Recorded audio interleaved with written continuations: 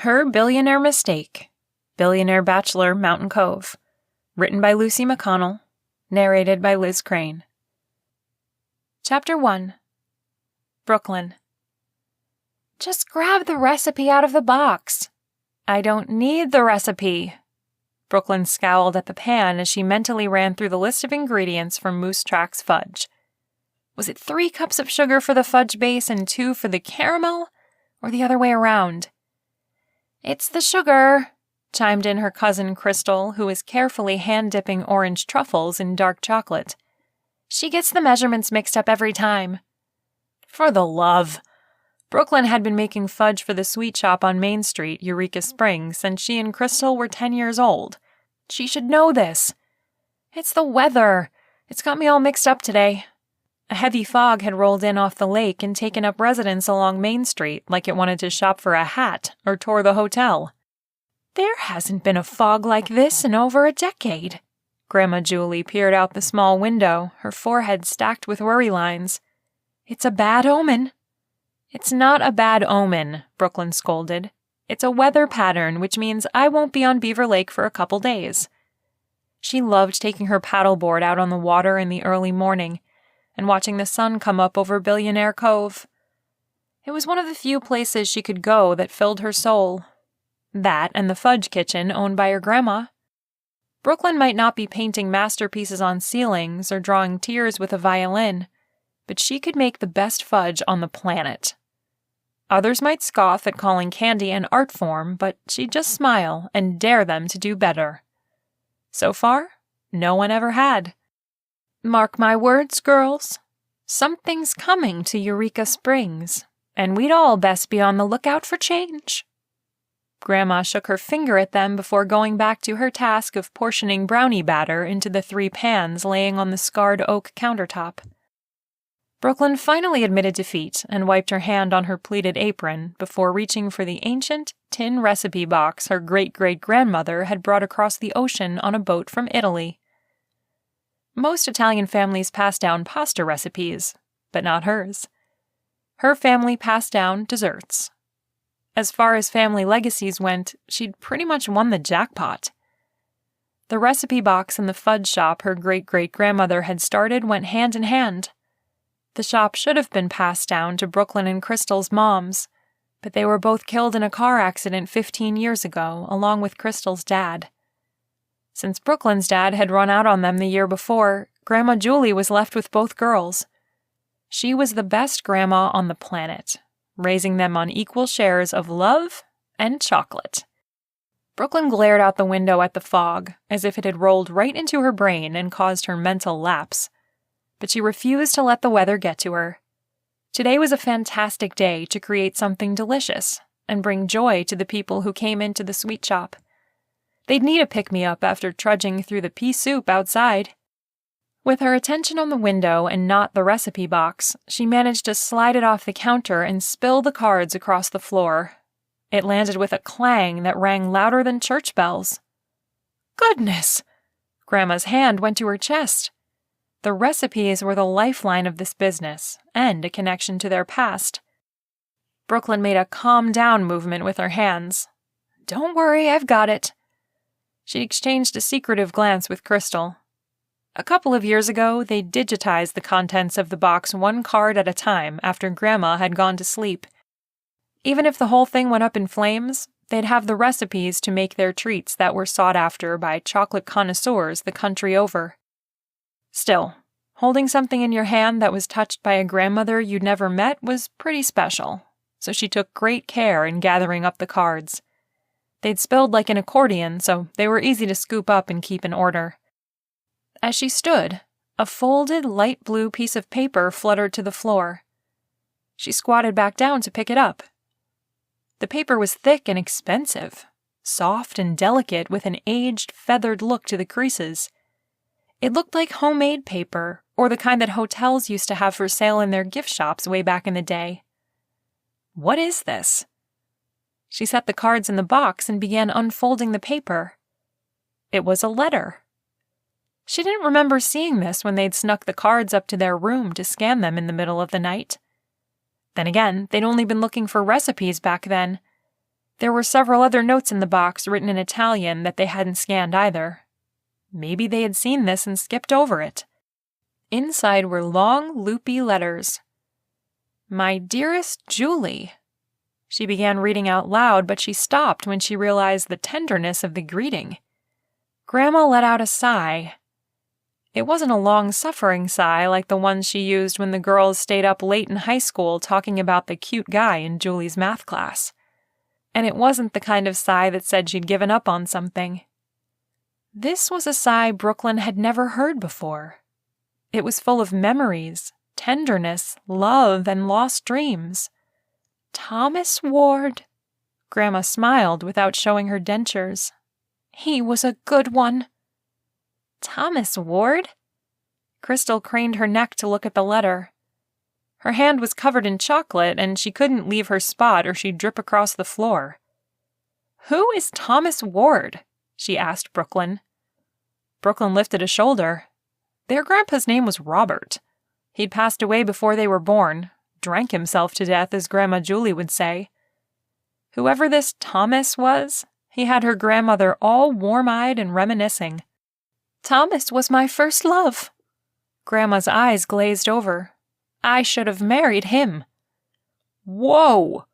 Julie glanced down at the letter. Should have married confessions were not on the menu this morning. Her interest was piqued, and she grew eager for a good story. Why didn't you?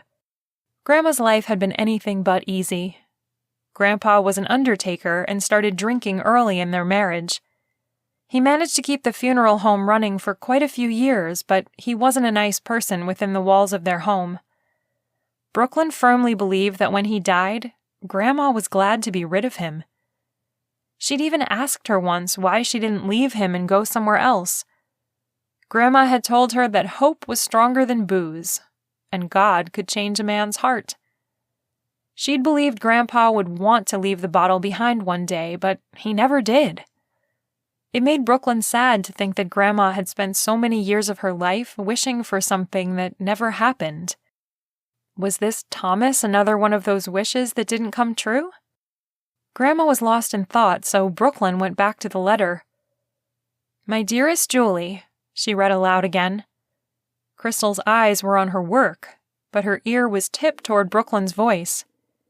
Meet me by the Fountain of Youth at 10 tonight. We'll be married before sunrise. I'll serve my time and then build us a home. All my love, Thomas. Crystal's mouth hung open in shock, and chocolate dripped off her stilled fingers. Did you go? She practically whispered the question as if answering it would change the course of all their lives. Grandma shook her head. She didn't look sad, more like she'd made peace with the past. My daddy died that night, not long after I found the letter. Thomas shipped out before I could contact him to let him know what happened. It was a different time then. We didn't have cell phones or email. She made swirls in the brownie batter with an offset spatula. Vietnam was cruel. She trailed off for a moment and then came back to herself with a tap of the spatula on the side of the metal pan. As the town mortician, your grandpa helped me bury my daddy. He was so wonderful, and I needed someone to hold me. We got married shortly after that, and, well, life happens. Brooklyn's heart constricted.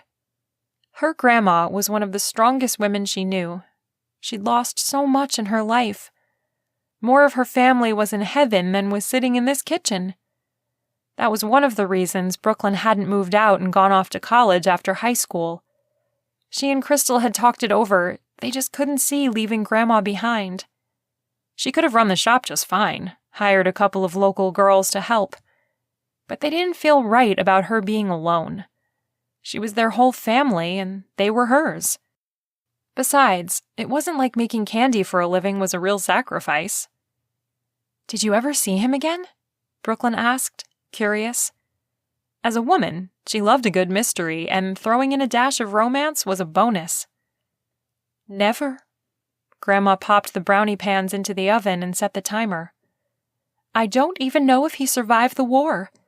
He was bent on getting out of Arkansas, and I was meant to stay.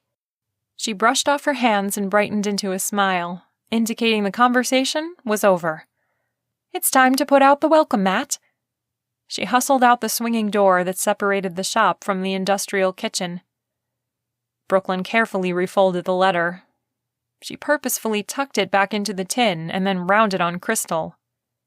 "We are so looking him up," she whispered conspiratorially. Crystal bit her lip as if she'd been holding back the same words until Grandma left the room. Her face had even gone red. She blew out a breath. "Get going!" She lifted her chocolate-covered hand to indicate that she wasn't able to touch a screen. "I'll keep an eye on the door." There was a small circular window that allowed them to watch the shop if they had to step back into the kitchen for something throughout the day. She'd have about 3 seconds' notice before Grandma came in, but that would be enough to darken her phone. Brooklyn went to work. With a few search words, she had a survivors list from the Vietnam War in front of her.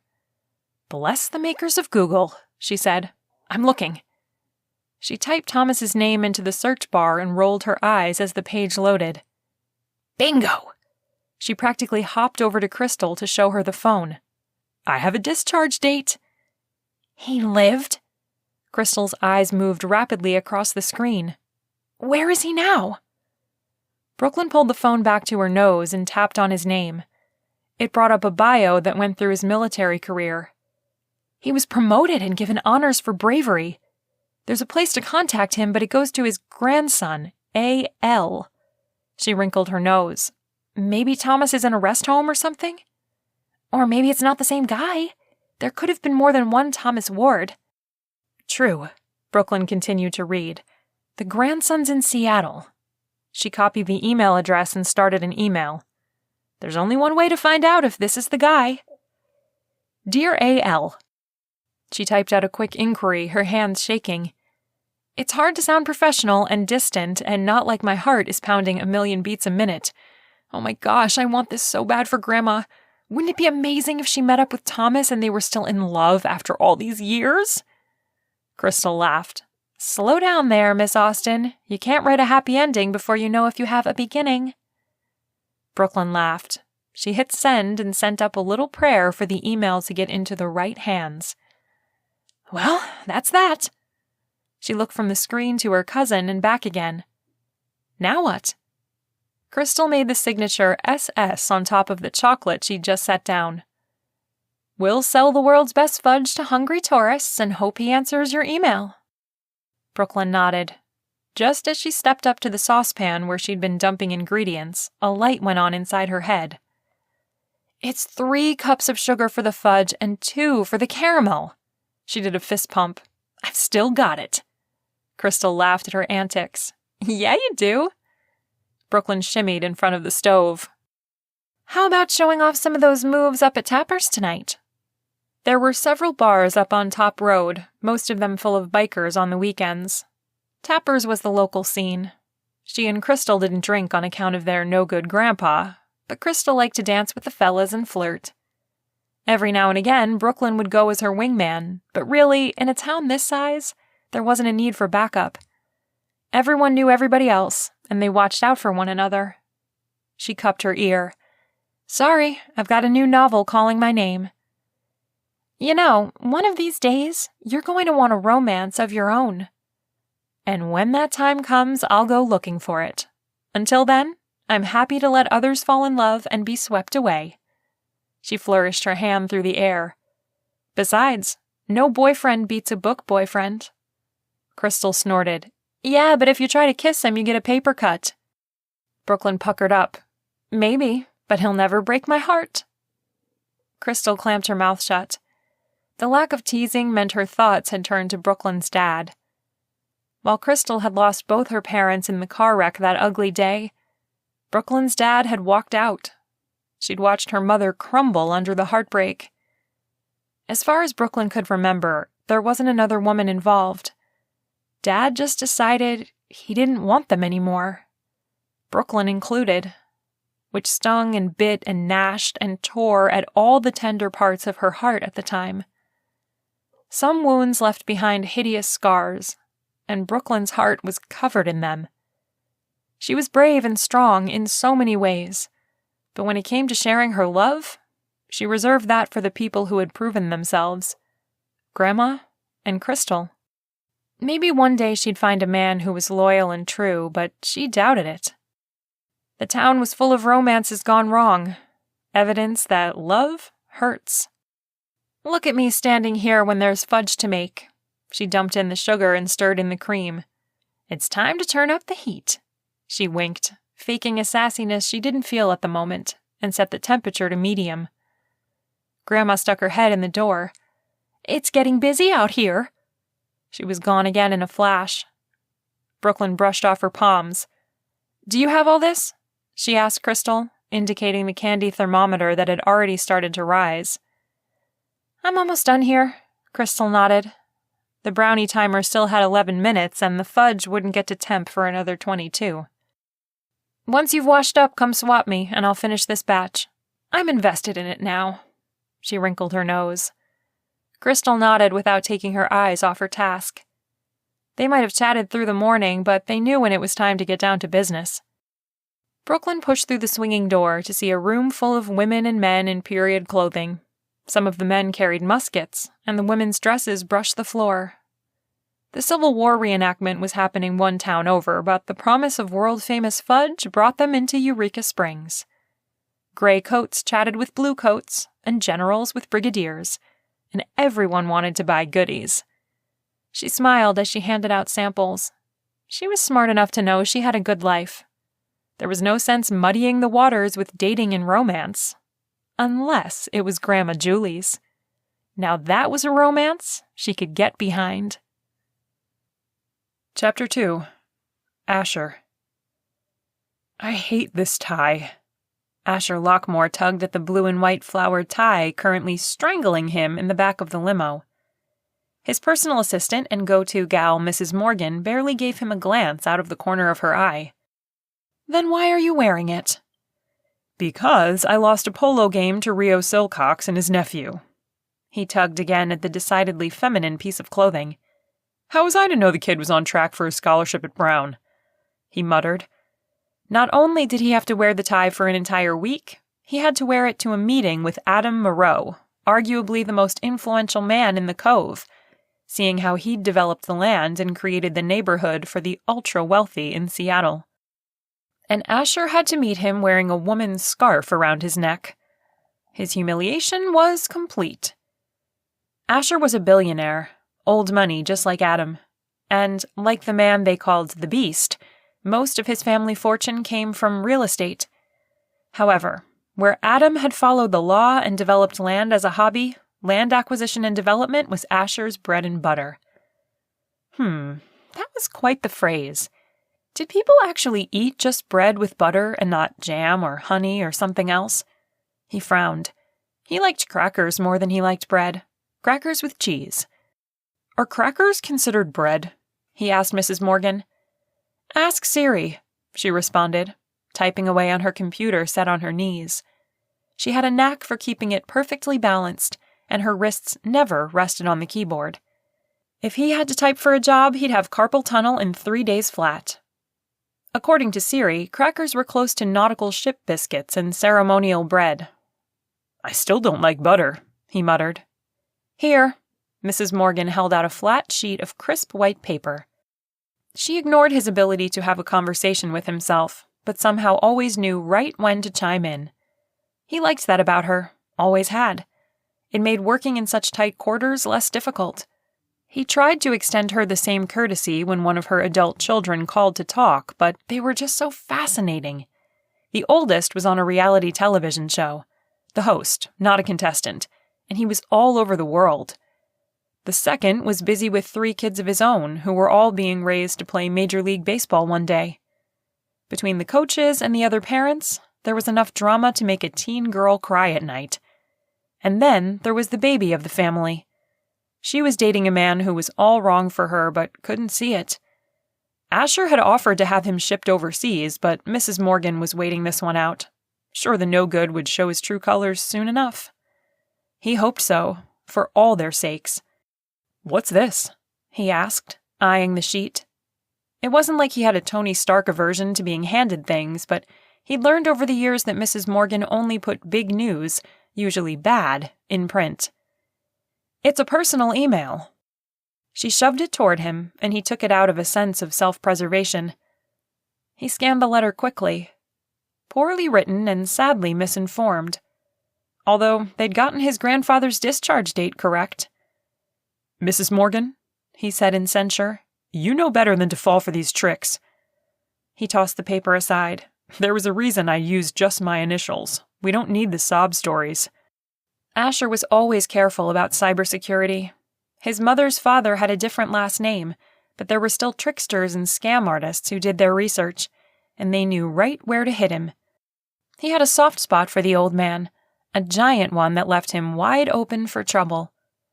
When it came time to register with the website, he'd convince Grandpa to put his initials and use an email that went through a security checkpoint. So far, no one had connected the familial dots from Captain Thomas Ward to billionaire grandson Asher Ward Lockmore. She looked up from the screen and locked her faded gray eyes on his. "This one's sincere." "I think the word you're looking for is clumsy." He shook his head. "She misspelled acquaintance. Lack of proper grammar is a classic sign of a fraud." "Or typing on a phone without autocorrect." She tisked her tongue. "I ran a background check. She's clean." He harumphed. "Grandfather never mentioned a place called Eureka Springs." "You never mentioned Carrie, and yet she exists." He scowled. Low blow. Throwing his ex in his face like that. His ex, a socialite, had wormed her way into his heart. Like heartworms. That's what she'd been. A disease that had nearly broken his family in two. "I'm lucky anyone in the family is still talking to me after what she did." Mrs. Morgan bobbed her head in silent agreement. Before she could get on him about the email again, he said, "We're here." Technically, they were at the bottom of the beast's driveway, but he acted like they'd be jumping out any second. He checked his tie to make sure that in all the fussing it hadn't slipped loose, and he tugged his white shirt sleeves down. Mrs. Morgan tucked her laptop into a shoulder bag and situated herself as well. The conversation about the email had been averted for the time being. Just as they were about to get out, she reached over and picked up the paper, lifting an eyebrow in challenge. This wasn't over yet, that eyebrow said. Fine, they could pick up the sparring match when they got back. For now, he needed to focus on this meeting with a man who could make him a whole lot of money. "We're putting Phase 2 of the Cove on hold for a while," Adam explained. Mrs. Morgan sat in the corner, quietly typing away on her laptop. She'd keep one ear on the conversation and take notes. The other side of her brain was reviewing quarterly reports. When the beast had first walked into the home office done in navy blue, cherry wood, and brown leather, Asher had been expecting to see the scars from an acid attack on the man a couple years ago. Instead, there was new skin, baby smooth, that blended into his face almost seamlessly. And Adam? He was a force to be reckoned with. He shook hands like they were about to start a wrestling match and made eye contact that would pin lesser men to their seats. It's a good thing Asher wasn't a lesser man. Belle, Adam's wife, was no pushover, but she had grace where Adam was gruff. She was also stunning, with hair that hung in long waves and framed her soft features. Together, they were a striking pair, but he was quickly learning that it was their minds that were a match. "What's the holdup?" Asher leaned back on the sofa. Maybe this was why the beast had called him in. He wanted advice on how to proceed with the Cove. He'd read an article about some sort of pushback from a law firm in town. Wolf and Wolf, or something like that. But nothing held up in court. There were 3 homes completed in Phase 2. Rio Silcox's, Jeff Crawford's, and his own. More were scheduled to begin construction, so pausing now would cost Adam fees. The city council just passed an ordinance prohibiting McMansions. Adam said the last word with a sneer that made Asher grateful he'd never been inclined to public service. Belle placed a hand on Adam's knee. "Seattle doesn't love the idea of building huge homes up here." "But they love our millions in property tax," Adam added. She gave him an indulgent smile that told Asher they'd had this conversation before. While we thoroughly support the City Council in their decision to allow cottage building on small lots and increase the opportunity for income for the elderly, we would like to continue developing land. It's become something of a passion of ours. Adam rested a hand on top of hers and smiled her way. Apparently, Belle had tamed the beast. Better him than me, Asher thought. The last thing he needed in his life is a woman who thought she called the shots. Carrie had been like that, demanding more and more, and withholding love like it was a currency she could exchange. It had nearly driven him mad. You're well within your legal rights to proceed. The cove was approved before the new statute, so you're grandfathered in. But pausing construction in the spirit of doing what's best for Seattle is good press, Asher tossed out. Adam's soft smile brightened. There is that angle to consider. Asher laughed. Belle scooted forward on the small sofa. We both love this city. It's home. But we're not interested in the kind of developing that's going on. We love the challenge of carving out a place in the world. What's this got to do with me? Adam stood and went to the desk behind him, gesturing for Asher to follow. He did. I have another small plot of land in the Ozarks. Asher wondered how many acres Adam thought was a small plot of land. Belle hopped up and came to his side. And we have an idea. Her eyes fairly gleamed. Asher leaned over the map, checking the location in the square at the bottom right. Arkansas? I've never been there, because people don't go to Arkansas, he quipped. Mrs. Morgan cleared her throat, the only sound she'd made during this whole meeting, and he was instantly reminded of the email from that scam artist. The woman who'd written it, if it really was a woman, mentioned Arkansas. Some town called Alberta Strings or something. Adam tapped the table with his finger. My great-great-grandfather went to a small town there because he had a stomach ailment no doctor could heal. The waters are said to have healing qualities, added Belle. His stomach was healed, and he bought a large plot of land on Beaver Lake and built a house similar to this one, only smaller. Asher could only imagine what the eccentric Moreau had thought small. They were currently standing in the middle of a castle, a literal castle on a cliff, complete with turrets and spires and a drawbridge. I'd like you to go take a look at the land. Decide if we can divide it into lots that will provide privacy vacation homes. Adam rolled out a plot map. This is what I have in mind. Asher leaned over the map to take a look. It appeared to be a finger off the lake, with plots touching the water. There was another road, high road, that had lumber. They would be wooded lots. He flipped the page to scan the elevation chart.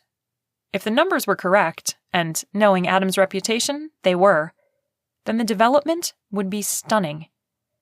Each lot had enough acreage to allow for giant homes and yet still have privacy. The water was only a half-mile across, so there might be homes facing one another across the cove, but strategic placement could avoid that. He flipped back to the plot map and found the name of the development written in block letters at the bottom right. The Mountain Cove. Belle nodded. We're patterning it the way it's run off this location. Security, grounds crews, it'll be seaplanes and helicopter pads instead of a runway, but that's workable for our target buyers. He barely held back a snort. Billionaires in the Ozarks? The idea was absurd. Why Arkansas? Wrapping his brain around that was taking a while. Because it's out of the way. Being on the lake will provide water sports and anonymity. And because it's peaceful and stunning. Adam took a deep breath as if he were pulling in mountain air. I promise, you'll be hooked. Maybe there is something in the water. He smirked at the two of them, poking fun at Great-Great-Grandpa's story of magic springs. You'll not sell one lot. And from the looks of this, he flipped the page over to the elevation, you'll dump a couple million in it just to get utilities in there. Is that your professional opinion? Adam asked. Professionally? Taking on this project would be a hefty boost to his bank account, not to mention the challenge it presented. A new area, new laws to learn, new politicians to woo. It made his blood pump harder through his veins just thinking about the infrastructure needed for a development of this magnitude. Nothing got him excited like undeveloped land. There was rock, oh, so much rock, on the schematic, which meant dynamite, which was always fun. Explosives were a hobby of his that he'd love to make use of. However, he had a duty to tell Adam the truth. It is. There's no reason for anyone to buy a house in the backwoods of Arkansas. The couple shared a knowing look, and Adam lifted an eyebrow at Belle. She shook her head a little. He grinned wickedly and said to Asher, "I'll make you a deal. I'll take into consideration your assessment if you agree to spend a month out there. You can stay at our place." "A month?" "We'll pay you a consulting fee," Belle offered. "That isn't necessary." Adam jumped right in. "He'll be begging to take this on the minute he sees the place." Adam hooked his arm around her and pressed a kiss to her temple. She laughed. "Yeah, but we have to get him there first." Asher ran his hand down his face. He didn't have much on his docket now that his home here in Seattle was finished. Truthfully, he was looking at a lot of open days and quiet nights. He'd thought he'd earned the rest, but it just sounded boring. What he really wanted was a challenge. "All right, I'll go." If only to prove them wrong. He already had a to-do list building in his head, and it energized him. He spent a few more minutes going over details with Adam and Belle before climbing back into the limo with Mrs. Morgan. "It appears God's hand is on your side," she said. He turned to take her in. "I hardly call it God's hand that I was asked to consult on a project that happens to be my area of expertise." "Yes, but now you can look into this Julie person in person." She laid the email on the seat between them and smiled. He groaned. Mrs. Morgan cleared her throat and lifted her chin. "If I don't check her out, you will, won't you?" It wasn't really a question. The question of the hour was if he would leave this up to his assistant, or if finding a woman who claimed to be his grandfather's long-lost girlfriend/fiancée was something he should do personally. The fact was, he loved his grandfather, respected him immensely. Protecting him from these types of women was exactly why Asher had shrouded him in layer upon layer of cyber and physical protection. The fact that this email had gotten through all of that and to Asher was an oddity. Perhaps God was playing a role in his life. "I'll go, just to prove to you that this woman is a fake and a fraud. Don't forget scoundrel and ruffian." She had her computer open again. There were loads of details needed to get him to Arkansas. Contacting the pilot, having his things packed, moving appointments. He rubbed his temple. "I have a headache just thinking about all you have to do." She chuckled. "Give me a job," he ordered good-naturedly. As nice as it was having someone to handle life's details for him, he needed things to do to keep him sane. "Find the address to the sweet shop in Eureka Springs," she said without hesitation. "I'm craving Rocky Road and maple pecan fudge." He pulled out his phone and began searching. "Not a word of this to Gramps, understand?" She zipped her finger across her lips. "Good." He found the shop's website and looked through the pictures. The place had wood paneling. Quaint, but out of date. The display cases were chest high, not good for children browsing, but classic for the 1970s. The whole thing screamed shabby and in need of a makeover. He shook his head as he closed the browser and opened the screw-tape letters on his Kindle app to read. He'd get into Eureka Springs and get out without ever having to taste the water or meet a charlatan who would dishonor his grandfather. There was nothing there for him, and he'd move on before Arkansas even knew he was there. Chapter 3. Brooklyn. "Bike shows and fudge, the perfect combination," said a sweet lady in a black leather jacket with zippers everywhere. Her ash-gray hair spiked up in all directions, and she had a red bandana tied around her neck. Brooklyn smiled. "We certainly think so. Thanks so much for coming in." Eureka Springs' winding roads through the Ozark Mountains were a favorite for Harley riders. Even when there wasn't a bike show on Main Street, they packed the stores on the weekends, and there were several repeat customers in line. "Hey, Mark, what can I get you?" Crystal asked the next guy in line. "The usual," he said in his voice full of gravel. His long gray hair was pulled back in a ponytail Willie Nelson style, and he wore a faded leather vest over his Jack Daniels t-shirt. "1 pound of Sweet Mother's fudge coming right up." Crystal headed to the end where the white and pink confection waited. The swirls had come out exceptionally adorable this time. At least that's what the little girls who came in after school on Thursday had told Brooklyn. Sweet Mother's fudge was their favorite too, but Brooklyn would never tell Mark that.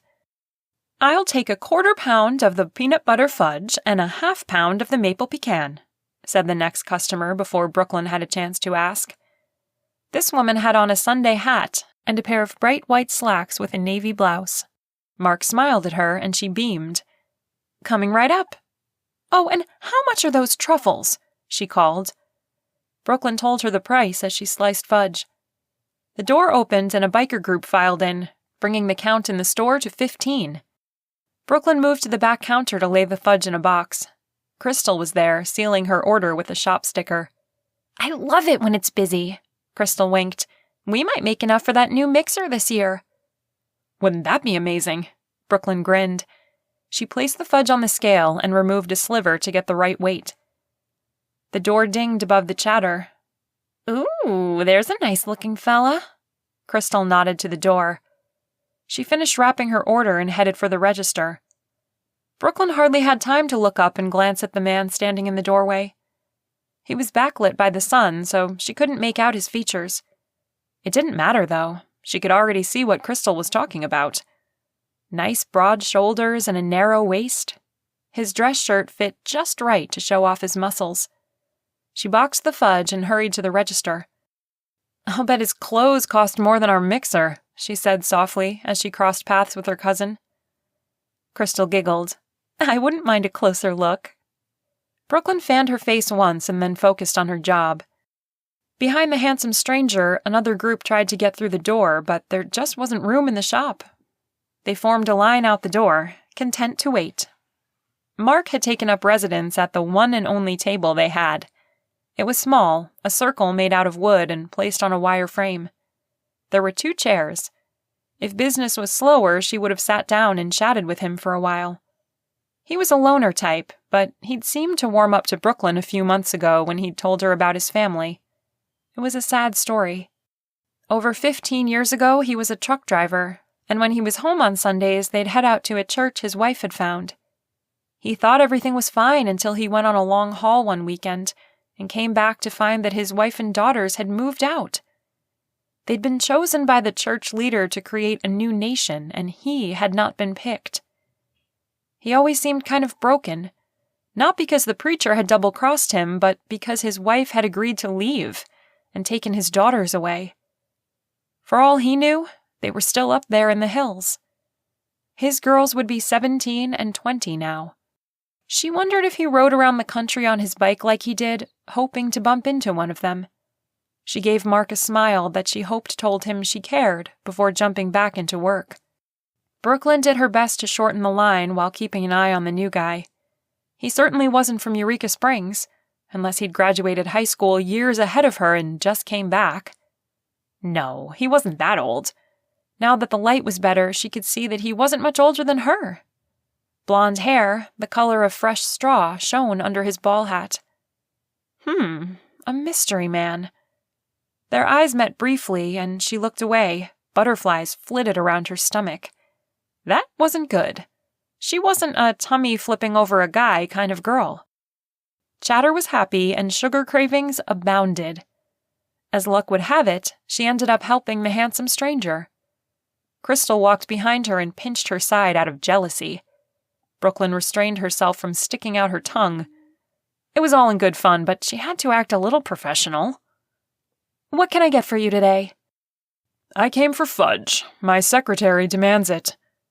His voice was deep and clear like Beaver Lake, and it rolled over her like a spring fog, sending goosebumps over her skin. "It is the best in the world," she quipped. Thankfully, she'd delivered that line so many times she didn't have to think about it. The thing she was currently thinking about was the cleft in his chin. She'd probably seen 2 in her whole life as deep as his, and that little line was fascinating. His jaw was strong and straight, and could have been chipped right out of the side of the mountain like a piece of quartz.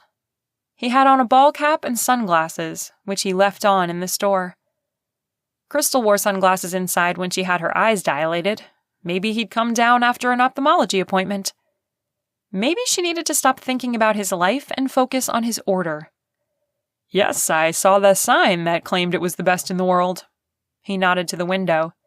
It's not just the sign. Everyone claims it's the best.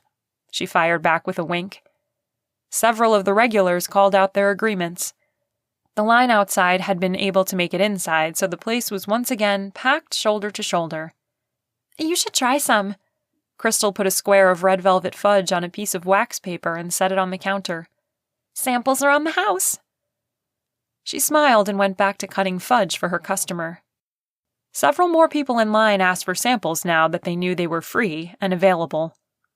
Brooklyn pinched Crystal and gave her a "look what you've done" glare. She handed out several tastes to people while the stranger made up his mind. Their noises of appreciation were enough to make her grin. She loved putting smiles on people's faces and continually glanced out of the corner of her eye to see if the cutie was listening. He chewed his samples slowly, thoughtfully, but he didn't smile, which made her pause. What kind of a person didn't grin at free fudge? Finally, she was able to get back to her handsome customer. Not that she was one for having a fling with a tourist, but if she was going to break that rule for any stranger, it would be a guy like him. This is good. He said the words so blandly that he barely placated her claim to greatness. Is it just the two of you who run the shop? He turned quickly to the side and concentrated on the nameplates in the display case. Us and Grandma Julie. There was no leaving Grandma out. Today was her day off, but she'd still gotten up and dusted the store before heading to the grocery. Being in the shop was like medicine. If she didn't get her daily dose, she went through withdrawals. Maybe that was more like illegal drugs, but the idea was the same. She couldn't be away from this place any more than she could stop the springs from flowing. What's she like? He asked, still not making eye contact. Brooklyn blinked in surprise at his question. She'd kind of thought he was going to ask another question about her, flirt a little. That's the way these little back and forths usually went. She's pretty much amazing. Why? I'm trying to get a feel for this place. His eyes roamed over the wood paneling and then the rough-hewn floor. She got the feeling he didn't approve. It wasn't that he scoffed outright. It was more in the way his attention moved on so quickly, like not one thing was worth spending much time on. Crystal perked up. Are you a reporter? They often had travel journalists come through town. The write-ups were generally generous. There was something special about Eureka Springs, and they were good for business. He shook his head. I'm in land development. Brooklyn's grip on the spatula handle tightened. They'd had these types come in before, sticking their noses into the place, wanting to know yearly revenue and overhead, pretending to be sweet and interested in the girls, when they were really interested in snatching this place right out from under them. What they really wanted was to take her legacy and turn it into a franchise. So much for his good looks. He could keep his cleft chin and his scrumptious-looking lips to himself. Look, this shop isn't for sale. It's been in the family for 4 generations, and it'll be here for 5 if I have anything to say about it. His eyes dropped to her left hand. Her bare left hand. No wedding ring. I didn't say I was passing it on tomorrow, she clarified. His cheeks flushed at having been caught looking. He jutted out his finely shaped chin, drawing her eyes to that cleft again. Why was it so darn interesting to look at? It wasn't like it made him Mr. Universe or anything. It gave his face character. That was all. I wasn't going to, he started. Mark was at the guy's side, his eyes narrowed and his whiskers quaking. I believe the lady told you to buzz off. Brooklyn's face heated. She'd said no such thing. Crystal's hand went to her arm in a silent show of support. I didn't mean to offend you, the man snapped at Mark. And I certainly wasn't going to make an offer on your store, he said to her and Crystal. He spoke with such derision that Brooklyn was offended, in a completely new direction. What's wrong with our store? For starters, it's out of date. Crystal huffed next to her. It's called vintage. It's called worn out. He looked down and scuffed his highly polished shoe over the floor. He tucked his hands in his pockets. His tone was light, like they were having an everyday conversation and he hadn't just insulted her favorite place in the whole world. You need a complete makeover. I bet your kitchen could use one too. Murmurs started in the crowd. Our kitchen is stunning, thank you very much. Brooklyn shucked off the plastic gloves and threw them in the garbage. Her palms were sweating and needed air.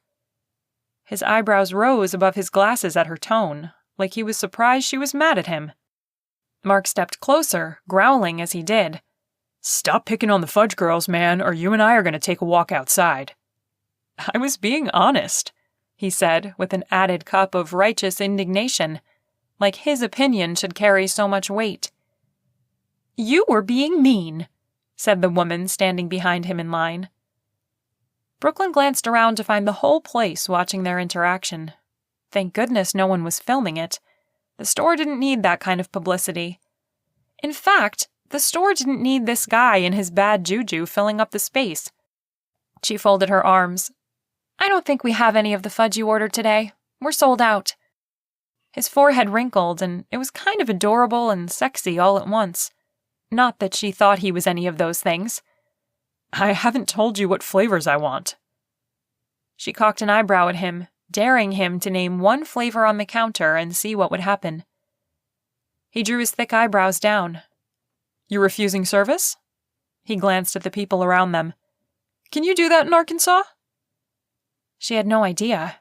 They had a sign up in the front window, small and indiscreet, that said they could refuse service to anyone, but they'd never put it in practice.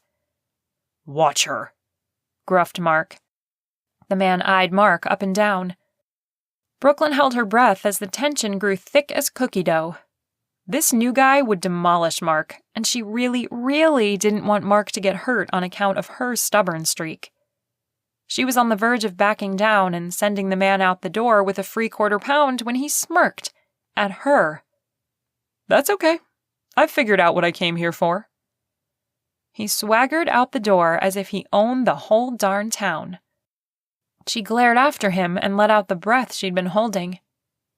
It's okay, Crystal said. He won't be back. Brooklyn shook out her fingers. I don't know why he got to me so bad. Usually she could handle a developer or potential buyer checking in with a lot more grace. There was just something about this guy that irked her. She turned her attention to Mark. Thank you so much. You're the hero in all this. She reached across the counter and patted his arm. Several people nodded and smiled. One woman patted him on the back. His story would be told all over Eureka Springs by sundown. I'm giving you fudge, she smiled. Name your flavor. He grinned, large enough to reveal his gold tooth. I didn't do much, but I wouldn't say no to that cherry cheesecake over there. Brooklyn chuckled, feeling the heat seep out of her cheeks and neck. You bet. She cut a generous portion and put it in a box with a small plastic fork and knife. Mark took it with a thank you and headed out the door. She and Crystal picked up where they'd left off helping customers, but Brooklyn's mind wouldn't leave the stranger alone. She came up with a half-dozen things she should have said and stewed in her own thoughts until she was thoroughly exhausted. When there was a lull in customers, Crystal grabbed a bottle of glass cleaner and went to the other side of the counter. Brooklyn headed for a fridge, hoping a can of soda would perk up her mood. She could use a sugar rush to get her through the evening shift. Want one? She called over her shoulder. Sure. Crystal spritzed and wiped while Brooklyn popped the tops of the cans. Can you believe that guy? She asked as she set Crystal's drink on the counter. Walking in here like he had every right to buy our shop. Crystal blew a piece of hair off her face. Yeah, I can. We had a store full of customers. Business looked real good today. Brooklyn leaned her hip against the back wall. He should be here now. The shelves were picked over and the beautiful display of fudge were hacked into, some of the remnants no more than 1/4 of an inch big. She took a long pull from her drink before setting it down and taking mental inventory of what she'd need to pull from the stock in the back. What I don't get is why you're still thinking about him. Crystal moved to the next glass section. Unless you thought he was something special. Brooklyn garbled a response. Special? Not in the least. He was hot, though. Well, there's no denying that, but hotness does not make a man. No, but it can make him kissable. Stop. Brooklyn wadded up a piece of wax paper and threw it at her cousin. I saw you eyeing him up while he was in line. Well, yeah, along with every other woman in this place, including you. Crystal shrugged. I love me a good set of shoulders. That got a laugh out of Brooklyn. Have you checked your email today? Crystal easily changed the subject. I haven't. Brooklyn grabbed her phone and tapped on the icon. You'd think we'd have heard from this grandson already. It's been a couple weeks. Was that the only contact information? Maybe we should make a call or something? No, it was just the email. But I'm going to run a search for his name in Seattle and see if anything comes up. She snagged her soda and headed for the small table in the front. She'd take her break now, and Crystal could take hers in a bit. Neither of them kept an accounting of time off. They just did what needed to be done, including looking out for one another's well-being. If Crystal was sick, there was no question that Brooklyn would work double shifts to cover for her, and vice versa. She stared out the window for a moment, watching the black and chrome bikes headed up Main Street. There was a parade scheduled for 6 p.m., and the windows would rattle with the noise from their engines. In her mind, she could see the developer strutting out the door, and she looked for him on the street. Maybe he was scoping out other businesses, too. Maybe he'd be in town for a while. The thought left her feeling lightheaded and hot all over. She pushed thoughts of him away and focused on finding Thomas Ward. Besides the mention on the vet's page, there wasn't much. She glanced through the links, feeling desperate to find Thomas, though she couldn't pinpoint why. There's an AOL email address on a MySpace page for Thomas, she called across the room. I'm not even sure if it's him, though. The picture is grainy. It's not like you'd know what he looked like. True. I'm sending an email to this guy. She took a moment to tap out the "you don't know me" part and explain herself, then asked if he was the Thomas Ward who had proposed to Julie Drury over 40 years ago. Will it even get through? Who has AOL email addresses anymore? Asked Crystal. Or a MySpace page. Don't they harvest those for fossil fuel? Brooklyn snorted at the joke. I don't know, but it's the only shot we have. Crystal sat down across from her. She fiddled with the cleaner bottle. I'd like to see Grams with someone. She seems lonely here. She has us. We're not her age. She needs to connect with people, really deeply emotionally connect.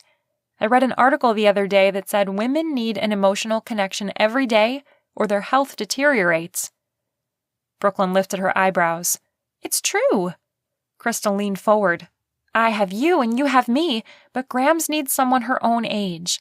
Someone she can complain about her hip to and they get it. What about the group that she plays dominoes with at the Highbury Hotel? It's not the same thing, Crystal sighed. I know.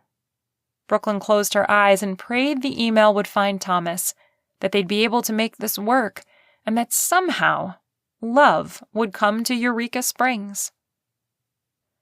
Chapter 4. Asher. Asher stormed the streets of Eureka Springs for a good hour while he waited for Mrs. Morgan to get back from the grocery store. Actually, he wandered the street. As far as he could tell, Main Street was the tourist area of town, with an eclectic collection of shopfronts, restaurants, and hotels all laid out side by side. There were 2 hotels downtown, one advertising a séance that guaranteed he could meet up with his dearly departed. He decided to pass on that. The other hotel had pictures in the lobby of the famous people who had stayed there, and a museum-like display of a gang of bank robbers foiled by local citizens. He shook his head at the pictures. If you're going to rob a bank, don't do it in a town where every man wears a sidearm. He glanced around, unable to see any locals armed today. There was also a ghost tour advertised on another building. That sounded interesting. He'd done one of those in Park City, Utah, and in Williamsburg, Virginia, and learned a lot about the histories of the towns. He may just have to come back for that one night. Trolleys went up and down the street with a stop at the top and bottom of the road, and then they were off to other destinations. Their drivers wore old-fashioned uniforms and big smiles. He'd glanced at the sign on the outside of the trolley station and found that there were several routes to take visitors around town, and even out to the Christ of the Ozarks statue. Throughout his walk, he groused about the incident at the Fudge shop.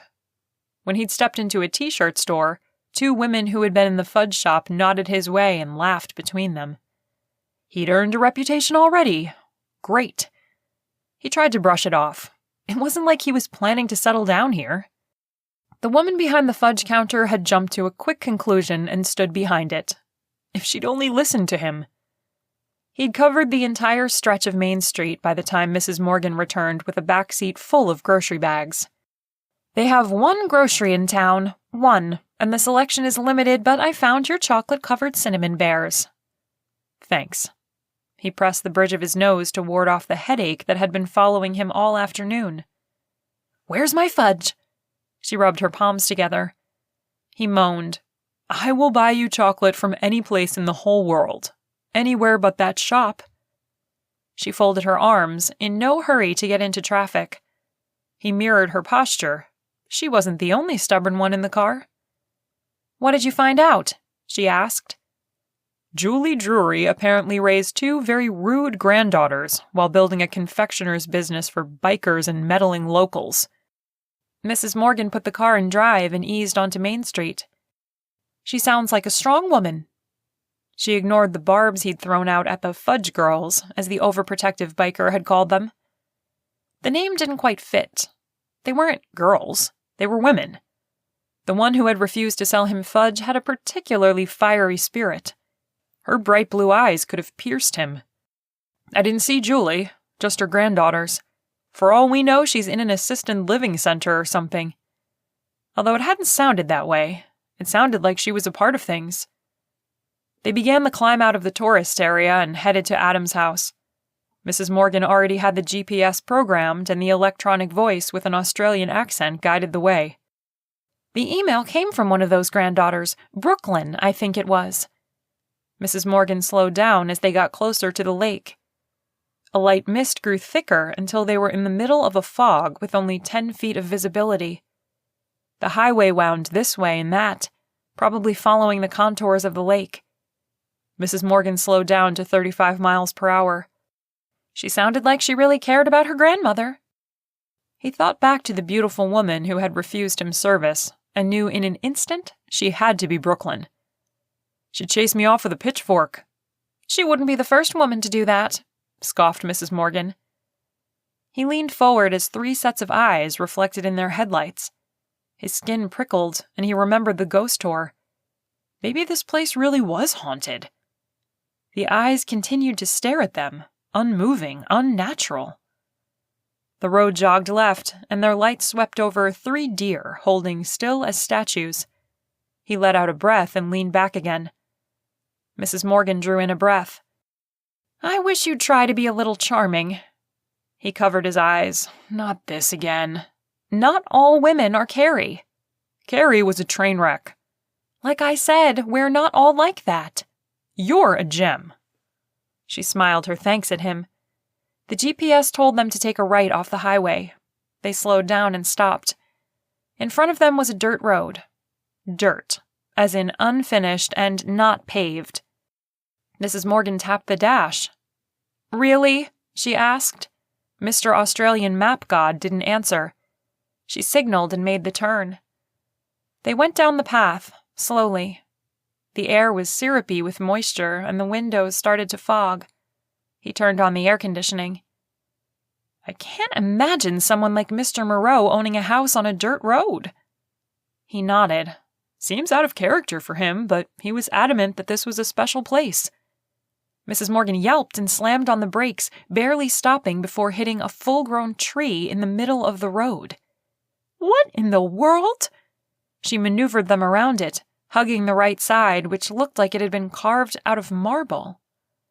The left had a steep drop-off, but they couldn't see where it went because of the fog. I wish I had some fudge to settle my nerves. She glared at him quickly before looking out the windshield once again. You're welcome to take the car and go back tomorrow. I'll pay for it. She pressed her lips into a thin line. That wasn't our deal, but I'm willing to change it up. He moaned. What now? I'll get the fudge. You answer that email. He tossed his hands up. Why do I keep you around? Because I don't take your crap. She flicked her hand his direction. She was right. He valued her honesty. Very few people in the world were real with him. As hard as she was on him about this, and how utterly annoying it was that she wouldn't let it go, he didn't want to lose her. Fine, I'll send it right now.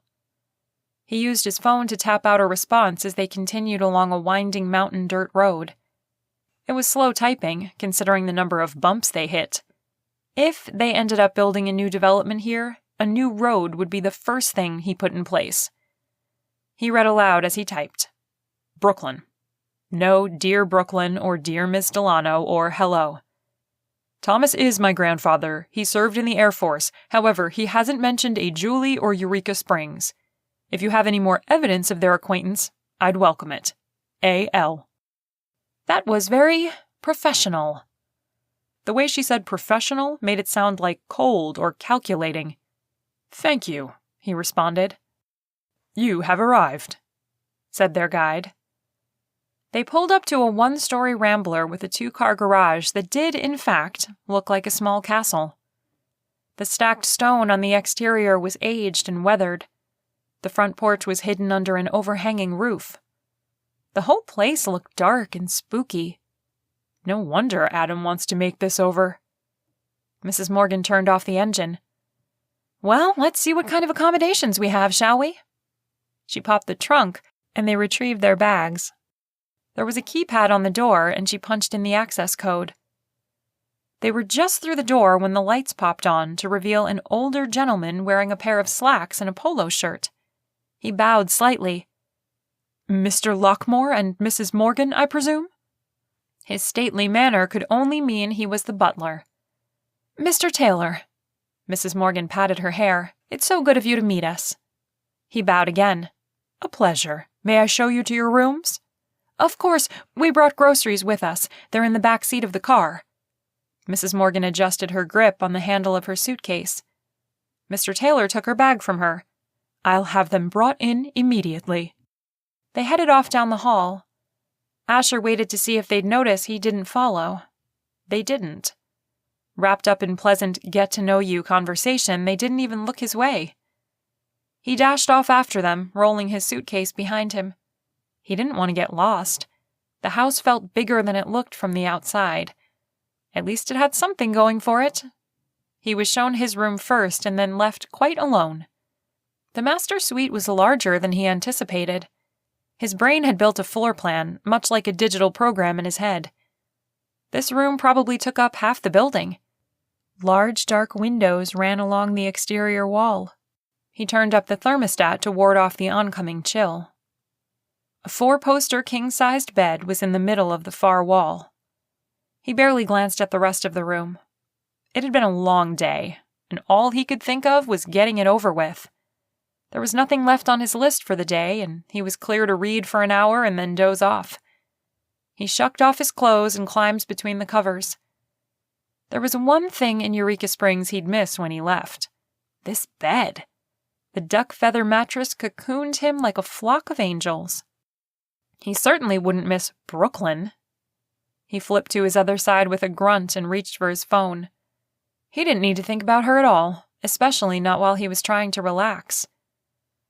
He just couldn't seem to forget her wink as she'd told him they had the best fudge in the world. That wink had made his heart turn over and back again. He didn't want to know why, but he had a sinking suspicion it was because he was attracted to her. She had fresh, smooth olive skin, bright eyes, and a sleek, low ponytail of chestnut hair. And until she knew he was a developer, she'd been looking at him, too. He kicked the blankets off, feeling much too warm. The sooner he was out of here, the better. Chapter 5. Brooklyn. Brooklyn trudged up the steps that led from the shop to the apartment above, where she, Crystal, and Grandma lived. They closed at 8, but she'd spent an hour and a half setting the place to rights. Working at night was so much easier for her than waking early to get things done, but when her tank ran out, it was out. She entered the family apartment and found Grandma Julie rubbing peppermint oil into her arthritic elbow. "Candy arm giving you trouble?" Brooklyn kissed her head of brown hair and settled into the recliner next to her. It had been Grandpa's once upon a time, but the girls had long since taken it over. A pink blanket lay across the seat because neither she nor Crystal appreciated cold leather. Even in the summer, it was a jolt. Grandma nodded. "It feels better on days I work than it does when I take the day off." "You're doing different motions on days off. The doc said that was normal." Grandma rolled her eyes and wiped her hands with a baby wipe. She had dispensers of them all over the house, said they were perfect for just about any job. Brooklyn had seen her dust with them, get a stain out of a t-shirt, clean her hands, and wipe tears, among countless other little chores. "I heard there was some excitement in the shop today." Grams changed the subject. Brooklyn feigned innocence. "What excitement?" "Robert said you kicked someone out." Robert Merrick was a trolley driver. He and Grams went way back. Technically, it was Mark who kicked him out. She smiled, thinking of the way Mark had stood up for her and Crystal, calling them the Fudge girls. "I just refused to sell him fudge." Grams shook her head. "I taught you better than that. You're supposed to sell him the fudge first and then kick him out." Her eyes twinkled with laughter. Brooklyn giggled. "You're despicable." Grams laughed. "What made you refuse service, anyway?" The image of the developer in his dark glasses and tight shirt brought heat to her face. He was condescending. Agitated, she pushed to her feet and began picking up diet soda cans. As a general rule, the three of them were clean people, but they loved their diet soda. He had this perfect cut shirt and stupid wavy hair and a cleft in his chin that was just so perfect. She spit out the last word. "Were his eyes perfect too?" Grams teased. Brooklyn stopped pacing and put her hands on her hips. "Someone's feeling sassy tonight." "That's a yes." Grandma threw her good arm in the air in triumph. "I couldn't tell if his eyes were perfect or not," she countered. "He wore dark sunglasses, but I could see that they were full of greed. He wanted the sweet shop." Grandma's eyes dropped to her elbow. "Maybe I should sell to him. I'm not getting any younger, and you girls have put off your lives to stay here and help." "Whoa!" Brooklyn threw her arms up like she was trying to stop a runaway horse. "Let's not get all crazy. Crystal and I are happy to take over the place. Really, it's what we want. And we want you with us for always." Graham's eyes softened. "Thanks for that. But I know how much we bring in, and it's not enough to pay for help when I need it. I have to start thinking about aging. I don't want to, but I need to. And there's no way you girls are going to change my diapers." Her eyes narrowed in challenge. Brooklyn shrugged. "You changed ours. That was different, and you know it. You're not senile quite yet, so how about we put off getting old for another night?" Grams considered her. "You may be able to persuade me." "Go on." Anything to keep Grams in a good mood. The last thing Brooklyn wanted was to make her all mopey and down. "With a good description of this hot developer guy." "Grams!" Brooklyn fell into the recliner, her mouth hanging open. "How do you know he's hot?" "Ha! I guessed, but now I know you think he's hot, so spill." Brooklyn sat up a little.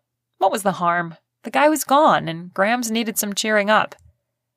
"Let's just say he looked as good going as he did coming." Grandma hooted. Brooklyn laughed. "I love you." She stood up and kissed her once more. "I'm going to bed."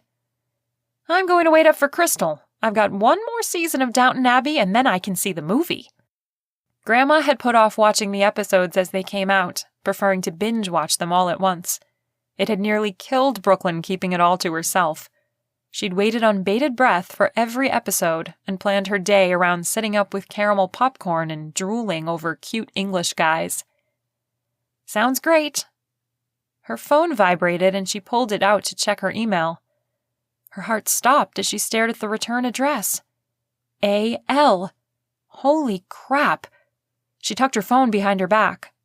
"Night." Grams gave her a funny look. "Good night." Brooklyn did her best to walk like she wasn't dying to get to her room and read the email. She shut the door behind her and leaned against it. Brooklyn, grandfather, Air Force, more evidence. She looked up at the ceiling. What more evidence? She racked her brain. The letter.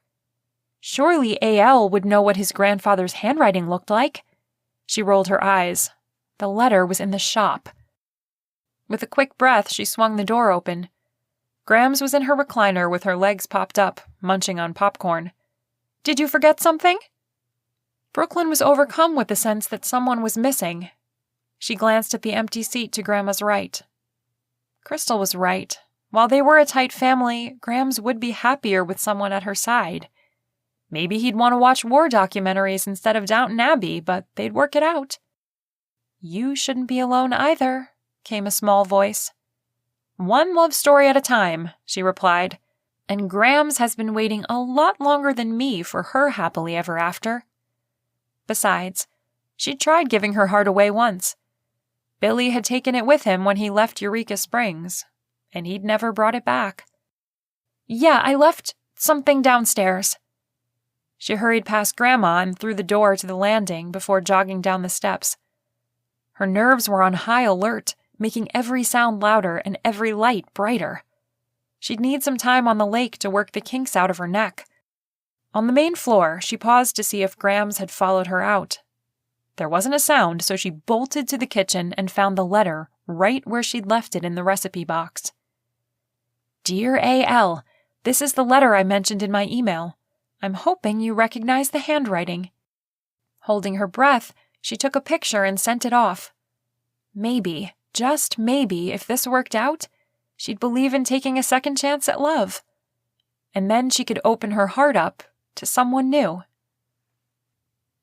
Chapter 6. Asher. The next morning, Asher was awakened by the sun as it poured into his bedroom. He moaned. He'd forgotten to close the blinds. Getting up was always harder than staying up. Stumbling to the window, he groped for the control panel to close out the world. He cracked his eyes open to look beyond the glass and gasped.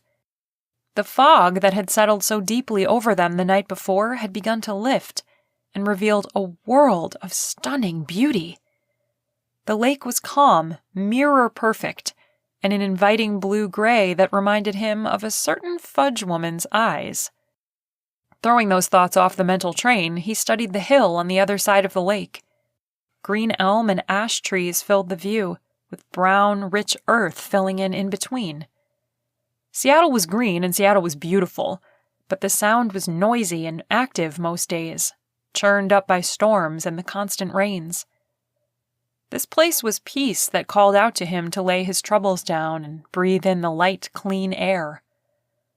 A desire to stand at the water's edge filled him. He dressed quickly and ran out the front door, remembering a staircase on the side of the garage that might lead him down to the water.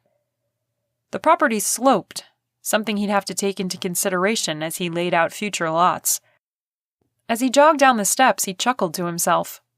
What had appeared to be a bungalow in the dark last night was actually a 4-story mansion built into the side of the hill. His overly large room was only a small portion of the building. Adam certainly had surprised him with that one. From this side, the house did resemble Adam's castle in Seattle. There was a turret on the back, but it was not visible from the road. Interesting. So much could be done with a property like this. Adam's great-great-grandfather had a good imagination and enough sense to have the bottom floor of the building on a solid slab of rock. He wondered how it had been anchored in. He made it to the lake's edge and leapt across the 2-foot gap between the shore and the dock. His movements made splashing sounds that were an affront to the quiet morning. Every step to the far railing made ripples in the clear water, telling him the dock floated and wasn't anchored down. He took a deep breath in, allowing the mountain air to reach into his soul. As the sun began to rise, the fog went from gray to a rosy salmon shade. The beauty of it was enough to take his breath away, and he stayed there until the fog burned off, mostly, and his stomach growled. He smiled, satisfied in a way he hadn't been for so long. He turned to go back to shore only to realize The gap between the dock and dry land had increased to 15 feet. He knelt down to see thick cables running underneath the dock. He followed their line to a winch on shore. As he watched, the handle unwound, letting him out another foot. He stared, wondering if the end of the cable was actually attached or if he'd end up floating out to the middle of Beaver Lake. His stomach growled again, reminding him that the only thing he'd eaten the night before was a sample of fudge. Fudge reminded him of Brooklyn, and Brooklyn reminded him of the email he'd sent. He checked his back pocket, then his front pocket. No phone. Fabulous. He cupped his hands around his mouth and called, "Hello!" His voice echoed off the canyon walls. A flock of birds took flight, screeching back at him. He stared harder and found that they were turkey buzzards. That's great. I'll be buzzard bait by the middle of the day. The dock was empty, not even a discarded piece of driftwood to help him get back to shore. The soft sound of a paddle cutting through waters reached his ears. He strained to find the source. "Hello?" He called toward the lake. A few moments later, someone on a paddleboard appeared. He fist-pumped in triumph. "A rescue! Hey, over here!" He waved his hands over his head. "Help!" The boarder saw him and changed directions. She came into view, wearing a large floppy hat and one of those belts that could turn into a flotation device at the pull of a ripcord. She pulled alongside the dock and lifted her chin, allowing him to see past her wide brim. "You?" they exclaimed at the same time.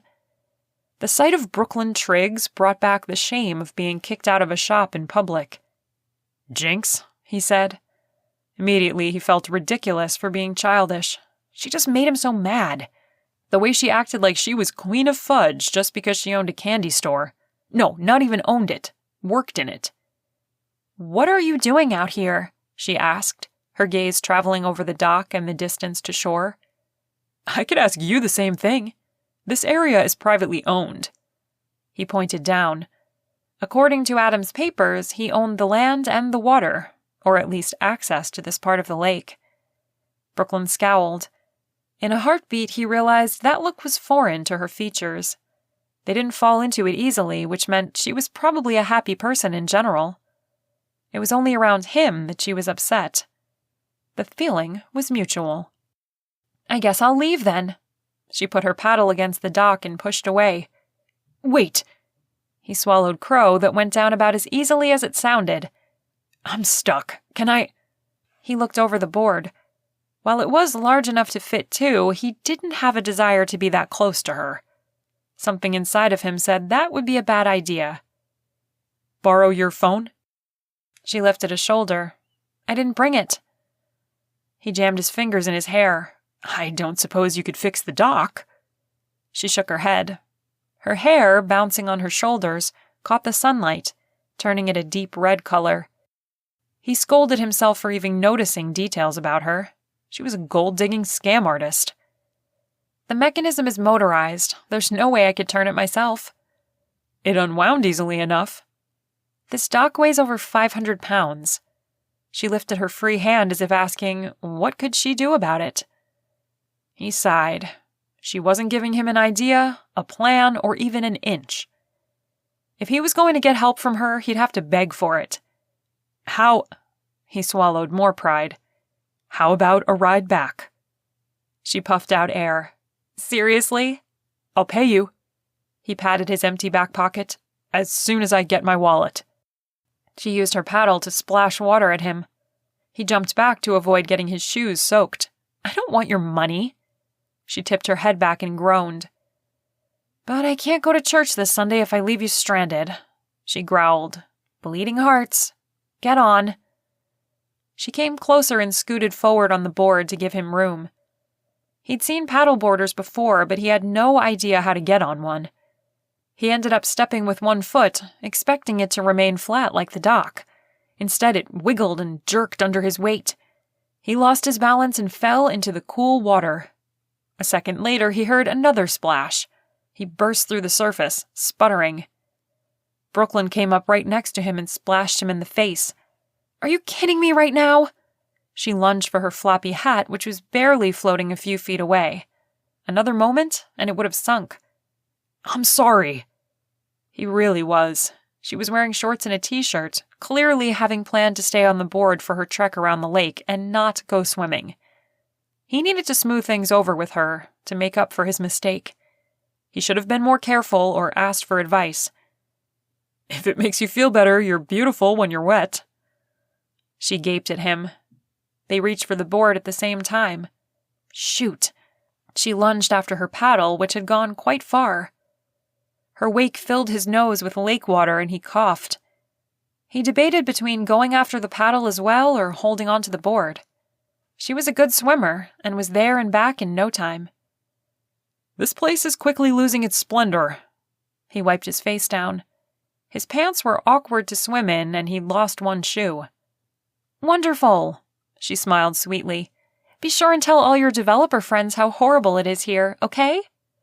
She laid her arms across the board and swung one leg up. Asher didn't want to notice the way her clothes clung to her nice, tight little body, but that seemed to be all his eyes could focus on. "What's your problem with progress?" She settled on her knees and motioned for him to come up. Her face was young and her skin soft. The smattering of freckles across the bridge of her nose was adorable. He followed her example of laying one arm across the board, making the whole thing rock precariously. This time she was ready and shifted her weight to keep them from dropping back into the water. "I like progress," she replied. "I set New Year's goals every year, and I even stick to them. What I don't like are people who come to our small town and see dollar signs." She grabbed his other arm and pulled, giving him the leverage he needed to get his legs out of the water. His skin warmed at her touch. He lifted his head, and their faces were mere inches apart. His stomach dropped out, and he nearly lost hold on the board. She was pretty.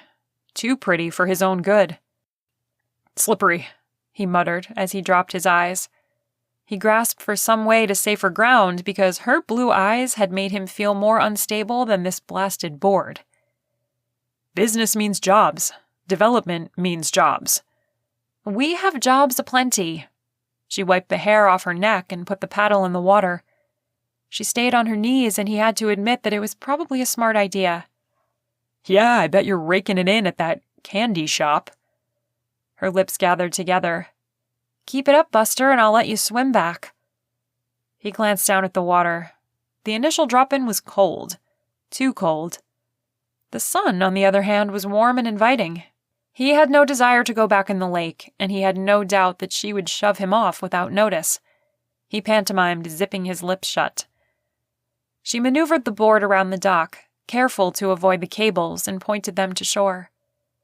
Her movements were strong, and he admired her form before realizing what he was doing and cutting his eyes away. "You never said what you were doing out here," he prodded. She glanced over her shoulder with a look that said, "Wouldn't you like to know?" He'd seen images of women doing that look in travel magazines and online. They had heavy makeup and scarves and were all about allure. She wasn't even trying, and she outdistanced them easily, momentarily making him forget his question. She found a way to get him right next to a rock so he wouldn't have to step in the water at all. He scooted his bottom onto the flat surface first and sighed when he was on solid ground. The sensation was enough to loosen his tongue. "Thanks for the ride." She was staring up at the house, her eyes calculating. "This is your mansion?" He turned to look up the hill. The house was even more spectacular than he remembered. "A friend's." "No one's been here for years, except the staff." She turned her careful eyes on him.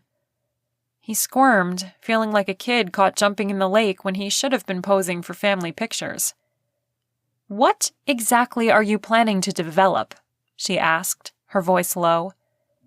She dismissed him when she thought he was after her shop. He could only imagine what she'd do when he said they planned to build 30 mansions on the quiet hills surrounding them. It wasn't like there wasn't enough room, and then some. The homes would be tucked away and empty most of the year. Still, he couldn't in good conscience spill Adam's secret. "Good day." He smiled easily and then limped his way up the stairs wearing one shoe. He made it up a flight before hearing her paddle away. He turned to watch her leave. As she hit the bend in the lake, she looked back at the cove, but he could swear he felt her eyes on him. He'd have to keep his eyes on her. She was full of fire. He smiled to himself. Fire was the most attractive feature in a woman. If she weren't such a pain, he'd ask her out. Chapter 7. Brooklyn. The ancient door to the Sunny Side Up Cafe creaked loud enough to announce Brooklyn's arrival to the owner and waitress, Mabel Marsh. Mabel glanced up from where she was making a fresh pot of coffee and smiled. She was going through a phase where she fought aging tooth and nail. One of her tactics had been teeth whitening, so her smile was ultra bright. Another was having her eyebrows tattooed on, and they were ultra dark. She claimed the woman who'd done them said the ink would fade, but they were midnight black 9 months later. Instead of getting upset, she dyed her chin-length hair to a silvery gray, said it was all the rage in California, and went on with life. Who was Brooklyn to argue? "Hey, hun, you want a plate?" A plate meant 2 eggs, 2 strips of bacon, and 2 pieces of toast, Brooklyn's regular order after a morning on the lake. If she was going to eat protein, it should taste like bacon. Today, however, her stomach was in knots. Ever since she'd watched the rich guy climb the stairs to the mansion. Actually, it had tied up before that, when he'd called her beautiful. Sure, he dumped her in the lake, but there wasn't really a reason for him to say that, unless he believed it. Maybe the cold water had shocked his brain and he'd blurted out the first thing that came to mind. So why would he be thinking about how pretty, or not pretty, she was? She'd barely made it through a shower, her mind was so wrapped up with the question. She couldn't remember the last time a man had called her beautiful, except for the tourist types that wanted an extra sample of fudge. She was in such a state, there was no way she could eat. "Not this morning, thanks though." Mabel winked and went back to her task. Brooklyn found her target and wove through the shiny red vinyl seats. She pulled out a chair and sat across from Norm just as he was forking a large piece of ham into his mouth. He choked on it in surprise and reached for his water. "What's going on?" he rasped, coughing a couple times into his napkin. He then drank half his water before gasping for air. Brooklyn frowned. Norm was her age, a good guy. They'd grown up together and he'd asked her to homecoming their senior year, but she was already dating Billy and turned him down. He'd avoided her ever since, which was hard to do in a high school and town this small, but he'd managed. If there was anyone else she could talk to, she would have, but desperate times and all that. She wasn't here to rehash or reopen his high school crush. Better to just talk to him like a member of the city council, which he was. The one over building and permits and the like. "We've got some big problems coming our way," she chose as a conversation starter. He leaned back like he was trying to avoid getting drawn into her drama. She pressed on. "You know the old mansion on the lake?" "Yeah?" His reply was slow and somewhat skeptical. "Someone's staying there." Mabel stopped by to top off Norm's water. "Bring them in. I'll make them lunch today." Her acrylic nails were painted bright green. "And then send him on over to my studio and we'll get the old place updated with some modern art," said Art, sitting 2 tables away. His black goatee hung down to his chest now. He'd been growing it out for years. Brooklyn didn't mind them listening in at all. The more people aware of the issue, the better off they'd be. "He doesn't want food or art. I think he's here to buy up our businesses. He was snooping around the Fudge shop yesterday." "That's the guy you kicked out? He's staying in the mansion?" Art asked. Mabel plopped the water jug on the counter and a small wave splashed over the side. "Who told you I kicked him out?"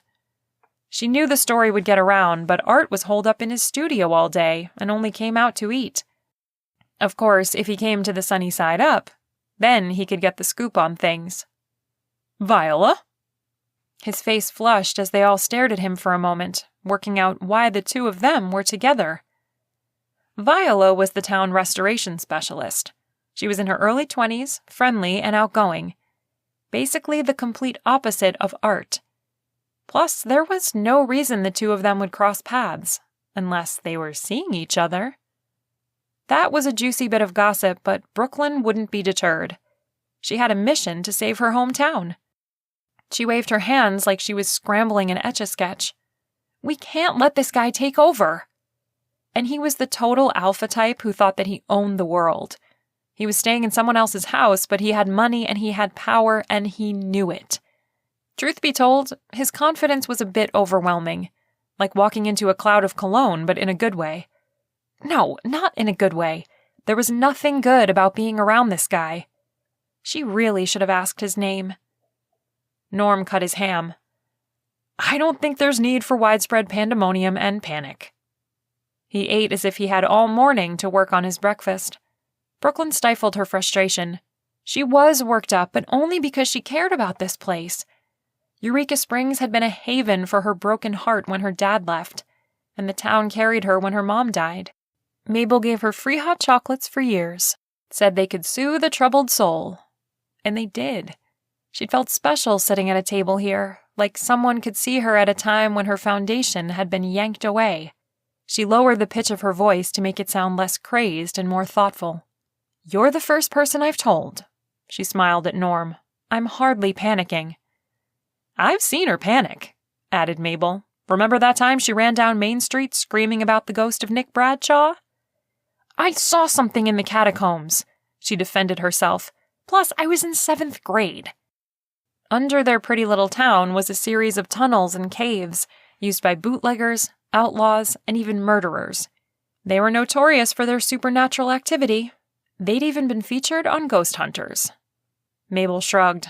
I'm just saying, when she's panicked, we'll know it. Mabel may have thought she was helping, but Brooklyn didn't feel helped at all. Thanks so much. She glanced around at the bored faces. You guys, this is serious. The person who owns a whole finger of the lake has enough money to bully his or her way into this town. Norm lifted one cheek non-committally. There's nothing to do about it if he does. Brooklyn pointed right at him. When those no-good bank robbers came to town, did your great-grandpa let them walk away and clear out the bank? No, he didn't. He pulled out his six-shooter and protected what was his. An energy began to flow in the room. It was charged with action and history and pride. Brooklyn rounded on Mabel. And Mabel, your grandpa Buddy grabbed the shotgun off the wall of this very cafe and charged inside the bank. She drew a much-needed breath. We are not a town that rolls over when our way of life is threatened. We take action. She made a fist in front of her, riding high on the sense of justice coursing through her veins. Norm threw his napkin down on his empty plate. You're right. Great-grandpa would stand up and stare down trouble, and that's what I'm going to do. You can bet old Moneybags will be sorry he came to town when I'm through with him. Mabel's eyes doubled in size. What are you going to do? We'll block his permits and licenses, that's what. He smacked his hand on the table. Brooklyn grinned. It wasn't pistols and shotguns, but it would do. She shook hands all around and patted Norm on the back before heading out the door. She took in a deep breath of clean mountain air, content to know Eureka Springs would stay just the way it was for years to come. The hat shop would be here in 6 months, and so would the soap store that was just getting on its feet. She started down the narrow sidewalk toward the sweet shop. Crystal was covering for her while she stormed the castle, so to speak. As she neared the doors, she slowed her steps, thinking about what had happened that morning, replaying it in her head and laughing. Watching Moneybags step onto the board and have it throw him into the lake was pretty funny. She'd burst out laughing at the sight and lost her hold on the board. Not that she'd tell him that. Still, he wasn't so bad when he was humble, dripping water, wearing one shoe, limping up the stairs. That was a guy she could even sort of maybe like. Chapter 8. Asher. At the head of the cove, where a small stream of clear water trickled into the lake, was a big, flat rock. There were lots of rocks like this in the area, but this one jutted out over the water. Asher had spent a good amount of time sitting there, thinking about this place, about possibilities, and every once in a while, a certain brunette with freckles. He pushed to his feet and began to climb the hill behind him. Big, chunky squirrels, their bushy tails twitching, chattered at him for interrupting their day. Having made a decision, he called Adam Moreau's direct line. Adam answered on the second ring. "You love it, don't you?" Asher chuckled. "Not quite, but I can see the potential." Everywhere he looked, there was seclusion. The trees were thick enough to provide privacy and a great view. The water was calm today. He was dying to see it during a storm with giant raindrops and a mist. "Which lot do you want?" asked Adam. "I'll give you first pick." "You're a better salesman than I am." He kicked up a bunch of leaves as he walked back to the house, enjoying the sour, earthy scent. It was spring, but there were piles left over from last fall. "But no thanks." If Brooklyn thought along the same lines as the rest of the town, he'd be on a wanted poster before nightfall, and she'd hang it in every store window on Main Street. On Adam's insistence, he'd brought everything he would need to get the project going. "I think we can break ground within a week. A new road is the first thing on the list. We can't get machinery down the dirt path." "Whatever you do, don't take out the sweetheart tree." Asher pressed the phone closer to his cheek, thinking he'd heard wrong. He was breathing a little heavier now, having to climb across a steep section of hill. "The what now?" "The sweetheart tree. It's in the middle of the road and it stays, no matter what." Asher remembered the tree that had almost killed him and Mrs. Morgan on their way in. "It's a hazard, a liability." "Put up a sign. Paint lines on the road, whatever you have to do."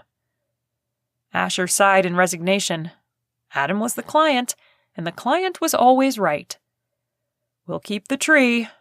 "Good man. I'll send a consulting contract out for you to sign." He reached the back of the house and tapped his feet against the stoop to remove dirt. "I'll have my attorney look it over." Adam laughed. "You do that." Asher shook his head. He'd have a fleet of attorneys look it over. Not that Adam would cheat him, but he was a master at the law, and Asher wanted to know what he was signing. They said goodbye, and he entered through the lowest level of the house. Mrs. Morgan sat on the couch in the game room, her feet propped up on the coffee table and her laptop in her lap.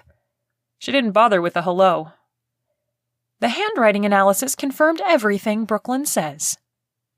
He stopped in his tracks, his mind needing to shift gears.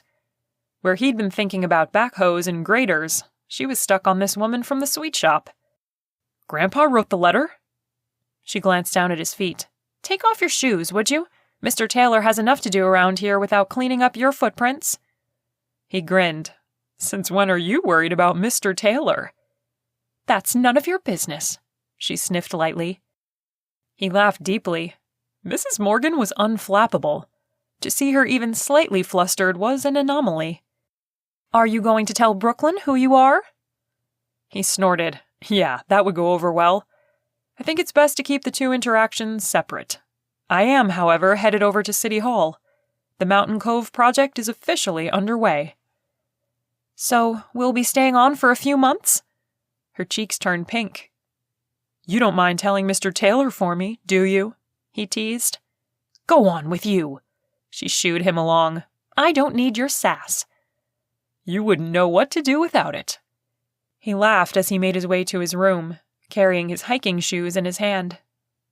The drive into town didn't take long, and soon he was in the public parking lot next to the city offices. The building was 3 stories high, made of red brick, and as boring as a piece of chewed gum. He entered through the large wooden double doors and was immediately greeted by a woman in her 40s. "Can I help you?" She had a bun so tight that it pulled her crow's feet smooth and gave her eyes a cat-like appearance. He got a headache just contemplating the tension. "I'm looking for your city planner." The development was a large one, with over 30 lots. He needed to go straight to the top. "Is he expecting you?" "No, but I'm sure he'll be glad to see me." The amount of taxes and building fees they dump into Eureka Springs would more than quintuple their annual income. He was about to make things a lot easier for this small town's budgeting committee. The receptionist's smile was unsure, like she didn't quite know what to do with him. He got that a lot in life and enjoyed keeping people on their feet. "Here, hand him these and tell him I'll wait for 10 minutes. After that, he'll have to make an appointment with my assistant.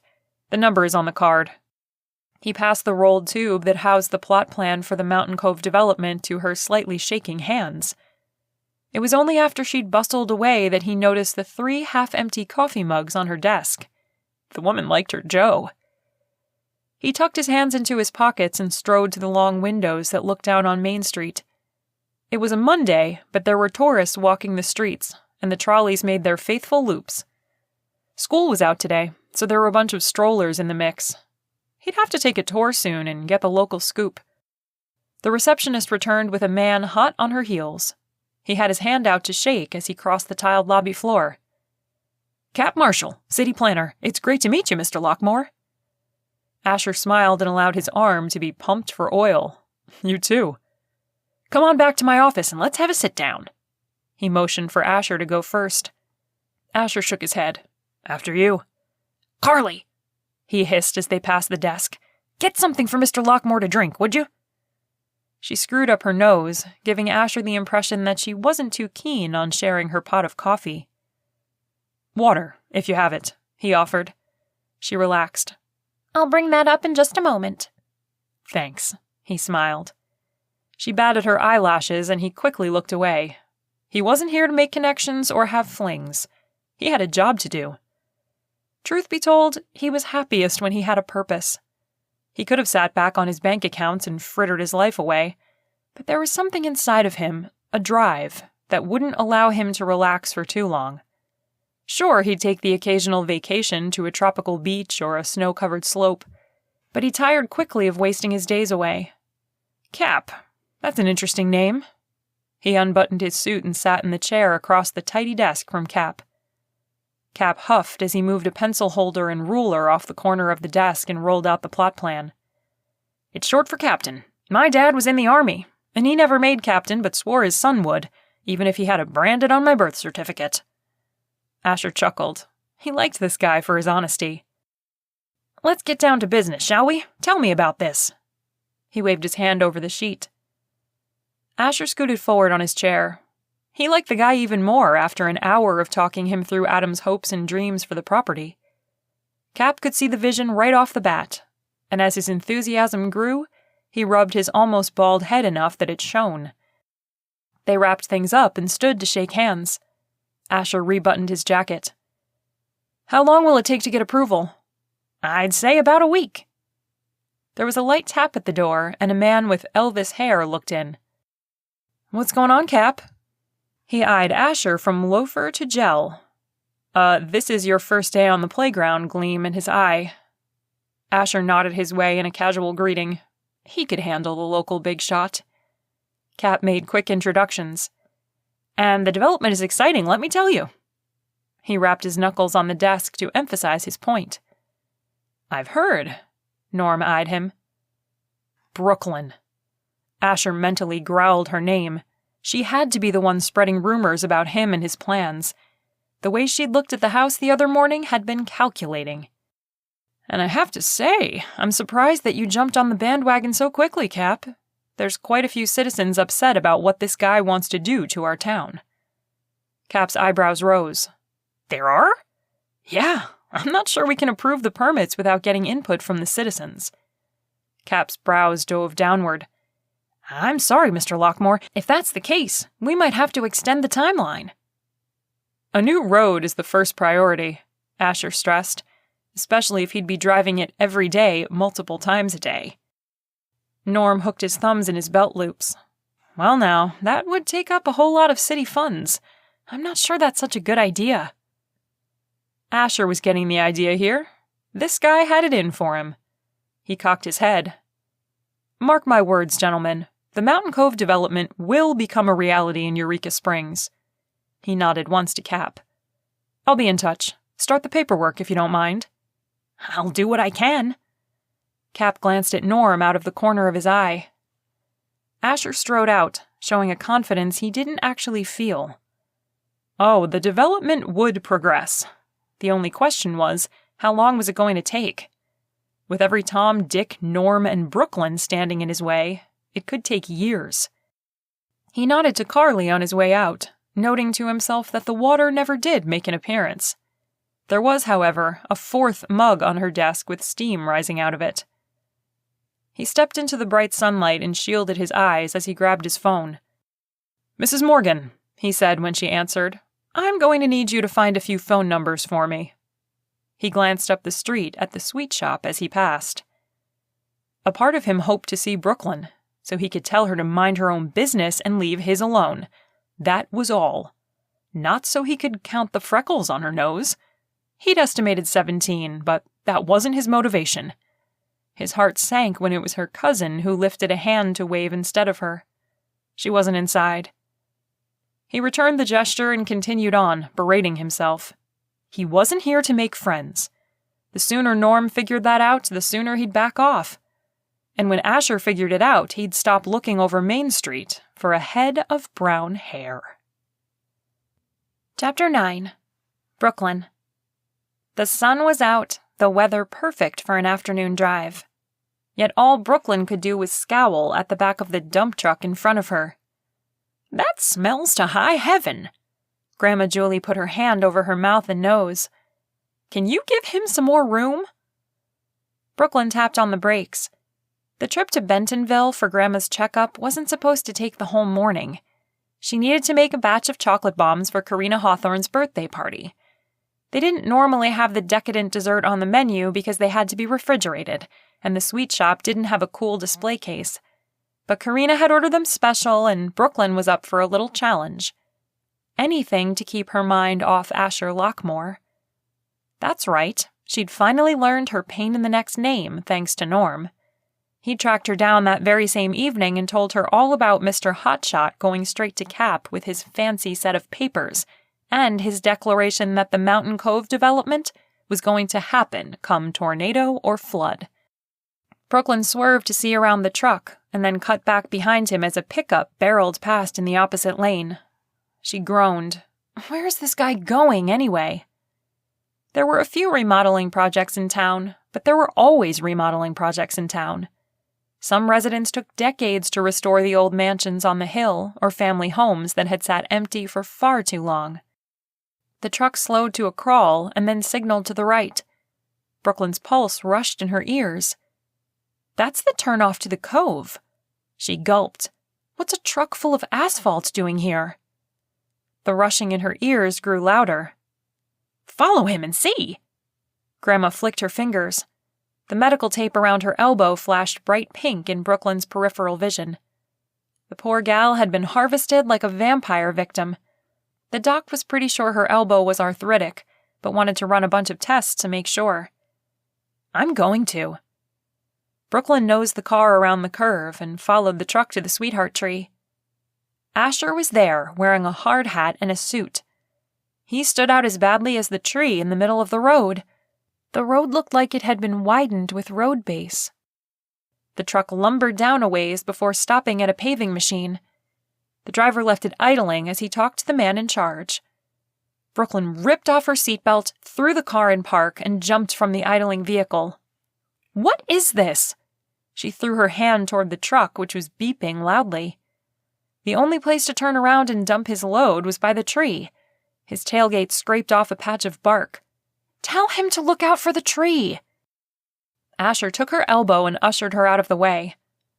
Her skin tingled at the point of contact, and she pulled quickly away, not wanting to think about how or why that happened. That tree has been here for over 100 years. It's a landmark. I know. He had to raise his voice to be heard over the beeping backup noise. We're putting the road around it with plenty of room for it to grow. See that guy over there? He pointed to a man in a white shirt and black jeans. He's an arborist, and he's here to ensure nothing happens to the precious tree. Brooklyn placed her hand over her heart as if that could stop it from racing away. Though she wasn't sure if it was the thought of losing the sweetheart tree, the very place where couples had carved their initials and wedding dates for almost 100 years, or if it was because Asher smelled so nice, like snuggle up and sniff nice. She looked at him, but then glanced quickly away as he looked at her. What's so special about this tree, anyway? I mean, I get the initials and hearts and stuff, but... She gulped. My parents and aunt and uncle are on there. He cocked his head. She turned and met his questioning look. They've all passed away. Well, not Dad, but he may as well be dead. I certainly mourned him when he left. This tree is, well, it feels like a moment of their lives are preserved there. A happy moment. A moment that assured that she'd come from a place of love and hope and faith. She pointed just a little above eye level. The two almost touching hearts. My mom and her sister wanted them close together. I can see it, he said, his voice low. I'm sorry for your loss. She nodded. Tears didn't come easily anymore. She'd come to a place where she mostly remembered the good times they had, the laughter, and of course the lessons in the kitchen. From the time she was a toddler, her mom had her mixing and baking. She took a quick breath. Most people don't know this, but birch trees grow from the ground up, not from the top out, which means that initials at the bottom will move upward as the tree grows. She drifted closer to the tree as she talked. Asher followed, inclining his ear. It's symbolic, I think, of the way families work. The new generations coming in and making their mark, while the older ones travel to heaven. She tipped her head back and watched the sunlight filter through the leaves. She breathed in, needed the mountain air to clear her head. All she got was a nose full of tar and rock smell. She wrinkled her nose. How did this happen? She pointed at the trucks. Is this city funded? He chuckled. Don't worry, your tax dollars are safe. My client is paying for the road improvements himself. She sputtered. You have to have a permit. Norm was supposed to have this covered. So much for the cowboy in him. I got the permit for the roadway just this morning. And you conjured up all this in a matter of minutes? I'm a talented man. Yeah, keep telling yourself that. She felt a full-on panic attack growing inside of her. If he could do this, then he could take over the city before any of them knew what had happened. Watch out! A man yelled. Asher looked over his shoulder. Moving quickly, he wrapped Brooklyn in his arms and picked her up, barely escaping the bumper end of a new dump truck. Brooklyn breathed hard. That was close. The truck must have been lumbering forward as they talked, and neither of them noticed. Asher's chest rose and fell beneath her palm. She couldn't help but notice how solid he felt, how perfectly she fit in his arms. They made eye contact, and her whole body tingled. She stared at him, wondering if he was really the bad guy, because at that moment, she couldn't see anything bad about him. His hazel eyes were full of warmth and curiosity, so honest it rocked her to her toes. Realizing what train her thoughts were on, she pushed out of his arms. This isn't over. She meant to sound threatening, but her voice came out breathy and weak. He smirked. You're right. I think this is just the beginning. He brushed his fingers down her arm before turning back to supervise the project. Brooklyn glared at his back before stomping to her car and slamming the door shut behind her. He's insufferable. He's cute, Grandma countered as she leaned forward to get a better look at Asher. It's that cleft in his chin. He'd only be half as gorgeous without it. Grandma shoved her arm. It's good to know you haven't lost your head over him. Brooklyn laughed. Hardly. In fact, I'm thinking very clearly. Do you want me to take you home? I have one more stop to make. Norm was going to hear about this one.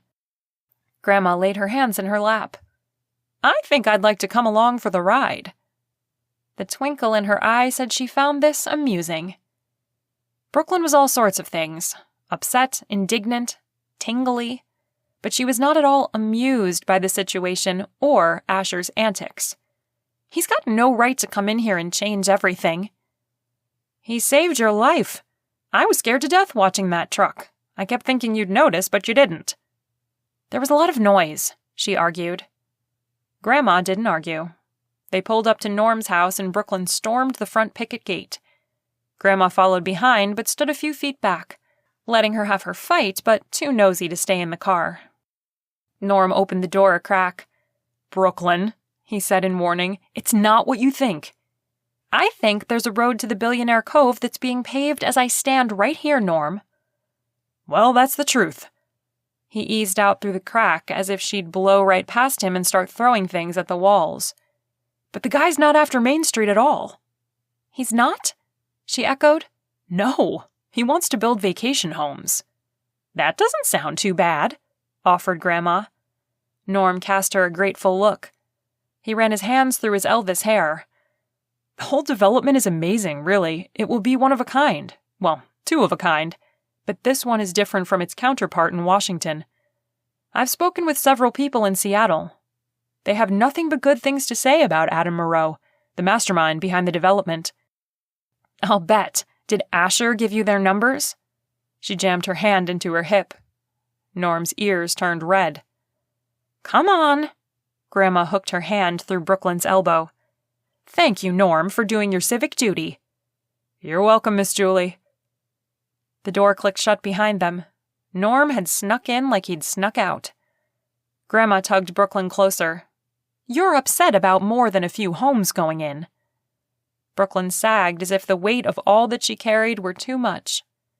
He shouldn't be here. He's not one of us. I think you're avoiding that spark I saw between the two of you. You're upset because he makes you feel things you don't want to feel. Am not. Brooklyn lowered her chin. She disentangled herself and went around to get in the car. Grandma was already in, seatbelt on by the time she got behind the wheel. Don't think you can hide from this. These things have a way of popping back up. Brooklyn desperately needed to change the topic. Grandma's words hit too close to home and had her squirming like a fish on a hook. Like the letter from Thomas popped up? She asked before she chickened out. She'd been dying to know more about Grandma's first love, and A.L. wasn't exactly dishing. Grandma turned to the window. She lifted her finger and touched the glass. Asher reminds me of him. How? She practically spat the word out. Grandma sighed heavily.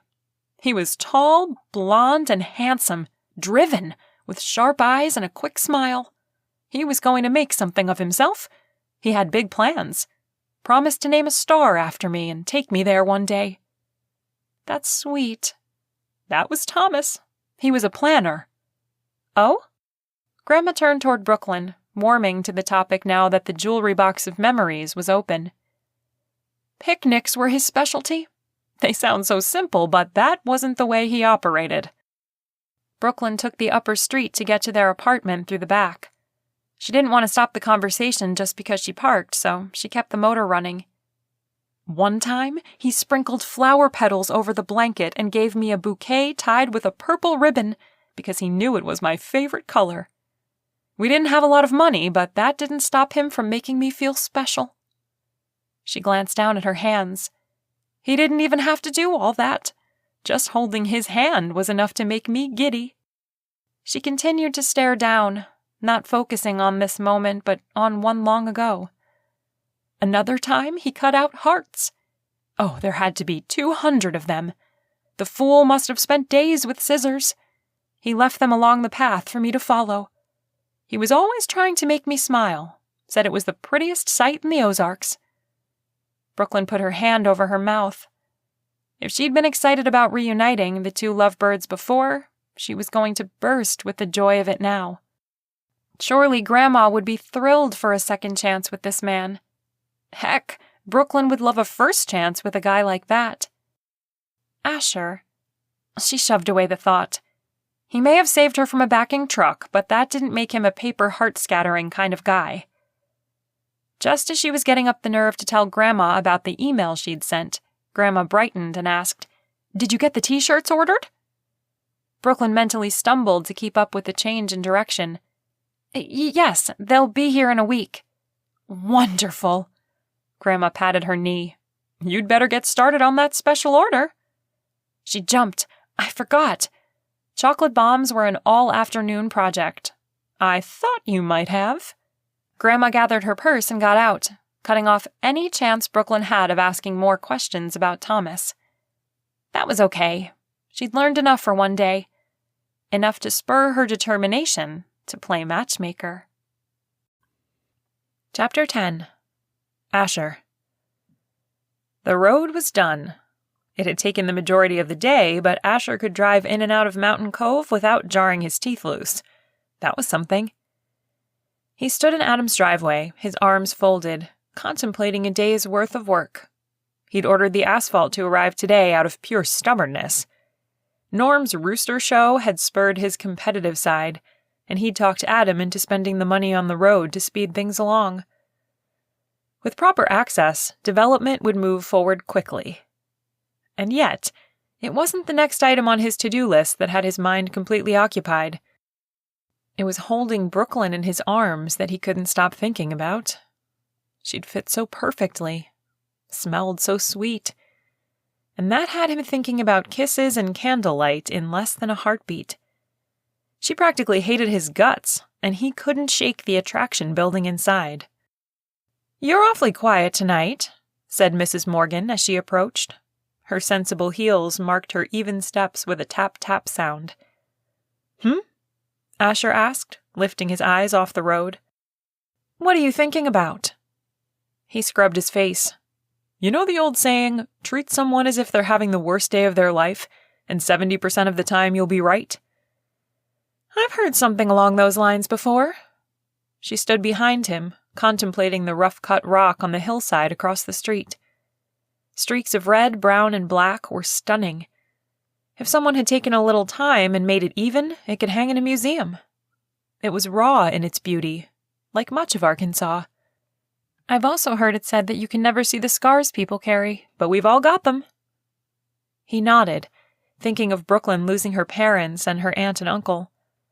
He'd known they were gone, but he hadn't thought much about it until she'd talked about the tree reaching up to heaven. Curious, he'd searched out an article about the accident. It was awful to contemplate, but didn't mention her father. There was more to the story than what she'd told him. However, he could understand why she clung to the way things were and fought change. He would too. "I saw Julie today. She was in the car when Brooklyn stopped to yell at me." Mrs. Morgan chuckled. "Brooklyn's keeping you on your toes, that's for sure." "It's that or fall in the lake," he joked, earning him a smile. "I'm curious about Julie, though. She lost all of her children and gained 2 grandchildren to raise in one fateful afternoon." He shifted. "What she's done, it's pretty incredible." "Well, if you're really curious, we can change up our agreement again." "What do you have in mind?" "You provide the fudge, and I'll tell you why Samantha finally broke up with her boyfriend." He tipped his head back in relief. "It's about time." "Don't I know it?" "So what was the deal breaker?" he prodded. Mrs. Morgan folded her arms, a smug look on her face.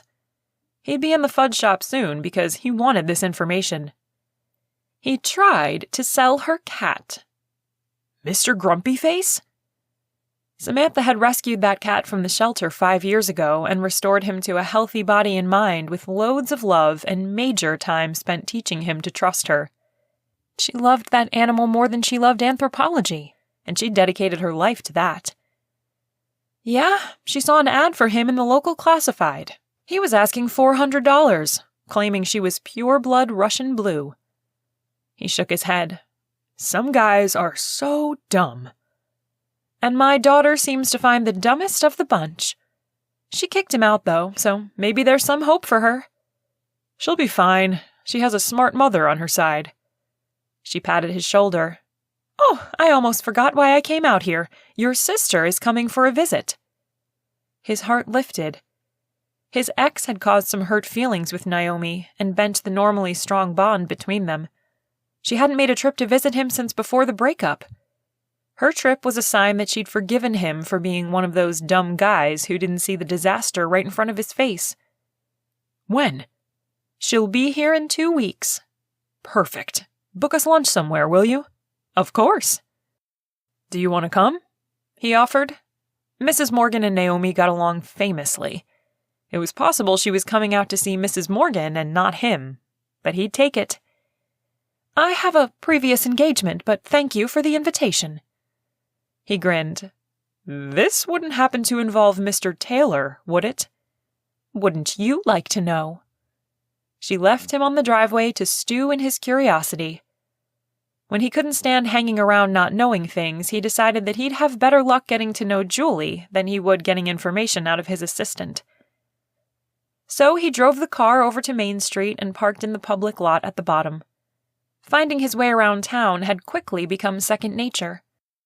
Instead of walking in the shop, he walked past, glancing through the large front window to see who was behind the counter today. He could ask Brooklyn or Crystal about Grandma, but he really wanted to talk to the woman herself, without an audience. Thankfully, she was the only one in sight. He made a U-turn and went back to the door, pushing it open and stepping inside. The smell of sugar and cream hit him first, with chocolate laced throughout. His mood instantly lifted. "Hello, Mr. Perfect!" Julie smiled up at him as she carefully removed a square of fudge from a pan. "What can I get for you?" "Did you say Mr. Perfect?" Julie kept her chin down, but he could see her large smile. "Just something my granddaughter said the other day." His chest expanded. Brooklyn had called him perfect. Of course, she could have been sarcastic. He rubbed at the 2-day stubble on his jaw and decided to let it go. He wasn't here for a does she like me conversation. "What's the best flavor on the menu?" He took his time considering the options. White chocolate macadamia nut, moose tracks, turtle, rocky road, the list went on. "Well, our best seller is the mint cookie, but my personal favorite is the piña colada." She cut off a slice and handed it across the glass. He sampled it. "This is good. Surprisingly good. Best in the world." She winked, reminding him of Brooklyn. "What made you want to open a fudge shop?" Images of a grandmother trying to support her granddaughters and doing the only thing she was good at came to mind. "I didn't." He tipped his head, curious. She continued talking as she worked. "My grandmother started the shop. I was just lucky enough to be born into the right family." He chuckled more at himself for creating a sob story than at her joke. "Was it hard, running a business and raising 2 girls?" "The second 2 were a lot easier than the first 2. She sliced off a sliver of tiger stripes, and the scent of peanut butter hit him. He reached for it, ready to try something new. "We Drury women tend to fall for men with plane tickets in their eyes, which makes for a lot of heartbreak." He wondered if that applied to Brooklyn. She was such a hometown kind of girl, he could imagine that she'd choose Eureka Springs over a man. For a moment, he wondered if she'd choose him. The thought was silly. It wasn't like they'd so much as exchanged phone numbers. Although, he did have her email address. But she didn't know that. "I'll take a pound of every flavor." That should keep Mrs. Morgan happy for a few days. The woman had a serious sweet tooth, and his half of the ever-changing bargain would be settled. "You are Mr. Perfect," Julie teased. They chatted more as she boxed up his order. As he watched, he wondered if his grandfather had been one of those guys who'd flown away and hadn't come back. Had he left Julie here to make his way in the world, choosing adventure instead of family life? Asher hoped not. But there was no way to ask such a delicate question without revealing his identity, and he wasn't ready for that either. Julie didn't seem like the gold digger type. Neither did Brooklyn. So what held him back from revealing his identity? He wasn't quite sure. Although he was enjoying the rivalry with Brooklyn. Perhaps a little too much. Chapter 11. Brooklyn. "I needed this!" Brooklyn hugged her friend Molly hello in the lobby of the Crescent Hotel. With the French doors thrown open in the back and front, the interior of the hotel was bright, despite the dark wood paneling and furniture that beckoned the trolley tourists to wander through and gawk. The view off the back porch was stunning, as the Ozarks rolled in greens and blues and browns today. Equally as beautiful was fall when the colors changed. As busy as they both were, it might take that long before they could meet up again, so she was taking full advantage of this opportunity and splurging. Molly had on a black shirt and black pants, which meant she was working that night. She ran the ghost tours after hours when most of Main Street was asleep, and the town's past awakened. "How's business?" Brooklyn asked. They turned and made their way up 4 flights of red-carpeted stairs. Molly made a face. "Same as always." Her voice came out gravelly and sarcastic like it always did. Her friend hid a heart of gold under a quick wit. "Any sightings of Nick?" Brooklyn let her hand trail up the dark-stained handrail. She loved the ornate woodwork of yesteryear. IKEA might be easy to assemble, but their furniture lacked character as far as she was concerned. "Last week, he knocked a guy's cell phone out of his hands. The screen cracked, and he threatened to sue us. I told him to go ahead and try to find a lawyer that would take the case." She rolled her crystal blue eyes. Brooklyn giggled. Nick had been a construction worker on this very hotel. He'd fallen from scaffolding while flirting with a couple female guests and died. In her tours, Molly related the story or faced the consequences. She claimed Nick didn't like to be ignored. Brooklyn had another theory. "He is trying to get your attention. He's a ghost diva." She glanced quickly around. "Shh, he could hear you." They both dissolved into giggles. If you lived in Eureka Springs long enough, you believed that the living weren't the only inhabitants, but the spirits who hung around weren't scary. Sometimes they were legends, and often they were family. They entered the restaurant and were shown to a table on the patio. When the weather was nice, like today, the screens were up and they could dine al fresco. If a storm came in, the staff lowered the plastic liners and cranked the heaters, allowing for an outdoor eating experience without being subjected to Mother Nature. They said hello to Noah, who wore the traditional white button-up and black pants. He jotted down their order and was off. When they were alone, Molly quirked an eyebrow, a dimple showing at the corner of her mouth. "What's this I hear about you lying down in front of a bulldozer to stop some guy from putting in a road?" Brooklyn laughed before taking a sip of her ice water. "Never happened. You should know better than to listen to Norm. He said you were spitting mad about the changes going on." Brooklyn groaned. It had been 2 weeks since she'd confronted Asher about the sweetheart tree. 2 weeks since he'd held her in his arms, and she could still remember the way his chest had felt under her palm. Warm, strong, comforting, protective, safe. Ugh! The more she thought about it, the better it sounded. Weren't memories supposed to dim with time? Norm was supposed to have my back on this one, and he caved like a sandcastle. "I hear the developer is cute, though. Indigo, the one who does alterations out of her home, said he had a jacket altered. He had good measurements." She pumped her eyebrows. Brooklyn swatted at her arm, laughing. "Stop!" Molly held both hands up. Her words, not mine. She paused for a minute. She was beet red after she said it, though. "She's still mourning." Brooklyn frowned. Indigo had lost her husband not long before she moved to Eureka Springs. Molly acknowledged her statement with a frown.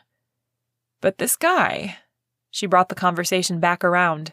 "He's rich, right? Successful? I bet that makes him even better looking." Brooklyn gave her a look. "You, of all people, don't believe that." Molly blew off any man she thought was arrogant, but she shrugged, her sparkling eyes giving away the joke.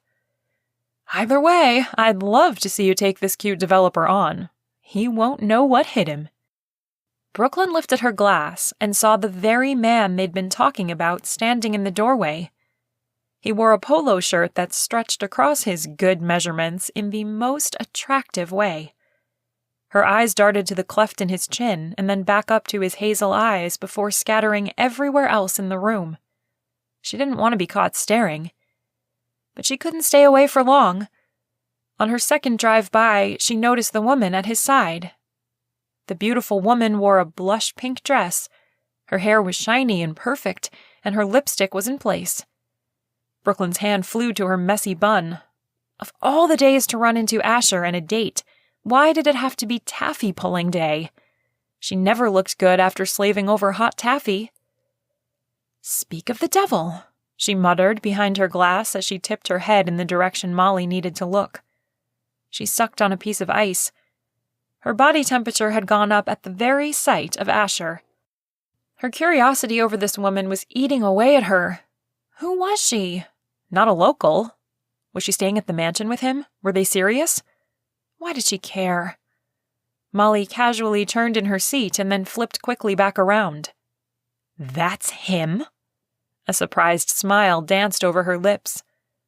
Brooklyn glared at the white linen tablecloth, feeling all those darn feelings Grandma told her were because of Asher. Molly let out a low whistle. Yeah, he's totally hot. And he's a toad in Prince's clothing. Brooklyn cut her off, still looking down instead of at the stunning woman at Asher's side. She was so upset seeing him with someone else, even though she had no claim on him whatsoever. She'd thought they'd connected, at least for a moment. That moment had taken hold of her, but it must not have meant the same to him. Believe me, there's not one redeemable quality in his whole being. You must be talking about me, said Asher. She whipped her head up and stared at him in surprise. He's coming this way. Molly smirked at her. She must have been trying to warn Brooklyn when she'd cut her off. 1 point for manners, 0 points for Brooklyn. We weren't... He lifted a finger. Now tell me, could you go to church on Sunday if you finished that sentence? His hazel eyes danced a tango only the two of them knew the steps to. No one had been on the lake when she told him she couldn't leave him behind and still go to church. He was flirting with her, in front of his date. Probably not, she admitted flatly. The woman looked back and forth between the two of them. Understanding dawned and her whole face lit up. She pointed to herself. I'm Naomi Lockmore, Asher's older and wiser sister. Sister, Molly mouthed with her back to the two of them. Amusement flashed across her face. Clearly, she enjoyed this little drama at her friend's expense. Brooklyn did her best not to react, even though her insides were jumping around like ballerinas on a sugar high. Asher wasn't on a date, and he'd stopped to talk to them. To her. It's nice to meet you. Maybe you can talk some sense into your brother. He seems to think he owns the place. Naomi laughed easily. That's Asher. She looked at Asher as if he'd hung the moon. The loyalty between these two reminded her of how she and Crystal were tight. No one came between them. The allegiance was a rock Brooklyn had leaned on more than once in her life. Your table's here, said Noah, gesturing to the empty seat next to Brooklyn and Molly's table. Brooklyn's heart flipped over as Asher brushed her back on his way to his chair. They ended up sitting close to one another. His aftershave was musky and made her lightheaded. For a moment, she forgot what she was doing here. Molly cleared her throat and Brooklyn started back to lunch with one of her best friends. Their food arrived and they took a moment to get settled. Blue cheese dressing is the best part of a salad, Brooklyn joked as she poured the contents of 2 small containers over the lettuce and chopped veggies. She could feel Asher listening in and groaned. She'd never be able to loosen up with him so close. Agreed. Molly did the same, fighting a grin as she gamely played along. Brooklyn leaned forward to talk. Her chair was so close to Asher's that she could feel the heat coming off his shoulder blades. How's your research? Talking about Molly was safe. Molly shrugged. There's so much to comb through in the library, so many diaries and journals. I haven't found anything more than a few affairs and the story of a dog that went missing and turned up again 8 years later. Maybe you can work that one into the tour. Asher turned in his seat. I'm sorry, did you say tour? Brooklyn turned in her seat, eager to brag up her friend and not at all sorry he'd inserted himself into their conversation.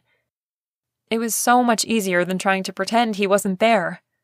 Because every cell in her body screamed, he's right there. Molly gives the ghost tours on Main Street after dark. His attention shifted to Molly, and she felt immediately let down. Do you have room tonight? He asked. Naomi and I love a good ghost tour. Naomi nodded eagerly. Molly's eyes were on Brooklyn, silently asking permission before she gave the others her most charming smile. Tonight's booked, but we have space tomorrow. Wonderful! Naomi clapped her hands. Your town is so full of history. I read some things on the plane ride here. I have so many questions. For the next half hour, Molly entertained Naomi and Asher with anecdotes she couldn't or chose not to use on the tour. Her cheeks grew rosier, and her whole face lit up as she lost herself in her storytelling. Brooklyn tossed in a few words here and there, but she mostly watched Asher watch Molly. Despite being forced to dress in all black for work, Molly was adorable with her flame of long red hair and her animated face. It was no wonder he found her interesting. Brooklyn didn't have a claim on Asher, so why did she feel so jealous that he was giving attention to her friend? She scolded herself for being childish, but that didn't stop the green-eyed monster from raging inside. When she could hardly stand it, there was a lull in the conversation and she jumped in. "I'm sorry to interrupt, but I need to get back to the shop." Her salad was long gone. She reached for the check that had been dropped off only moments before.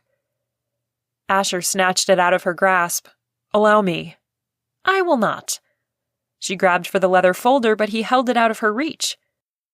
"I owe you for saving my life on the lake." Naomi gaped. "You did?" "It was nothing," Brooklyn assured her. "Nothing?" Asher faked shock. "My life means so little to you?" Brooklyn pressed her lips together to keep from laughing. "I hardly know you," she countered. "And yet you despise me all the same." He winked to let her know he was teasing. "Go." He shooed her away with his hand. "I'll consider our debt settled after this." He lifted the bill up a little higher, still keeping it out of her reach. "So you think your life is only worth a Cobb salad?"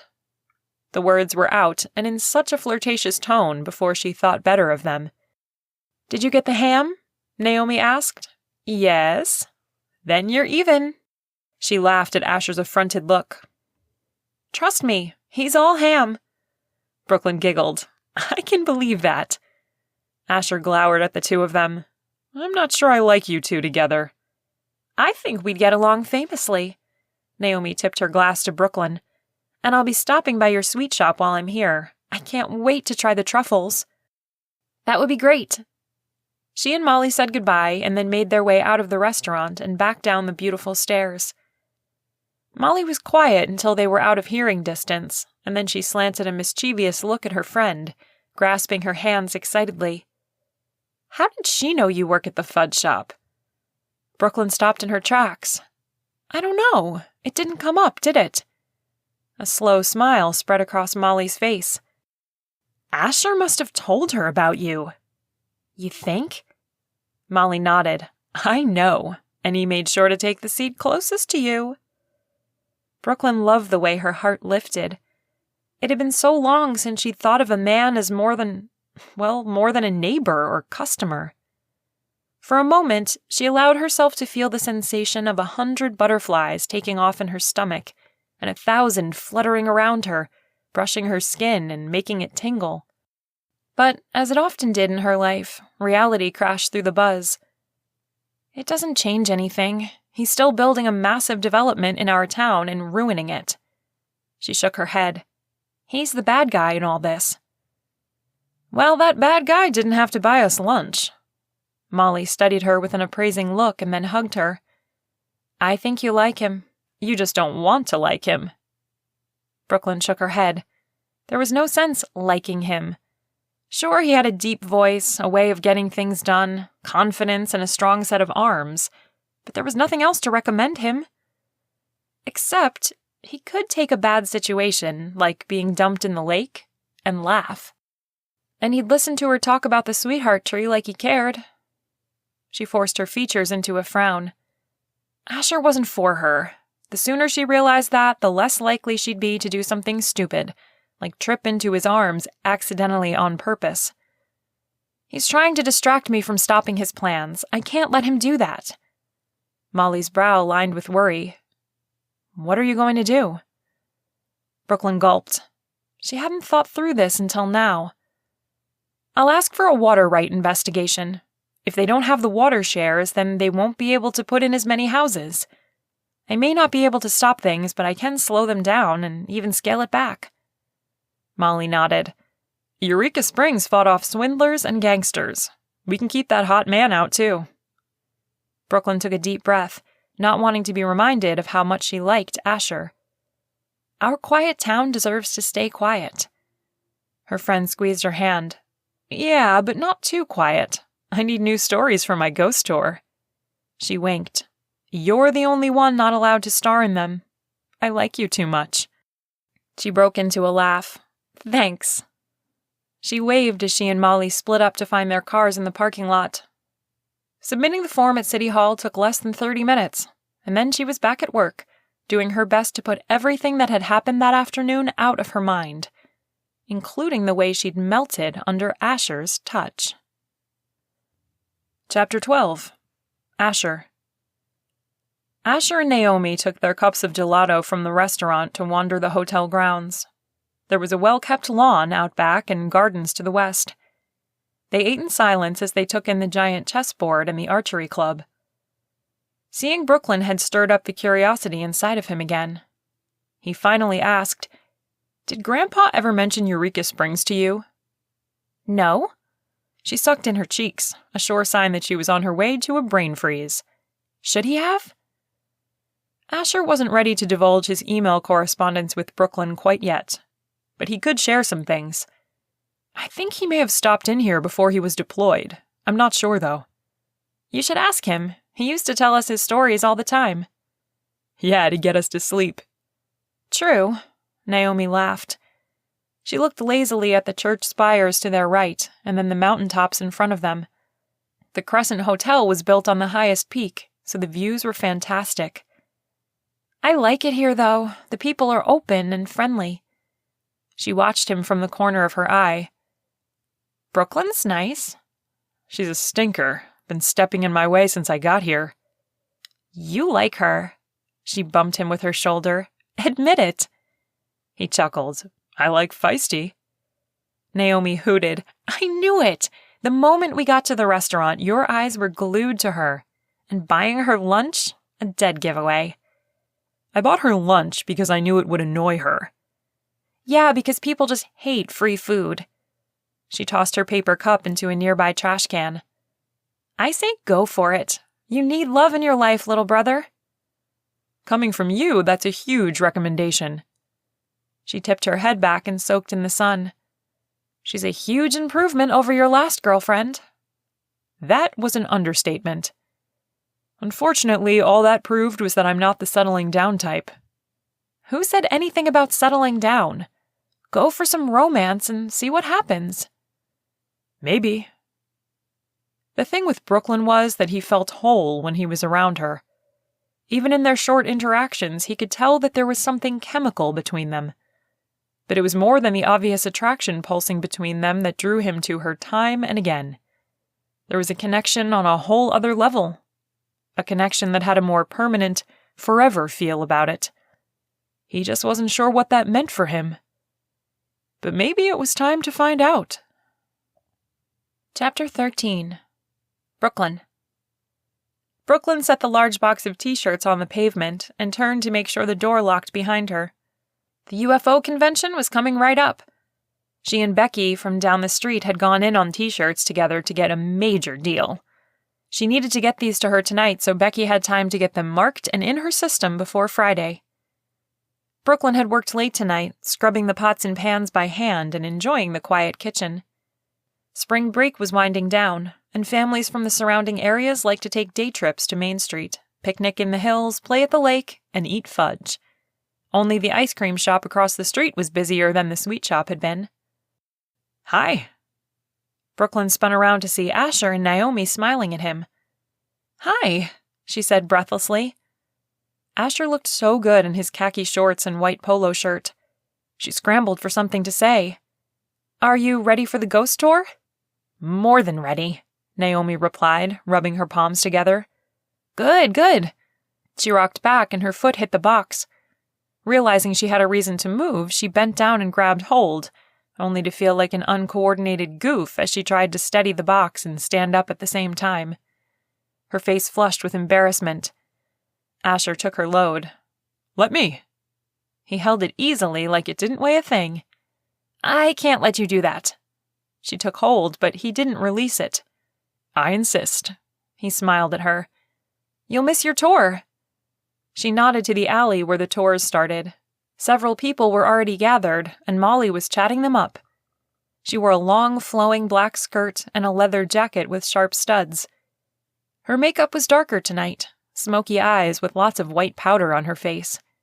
Paired with her red hair, the outfit helped her play the part of a supernatural guide. I'll get us checked in." Naomi quickly left, leaving the two of them alone. "So, where to?" Asher lifted the box and his eyebrows. Admitting defeat, Brooklyn released her grasp. This way."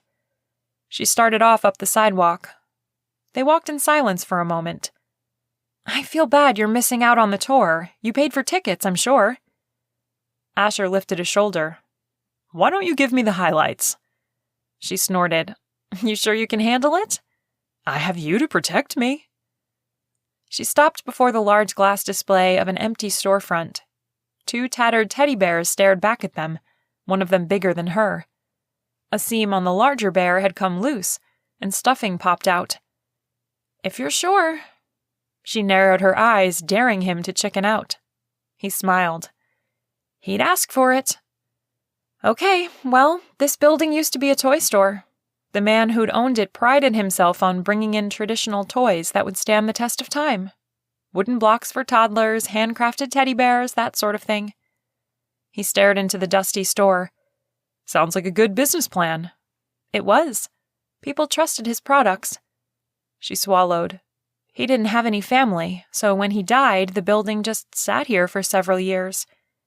Finally, a young entrepreneur secured a lease and came in to clean up. He wandered upstairs, spent about 5 minutes up there, and then left town without saying a word. "Ooh, interesting." His attention turned to her and her pulse raced.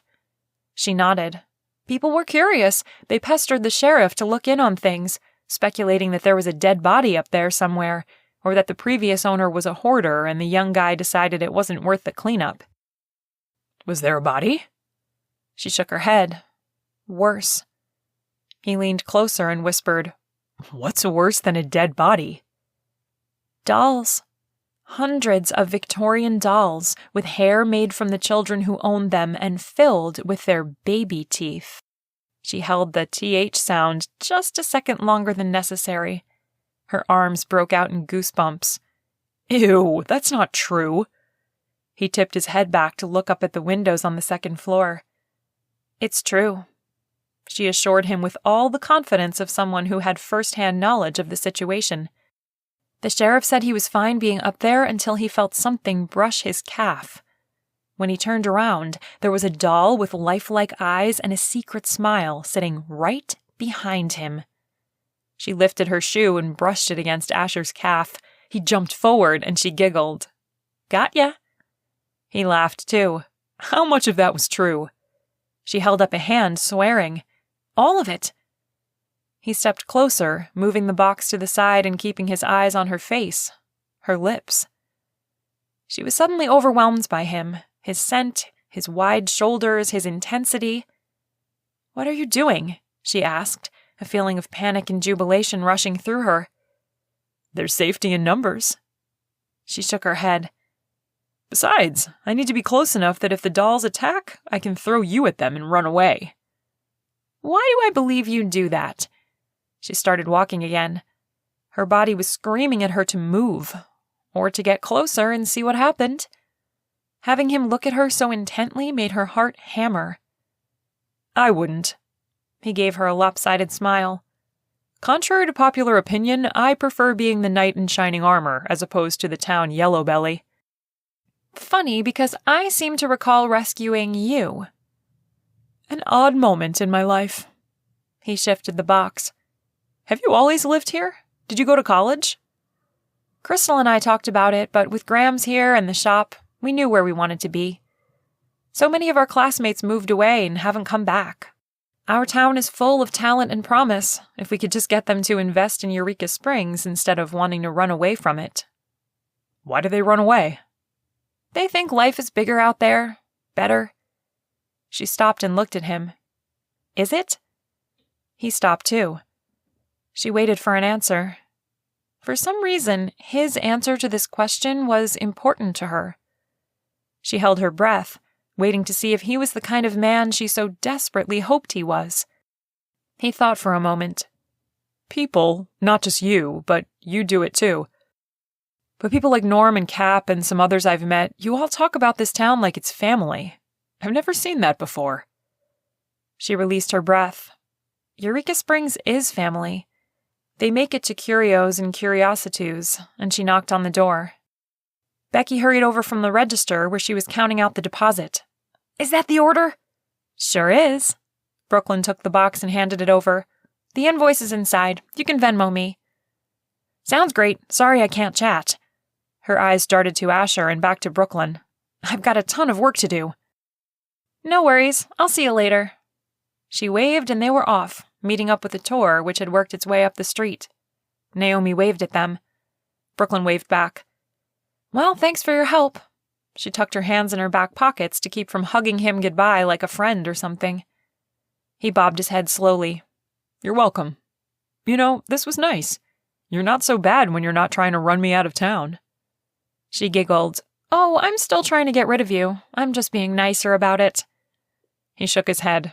Thanks. It's a lot easier to take when you flash that brilliant smile my way. She bit her lip, uncertain about how to proceed. He handed out compliments too easily, and she had a hard time accepting them. Molly moved the tour up the street. Asher, whispered Naomi, motioning for him to join her. I'll see you later, he smiled. She smiled back, taking a quick moment to admire his chin. It was silly that she liked it so much, but it had character. Sure. They stood there and stared at one another for a moment longer. Brooklyn didn't want to let him go. She'd liked teasing him, and he was a good listener, easy to spend time with. She could go out with him, once or twice. He was the first one to turn, breaking the spell that held her feet in place. She took a few steps and then stopped to watch him meet up with his sister. She closed her eyes and pictured herself chatting with him across a white linen tablecloth. The image was pleasant and left her bubbly inside. There was no harm in fantasizing, so she followed up dinner with a pretend goodnight kiss as she made her way around the building, up the steps, and through the apartment door. Crystal was in the recliner, painting her toenails. Hey! Hey there. Someone's happy tonight? Brooklyn lifted a shoulder. Does this have anything to do with a certain land developer? Crystal prodded. Maybe. Why do you ask? I saw him carry your box. Brooklyn laughed. It wasn't scandalous. Flirting with the enemy is always scandalous. Have you changed your mind about Mountain Cove? No. Have you changed your mind about Asher? She buried her face in her hands. Crystal poked her leg. It shouldn't be that hard of a question. He's nice. Bad guys aren't supposed to be nice. Maybe you should look at it from his perspective. Maybe. She headed to her room. Was there another side to this situation? One she hadn't considered before? She needed to think on that because if Asher wasn't wrong, that meant she was.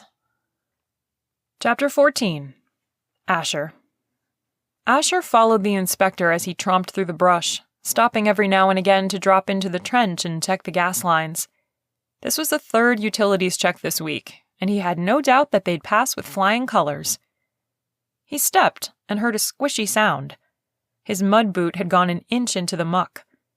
There were pockets of it everywhere thanks to the spring rain they'd had last night. He kept walking.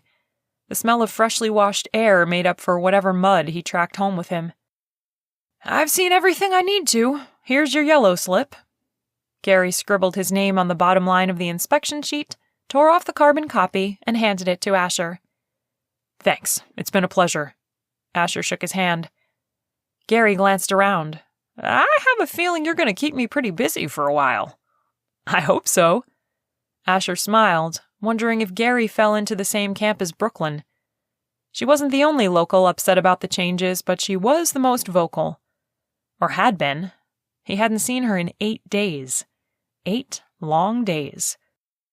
When he got back to the house, Mr. Taylor was loading Naomi's bags into the trunk. Sack after sack came out of the house.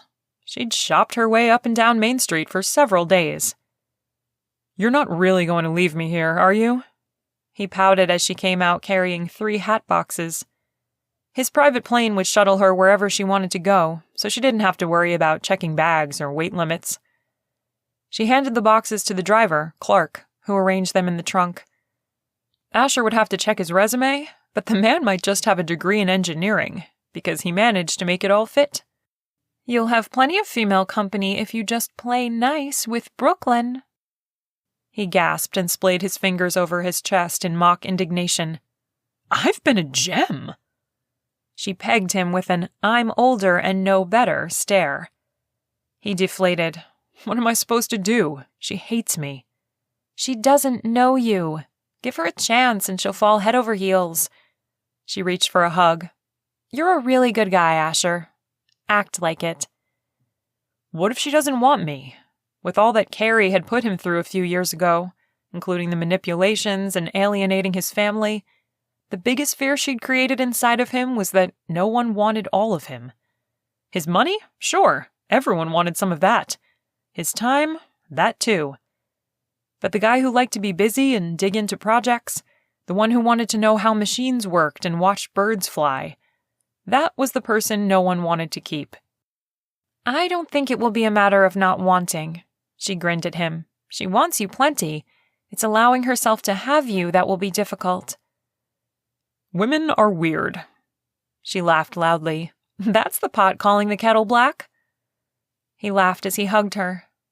I don't like saying goodbye to you. I wish you'd stay. She patted his back.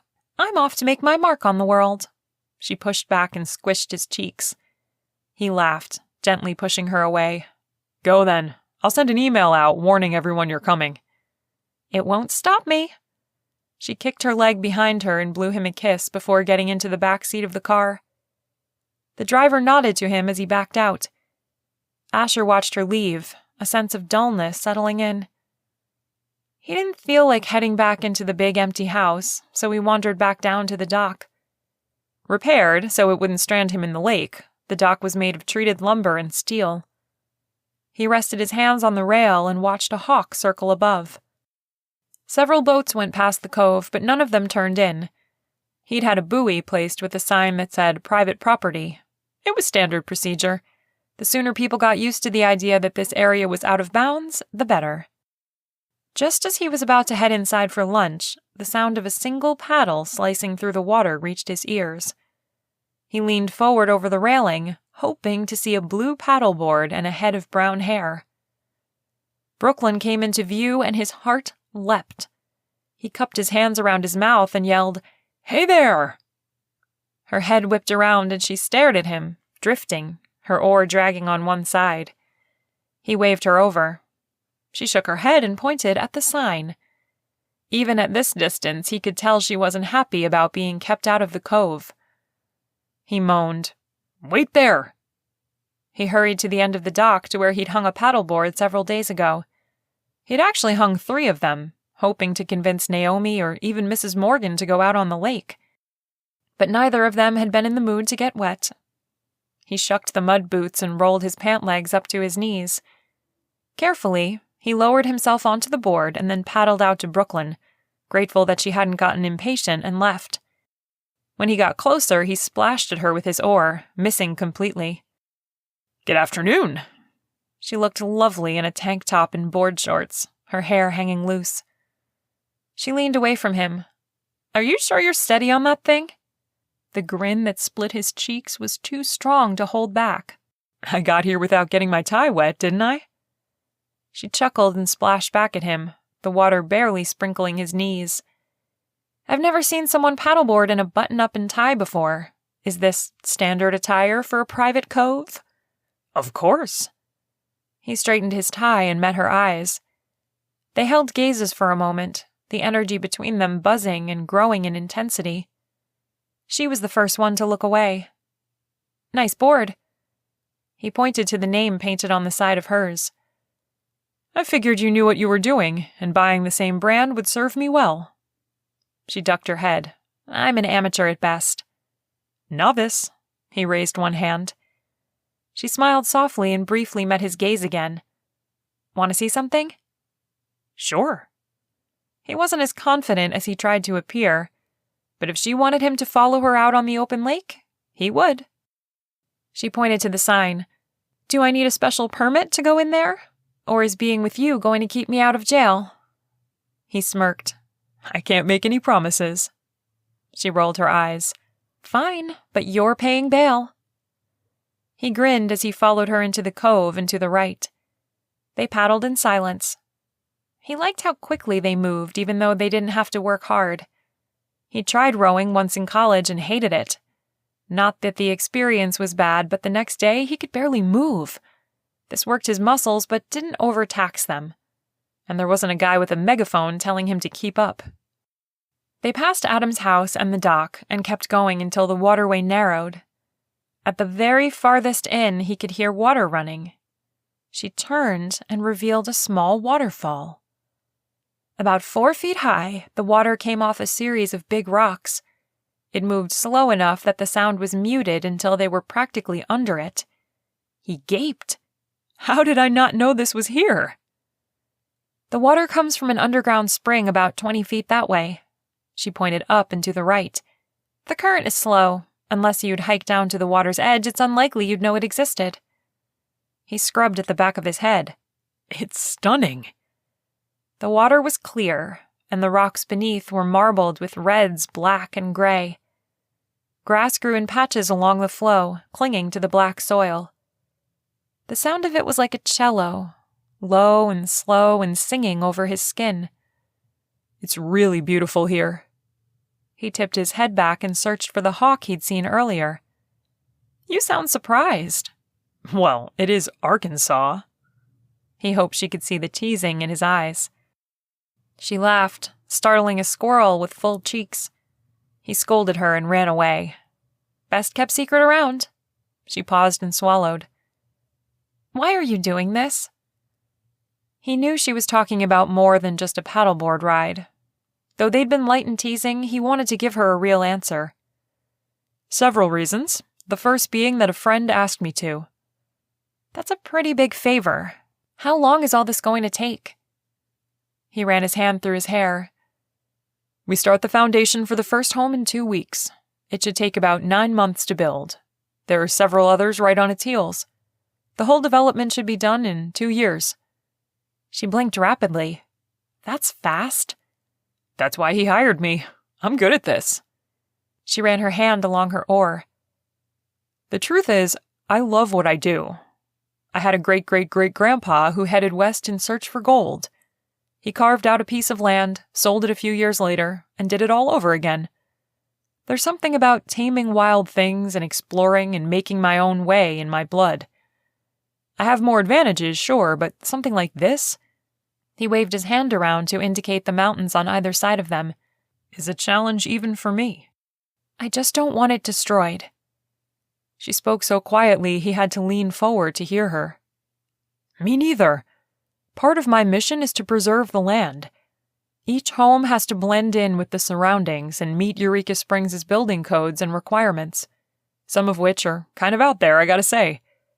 She chuckled. That sounds about right. But how would you feel if someone wanted to develop your hometown?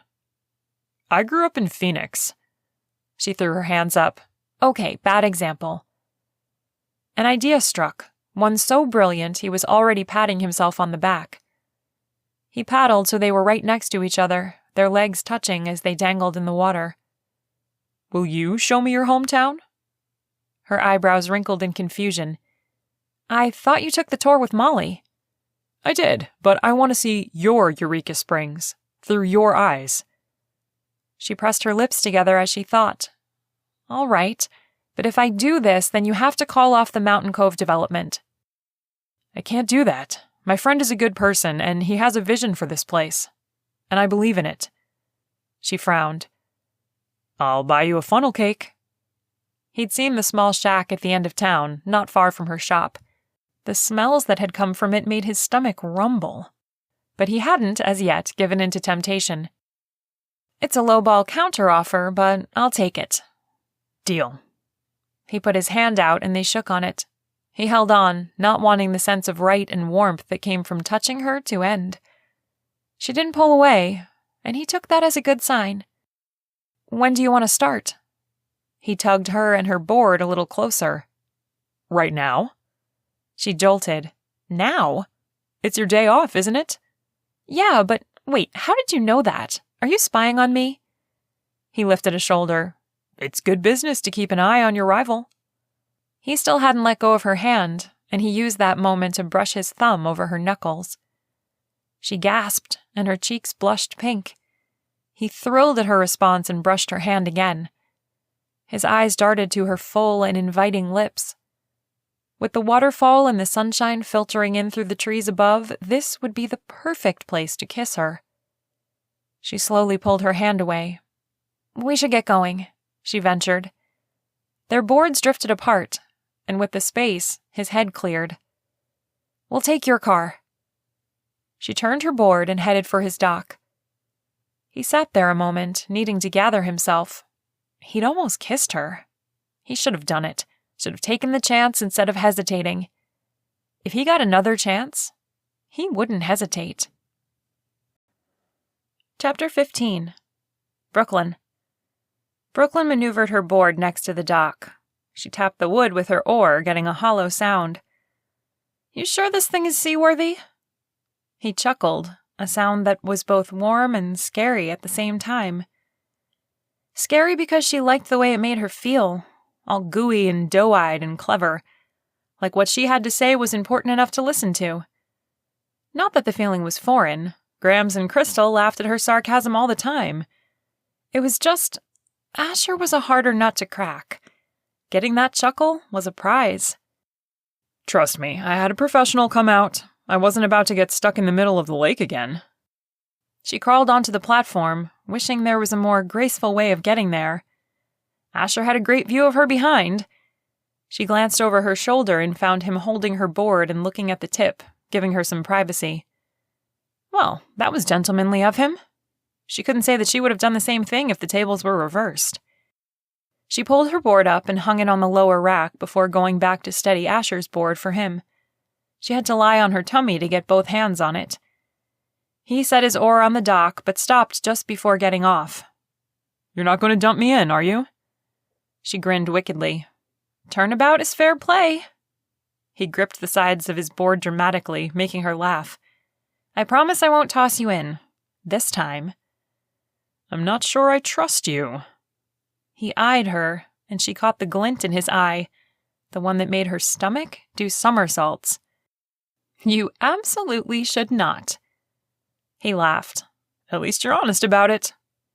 With that, he moved fast to get off the board and onto the more stable dock. She held his board still for him and then helped him lift it out of the water. "Thanks," he said. She brushed off her hands. "You mean for helping or for not dunking you?" He stopped and tucked a piece of hair behind her ear. "Both." The world around them blurred and Brooklyn's breath hitched. He dropped his hand and walked away as if he hadn't stopped the world spinning with a touch. Like it was totally normal for a man to tuck her hair behind her ear. Except it wasn't. She had a lot of good guy friends, men she hung out with at the 4th of July picnic, the zombie parade, and even the barefoot ball. She'd danced with them, eaten with them, and even fallen asleep in their cars. But not once had any of them tucked her hair off her face. She sucked in much-needed air and made her eyes refocus. They headed up the long staircase to the main level of the house. From the back, the home was 4 stories and absolutely stunning. Huge windows framed every room, giving them all a dazzling view of the lake and mountains. She stopped to take it all in. Asher noticed she wasn't on his heels and stopped too. He looked up at the house and then back at her. "I've never been this close before. I didn't realize how beautiful it is. The stonework." She trailed off as the thick wooden beams caught her attention. "Is that a stained glass window?" "It's in the kitchen. The dinette is there. It's quite beautiful in the mornings." "I'll bet." She let out a sigh. "I always paddle right past." He tapped his finger on the cleft in his chin. She was hypnotized watching him, wondering what it would feel like to trace her fingers over the dimple. "We can take a tour, if you'd like." "A tour? Of the mansion?" She looked up at the imposing structure and shook her head. In truth, she could see herself loving a house like that. Eating breakfast behind a stained glass window, boarding on the lake every morning, weather permitting, and enjoying the peace of the cove. If she could see all that, then she could understand why people would want to live here. And if she went that far, then she could even extend Asher some understanding, and then she wouldn't have a leg to stand on. I may never leave, and then you'll miss your first stop on the exclusive Brooklyn Triggs expedition through Eureka Springs. Sounds official. It is. She took 3 steps and was above him. It's also the inaugural tour, so, it's kind of a big deal. She batted her lashes and then spun back around and hurried up the rest of the stairs. At the top, he led the way into the garage and flipped on a light. They climbed into his SUV rental. Where to? She pressed her lips together as she thought. I guess we'll start at the very beginning. That's a very good place to start. She tipped her head and smirked at him for the Sound of Music reference. He surprised her with that one. She couldn't picture him hanging out with the Von Trapp family singers, but then again, he had a sister. Naomi's great, by the way. Yeah? Yeah, she came in the shop and we had a chat. I like her. His whole face softened with sibling fondness. It was just the 2 of us growing up. We're close, but we don't get to see one another very often.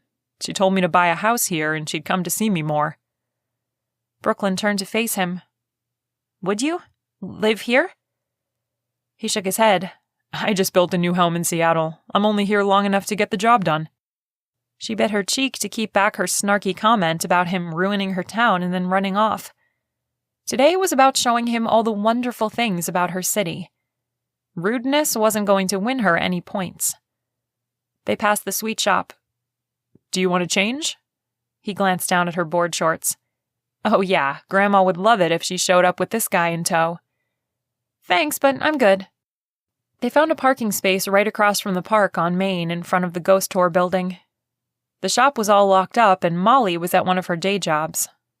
As much as she loved giving the ghost tours, they didn't quite pay the bills. That's where we're going. She pointed to the green archway and unbuckled, jumping out before Asher had a chance to open her door. He gave her a look that said he didn't like it, but he didn't say anything. They made their way across the street and climbed the cement stairs. In the center of the plaza was an iron fountain painted forest green, and behind that was a circular iron railing over a locked grate. This is it. She waved her arm over the grate. His eyebrows lifted. A sewer? She laughed. No, this is where it all began. Thousands of years ago, a Native American princess was born without sight. It's said that she came here and washed in the springs and was healed. From that time on, the valley was considered sacred ground. Wow. He leaned over the railing to get a better look in the hole. The plaza had been built up to stop flooding, so the spot where the water came up from the ground was about 8 feet below where they stood. What does sacred ground mean exactly? He took out his phone and snapped pictures. Well, there's no fighting on sacred ground. Even if you're at war with another tribe, you had to call a truce when you entered the valley. Everyone was welcome. He gave her a pointed look. What? I never once aimed a spear or an arrow your direction. He snorted, letting her know he didn't quite agree with her claim to innocence. What happened if you did engage in battle? He leaned toward her. She moistened her lips. Her mouth had gone dry at his nearness. You and your tribe were banned from the springs for eternity. That's a long time. He snapped a few more pictures of the plaza. He was looking at the place like a tourist, not a local. The point of this tour was to show him the city like she saw it. What could she say? I think the spirit of that role is still here. We gather our share of misfits and outcasts and happily take them in. He stopped looking at the world through his phone and met her gaze. Except land developers. Everyone has their limits, she countered. He chuckled again and she threw herself into the sound as if it were a pile of feathers. It's also been rumored that this is the fountain of youth Ponce de Leon claimed to have found in his travels. He glanced at the arch, his eyes tracing the words, Balm of Life. Do you believe that? She smiled easily. We do have a large number of octogenarians running around town. Why is it blocked off? He grabbed the railing and tugged. What if I want to live forever? She sighed. A while back, the government tested the water and claimed they found pollutants. They moved us over to their water supply. And made you guys pay for it, I'll bet. She shoved his arm. You're familiar with Uncle Sam's ways. She took his hand off the railing and tugged. Come on, we're headed for stop 2. He gave her hand a squeeze. There's no dilly-dallying on this tour.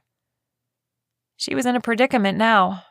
Taking his hand had been natural, but now that she had it, she wasn't sure if she should hold on or find a way to casually let go.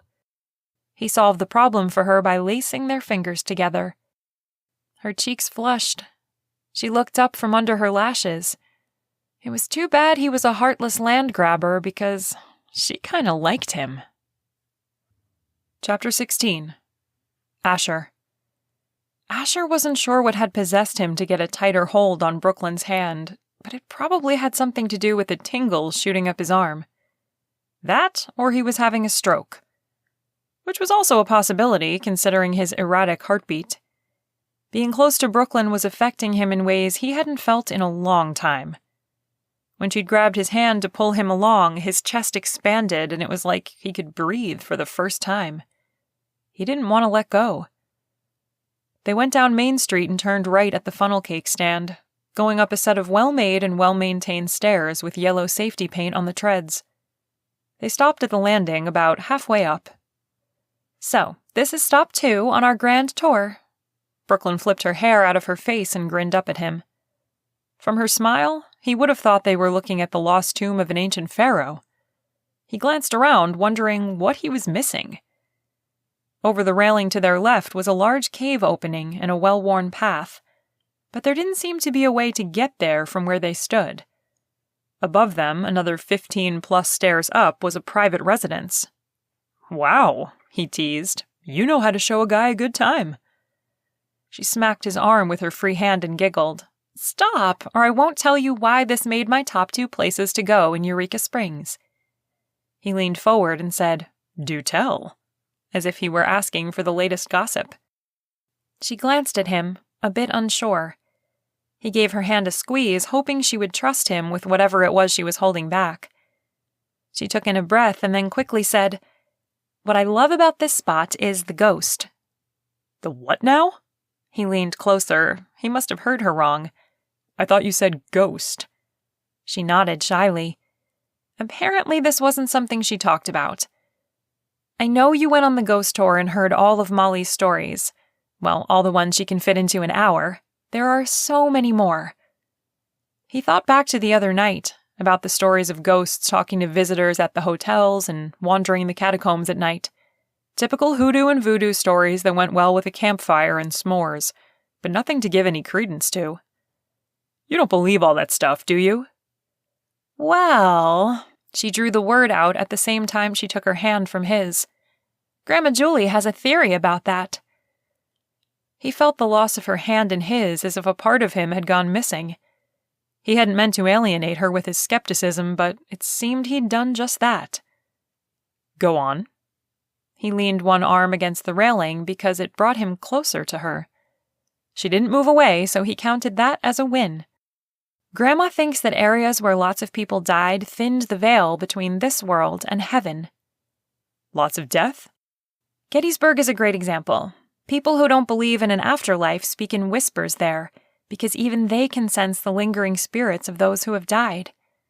Eureka Springs has seen her fair share of death, so naturally the veil is thinner here, and people who have died and maybe have unfinished business or feel a tie to this place can come back, for short periods. I'm picturing a bridal veil. He reached his hand out and groped at the air around him. Something tangible. She twisted her lips. Perhaps from the other side it is. We can't see it, but you can feel it when it's thin. It's almost sacred. She whispered the last part. Her eyes dropped to the boards at their feet and then lifted to him again. You don't believe me, do you?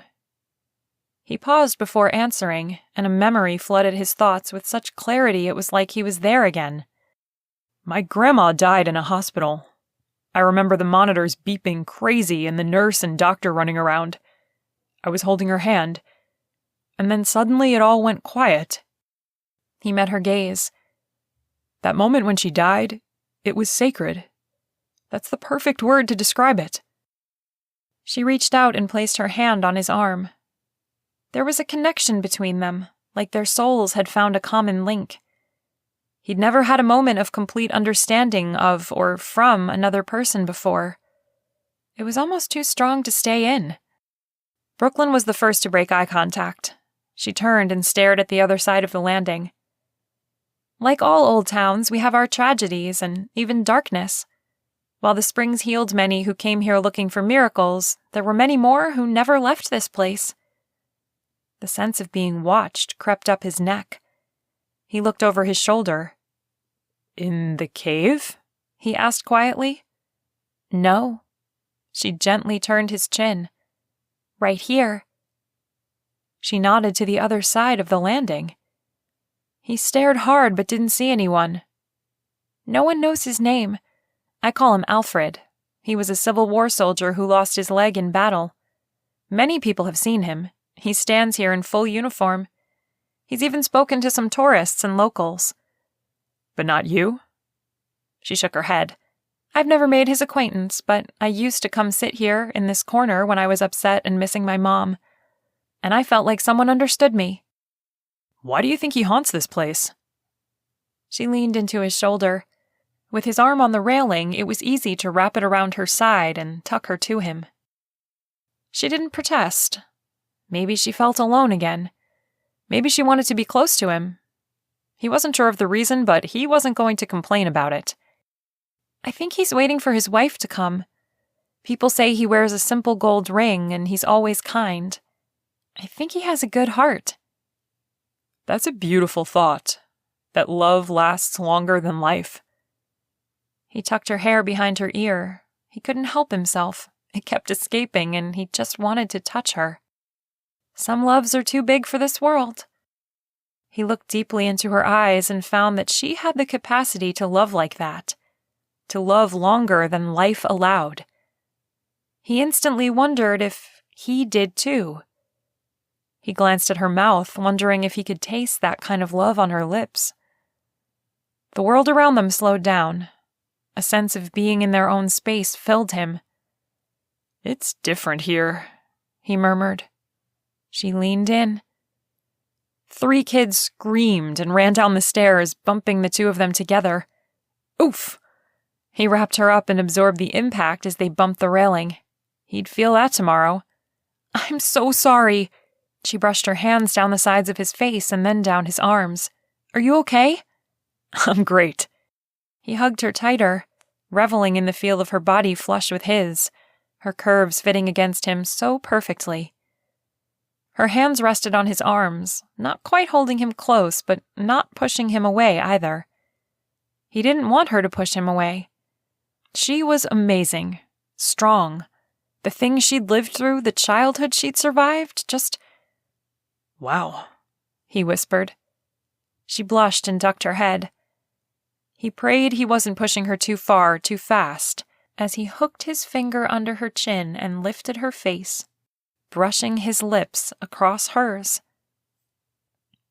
Chapter 17. Brooklyn.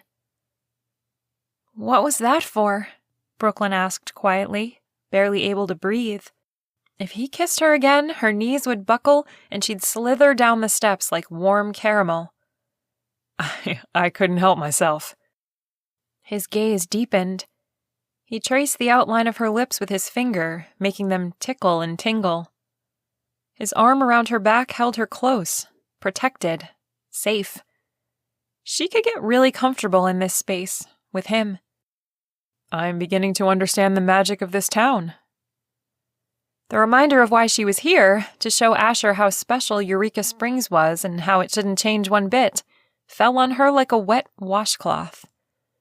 His eyes dipped to her mouth, and she quickly stepped back before he could tempt her into losing her mind and her good sense over him. Asher's hand slipped across her body as she pulled away, sending fireworks exploding over her skin. She couldn't do this right now. She couldn't fall for a handsome man who was going to leave one day. So the point of this stop was to explain that we live with our past here. It's a part of each of us. I'll bet Halloween is fun. She smiled over her shoulder. We have a zombie fest. You're going to love it. I'll have to fly out. She stopped moving, feeling like a music box that had run out of spring. What? He asked, concerned. For a minute I forgot you were leaving. She frowned. We should move on. Lead the way. He stepped aside, allowing her to go down the steps first. They stepped out from behind a tree, and the sun blinded them both for a moment.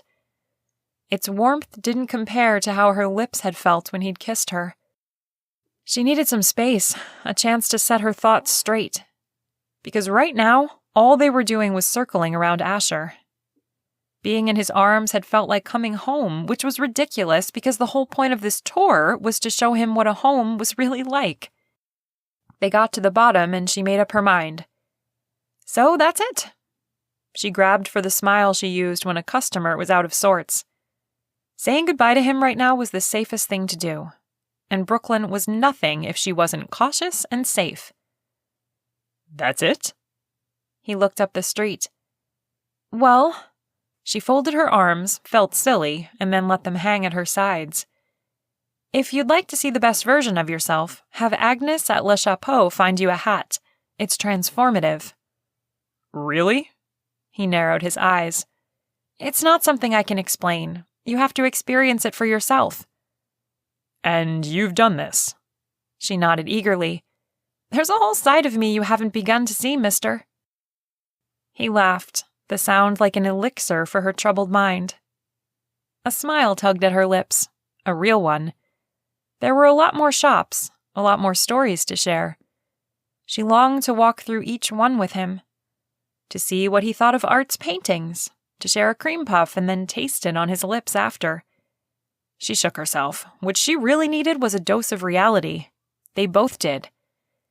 There's more, but you're not here forever, so you get the condensed version. Her reminder that they were on opposite sides of a fence did the trick, and he frowned. He was firmly planted on the change side, and she was entrenched on the no-change side. They weren't supposed to meet. The fence was supposed to keep them apart, but the more time they spent together, the shorter the fence became. Asher tucked his hands in his pockets.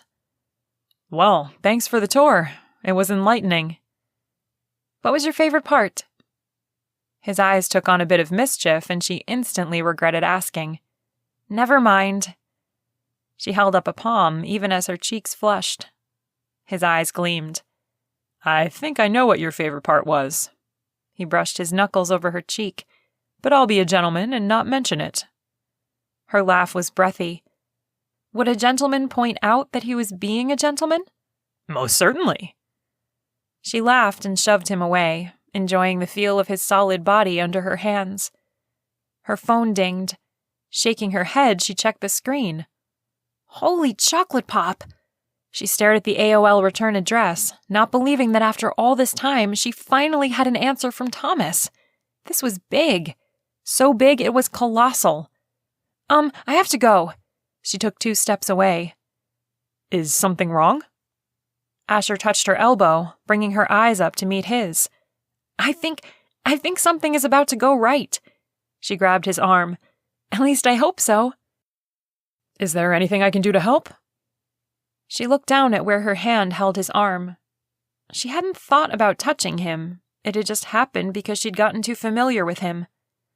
No, thanks for the offer, but I really have to go. Can you find your way back? He tipped his head back and laughed. It's one road. I think I can find my car. She grinned, the sound of his laughter wrapping her up like a warm hug. He's leaving, she reminded herself. Okay then, I'll see you later. She wanted to, even if it was just for a few minutes here and there. Another day like today, and she'd fall for him. Heck, she might have already. She waved and dashed down the street to the sweet shop. I owe you a funnel cake, he called after her. This tour's on the house, she yelled over her shoulder. Her chest was warm, but it was all from Asher, and not from running up the hill. The closer she got to the store, the more excited she was to share the news with Grandma and Crystal. Look what the wind blew through our door. Crystal put her hands on her hips. Date over already? Brooklyn ignored Crystal's hint for information and searched for Grandma. Whatever she could tell them about her date with Asher wouldn't compare to having a long-lost love show up on their doorstep. Well, the kiss might overshadow that. It was pretty epic. She found Grandma in the corner, stacking jars of homemade fudge sauce. "Grandma!" She sprinted over and took both Grandma Julie's hands in hers. Grandma's eyes grew wide. "What on earth? You're flushed!" She put her hand to Brooklyn's forehead, checking her temperature. "She doesn't have a fever, Grams. She's been cozying up with that developer," Crystal called. Thank heavens the shop was empty. "Who told you?" There was no sense denying it had happened. "Robert Merrick." Brooklyn rolled her eyes. Robert was the trolley driver who passed the soldiers' steps 50 times a day. He had eyes like an eagle and didn't mind pointing out things of interest to those on his trolley, even if the interesting moment was Brooklyn snuggled up to a certain hottie. Brooklyn berated herself for falling under Asher's spell. She'd gone into a trance-like state up there on the landing. Other people in town had talked about things like that happening, but she hadn't experienced it herself until now. She wondered if it had more to do with the soldier or if it was because of Asher. "Did he kiss you?" Grandma grabbed onto both her arms. The woman lived for a good romance story. Brooklyn groaned. Of course she would zero in on the one thing Brooklyn wasn't ready to talk about. Maybe would never be ready. Her lips were still tingling from the contact, and the butterflies in her stomach were overreacting. "I have something I need to talk to you about." She ran her sweaty hands down her jeans. Now that the moment had come, there was so much to confess to that it tied her tongue and had her thoughts in knots. "Don't stand there hemming and hawing, spit it out!" Grams gave her a little shake. Brooklyn blurted the most important information out first. "Thomas is coming." Crystal slapped her hand on the counter. "Shut the front door!" "I swear, I just got his email. I ran all the way here." Sure, that was why her cheeks were in high color, not because she'd spent time with a single attractive, successful male who happened to hold her close in the most delicious way. Grandma sagged. "Thomas? My Thomas?" Brooklyn made eye contact with Crystal and they exchanged an excited glance. My Thomas, indeed. Grams carried a torch for this guy even if she wasn't going to admit it. "Yes." Brooklyn took Grandma by the arms and helped her to the table in the window. Crystal came to stand behind her and placed a hand on her shoulder while Brooklyn took the chair across. She tapped her phone and slid it over to them. "I wanted to know if he'd lived through the war. I was curious, I guess." Graham smiled up at her. "You get that from me." Brooklyn patted Grandma's rose-soft hand in agreement. "I found him on a list of survivors. They have a site for reunions and such. Anyway, I sent out a couple emails trying to get hold of him, and he wrote back." They bent over her phone, scanning the short message. Grandma's hand covered her mouth. "You're not upset, are you?" Brooklyn asked, leaning over the table. Now that she was sitting here and worry lines framed Grandma's eyes, she wondered if she'd done the right thing. Grandma closed her eyes, thinking for a moment. "I don't want him to see me like this." "Like what?" asked Crystal. "Old?" Grandma laughed at herself. She swiped at a tear. "When I think of him, he's young and strong. What will he see when he comes but an old lady?" "Grams, no!" Brooklyn picked up her hand. "You're beautiful." "Besides, he could be bald." Crystal stood tall, "and have a potbelly and dentures. You're way hotter than that." Brooklyn and Grandma laughed, though Grandma's laughter died off quickly. "It's true, though. You have all your teeth," Brooklyn teased. "Oh, you too." She pushed off the table, her jaw set. "There's nothing I can do about the extra 30 pounds or the worry lines y'all etched into my face. And since he didn't tell me when he's coming, I can't put on my good blouse." She charged toward the kitchen. "Don't you dare tell a soul about any of this. There are still people in this town that remember when he was here, and I'll not have them sticking their noses in my personal affairs." "Okay," the girls squeaked in unison. "If you need me, I'll be making marshmallows." The door swung shut behind her, leaving Brooklyn and Crystal staring at it. She's freaking out, said Crystal. She made her way behind the counter and rinsed out a rag to wipe things down. Well, yeah, she's making marshmallows. For the love. If I'd known it was going to drive her into desperate acts, I would have... Brooklyn stopped. Crystal cocked her head. Would you have not contacted him? Brooklyn groaned.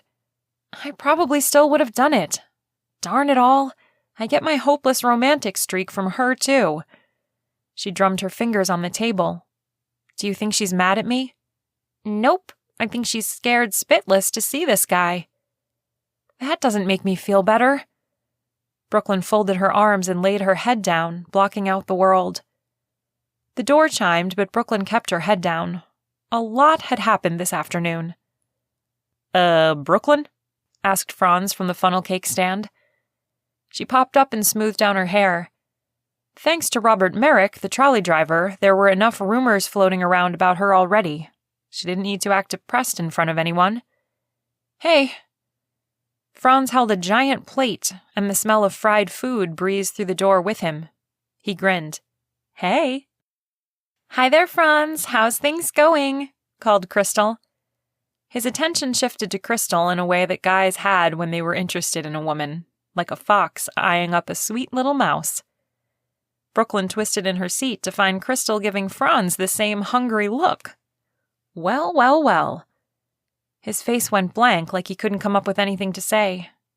Brooklyn eyed the giant funnel cake, worried he'd drop it and run. He tried to fold his arms, then remembered he held something in his hand and shifted his feet. Business is good. How about this place? We're getting along. The UFO convention this weekend should be good. They prepared several alien-themed treats that sold out fast. He bobbed his head. Then, as if he remembered he should use his words, he added, Yeah, us too. The amount of awkwardness in the air was enough to choke a person. What brings you by? Brooklyn prompted. He wrinkled his brow and looked at her like she'd asked a dumb question. She stared pointedly at the plate he carried, and he came to himself. This is for you. He set a giant funnel cake on the table. It was their deluxe cake with whipped cream, chocolate, and caramel sauce, powdered sugar, and strawberries. Her stomach rumbled. It looked so good. I didn't order this. Funnel cakes were for special days, like birthdays and bets, like the one she'd made with Asher. Oh! Tiny beads of happiness spilled through her from her head to her toes. A loud bang came from the kitchen like Grandma had slammed a pot down on the stove. She and Crystal ducked but didn't say anything. Franz glanced at the door and then turned back to Brooklyn. There's a note. Franz pointed at the napkin hanging off the side. I gotta go. I closed the shack to deliver this. Brooklyn shook her head. I'm sorry. I hope this didn't mess up your day. Are you kidding? Best tip I ever got. He patted his shirt pocket that bulged with bills. Brooklyn's eyes bugged out. He paid you that much to deliver this? He nodded. Yep, said it was worth every penny, too. He smiled. I think someone's got a crush on a Fudge girl. He waved to Crystal. I'll see you at Tapper's? She lifted a shoulder. Maybe. He waved and sauntered out. While part of Brooklyn wanted to dive into the whole Franz romance thing, the bigger portion of her was curious about the note from Asher. It had to be from Asher. She prayed it was from Asher. If this was some kind of a prank from someone, she was going to be really upset. Crystal ran over, flapping her hands like a fangirl. Read it, read it, read it! Brooklyn couldn't help laughing. Her head floated way above the clouds. She pulled the napkin out from under the cake. The wax paper had protected it for the most part, but the corner had a grease spot. The tour was worth 100 funnel cakes, but I can only get this guy to deliver one. You've shown me your town. How about seeing my vision? Dinner tomorrow night? My place, 6 p.m. His number was at the bottom. She fanned her face with her free hand. Crystal slapped her shoulder. You're going. Brooklyn let the napkin rest in her lap. She leaned her head on her hand and sighed. It's not a good idea. Give me one reason. He's a short-term implant. Okay, that's a pretty good reason. Crystal pulled out the other chair and sat down. But it's also in the pro column if you ask me. Tell me, O wise one, how falling for a man who won't be here for the zombie crawl is a good idea. Well, because life is short, and because you don't know what his plans are long term. She ticked them off on her fingers. People change their minds all the time, and because you don't want to end up like Grandma, wondering about him 40 years later. Okay, that one rang true. She picked off a piece of the funnel cake, dipped it in the whipped cream on the top, and popped it in her mouth. I'm going, but only so I can lay this whole crush to rest. Crystal grinned. You're crushing pretty hard, huh? She snagged a section of funnel cake and made a mess of herself trying to eat it. He listens, and he makes me laugh. There's just something about laughing with him that's different. Crystal grinned. Chocolate sauce dripped down her chin, and she had whipped cream on her nose. Brooklyn rolled her eyes. A wooden spoon smacked the side of a pan in the kitchen, making them both jump. They knew better than to try to talk to Grandma when she was in a marshmallow mood. It was best to let her work through this for a while. She'd come out when she was ready to talk. You know what? I think I'm going to eat this upstairs. Brooklyn grabbed the plate and dashed for the apartment. Good luck with Grandma. Crystal shook her fists at her. You owe me one. Brooklyn cackled until she shut the door. Instead of going to the kitchen to sit at the table, she went to her room and put the cake on her desk. For a moment, she stared at her phone. She needed to do this, needed to face her fears of love and abandonment. Why did it have to be so hard? Why did it feel like such a risk? Even adding his name to her contact list was a giant step forward for her. She didn't put just anyone in there, and now he was a big enough part of her life that she had to keep track of his information. Brooklyn. Thanks for the cake. It's delish. The 3 dots started going almost the second she hit send. Asher. You earned it. She replied with a smiley face. Asher. Dinner? She moaned as she typed, Love to. Asher. Great. I'll send a car to pick you up.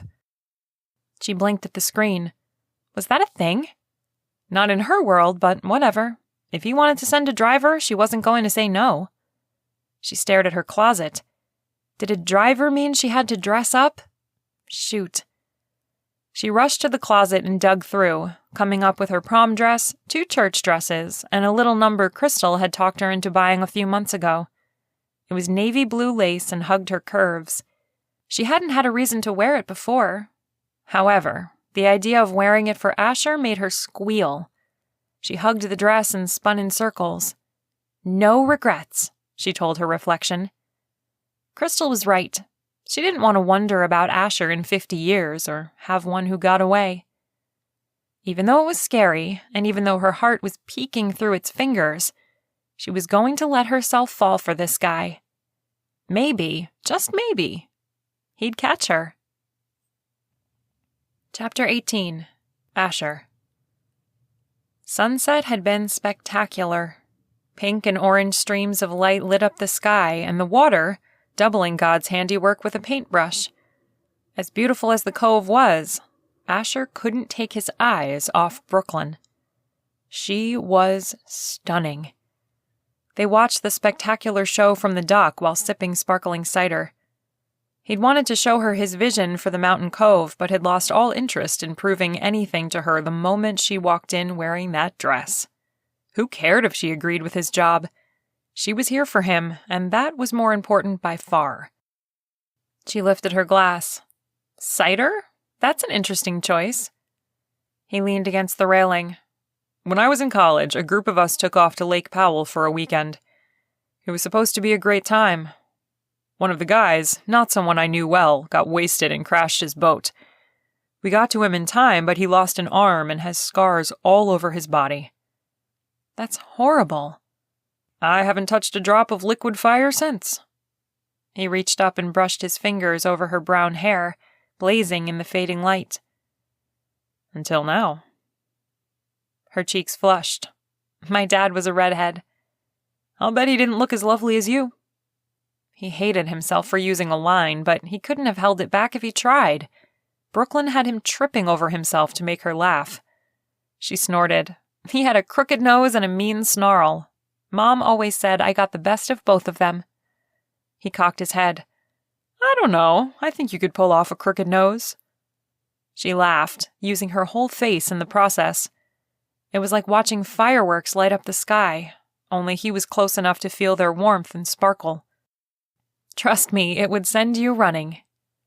He grinned. One glance at the balcony on the hill above them, glowing with the light of 100 candles, told him dinner was ready. He offered Brooklyn his arm. Hungry? She pressed her hand flat against her stomach. Starved.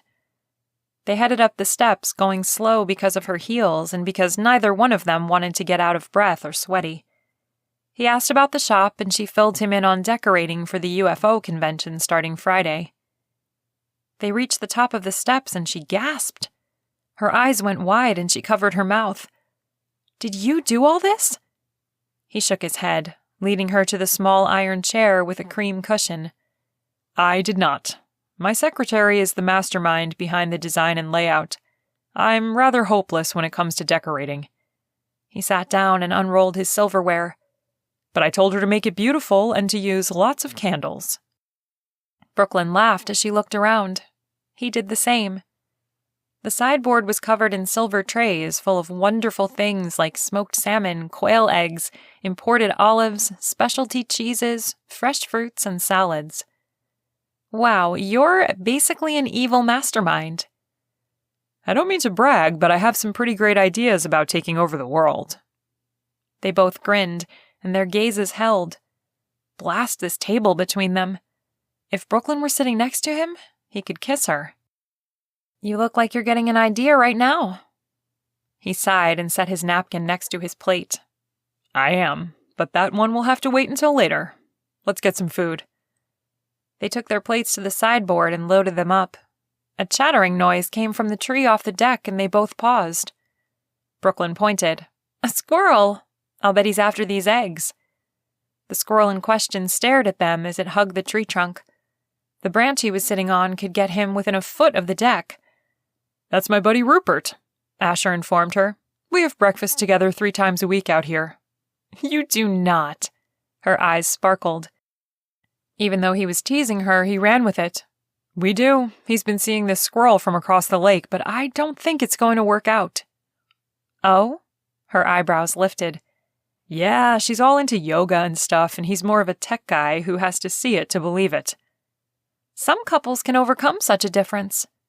He wagged his head from side to side, considering her words. Yes, but she isn't ready to make a commitment, and he is.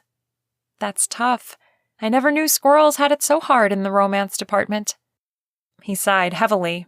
You just never know what a varmint is going through until you take the time to feed him breakfast. She giggled. That sounds like a line from a children's book. He set his plate down and held her chair as she sat. Maybe I'll write it one day.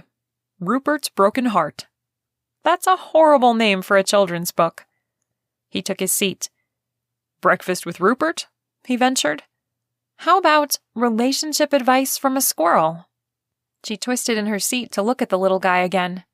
He was frozen in place, waiting for them to become distracted enough that he could sneak over and feast. Did you tell him I was coming? Of course, we talk about everything. She laughed. And?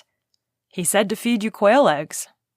He leaned forward and whispered, although I'm starting to think he had ulterior motives on that one. Most definitely, she whispered back. He took a bite of the salmon. The smoky flavor was just right, and the meat was tender and cold. They ate for a few moments in silence, but it wasn't the kind that he'd want to get out of or look to escape. It was nice. And the candlelight had turned Brooklyn's skin a soft golden color. He wished he'd specified to Mrs. Morgan that they should sit next to one another. How's your grandma? He asked. Brooklyn choked on her food. Her face turned red and she took a long drink from her water glass. Fine. Why? Did someone say something?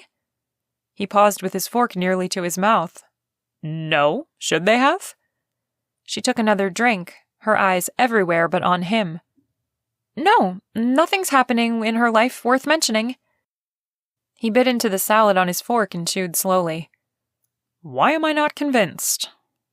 She lifted her eyes as if asking heaven for permission. Okay, there are things happening. She scooted forward in her seat. "And they are so good, but I promised her I wouldn't say anything." He waved his empty fork as if cutting off a symphony. "Say no more." Her shoulders lowered. "Thanks for not pushing." She leaned back in her seat and tucked into her meal.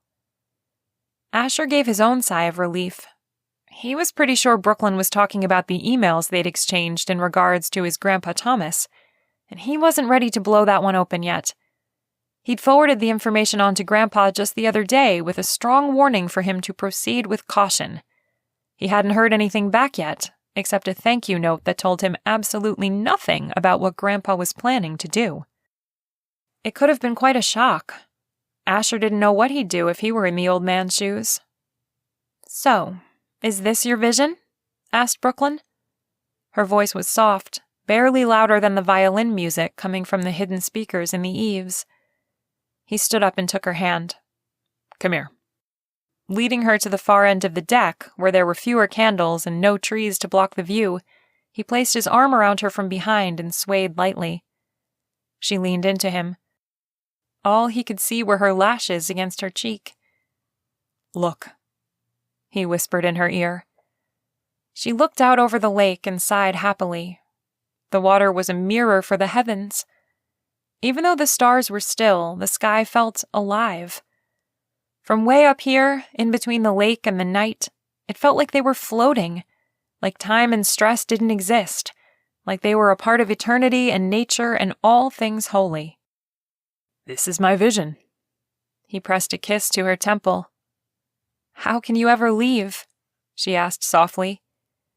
He closed his eyes, drinking in her scent, a combination of the berries she'd eaten and her. "I don't want to." She turned and snuggled into him. "Then don't." He held her close. "Life's complicated." She nodded, her cheek brushing his. Fire ignited in his belly, and he dipped his head to kiss her lips. She tasted of sweet things and goodness and hope, all of which tugged at his heart like he'd never experienced before. She smiled against his lips. "Couldn't help yourself?" He chuckled, taking her hand and placing it on his chest. "Not in the least." "I like that about you." She leaned in and kissed him, her other hand trailing up his arm and behind his neck. Even if Asher didn't love the quiet of the mountain cove, and even if Eureka Springs didn't feel like home, Brooklyn did. She was a star fallen from the sky, someone he could laugh with, share his history with, and build a future around. He was in love with her. Brooklyn was tied to this town, and if he wanted her, he'd have to find a way to stay. There was a lot at the top of the cove. She hummed against his lips, and his attention was all on her, on this moment, on the perfect rightness of it all.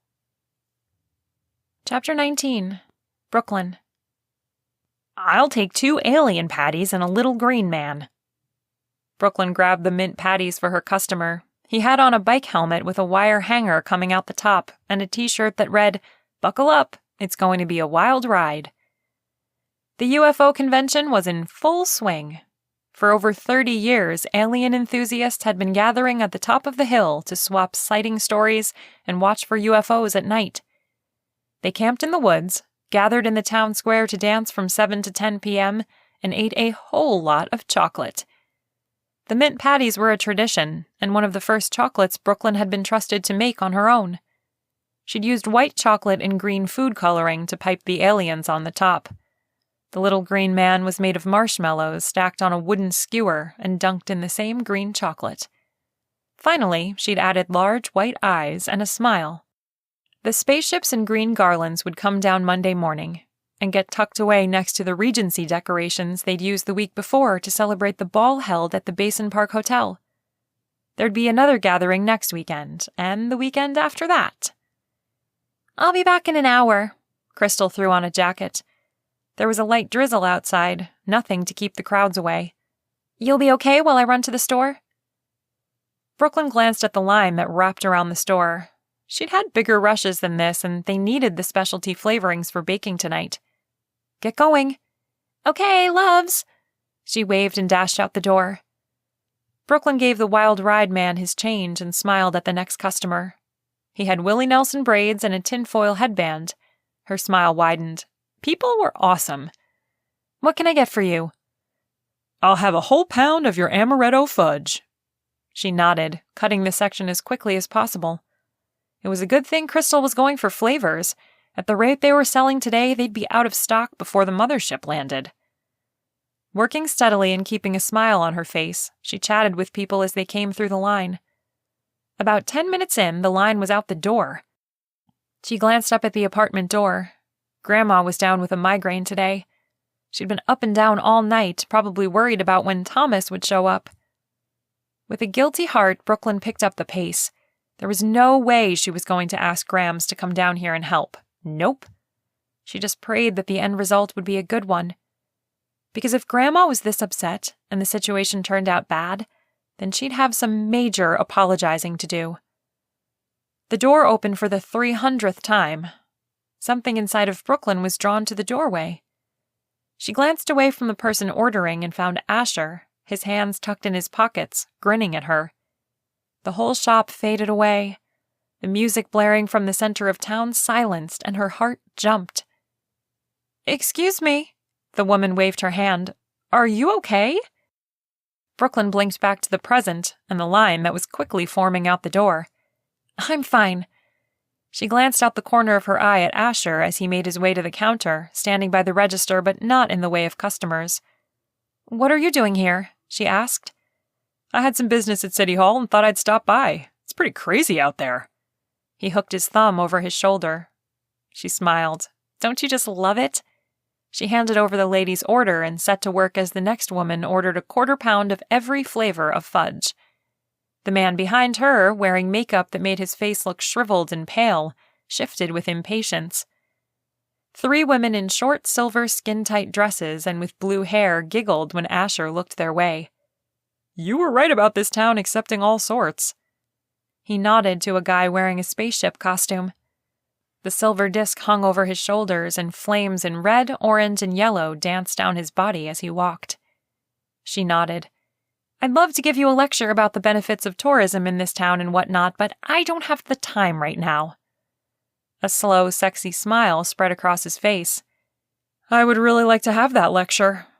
She burst out a laugh. "I bet you would, Mr. Businessman." "You two are just adorable," said the 3 girls. "We're totally melting under lasers of love over here." She fanned her face and her friends giggled. Asher turned to Brooklyn, his eyes wide with disbelief. Brooklyn, however, took it in stride. "Ladies, you have no idea. This man is a romance mastermind." His face went deep red, and she barely held back her giggles. "He's so good, he's been helping his friend Rupert to woo his ladylove. How's that going, by the way?" His mouth fell open in shock that she'd brought up his squirrel joke from the other night. He slammed it shut, and a split second later his eyes gleamed. "It's nuts." She barely held her lips together as laughter threatened.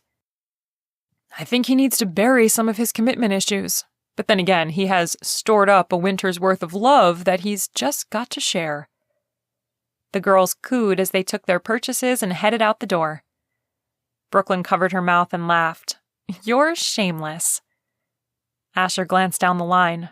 "I was hoping to steal you away for a late lunch, but I'm guessing that's not a possibility."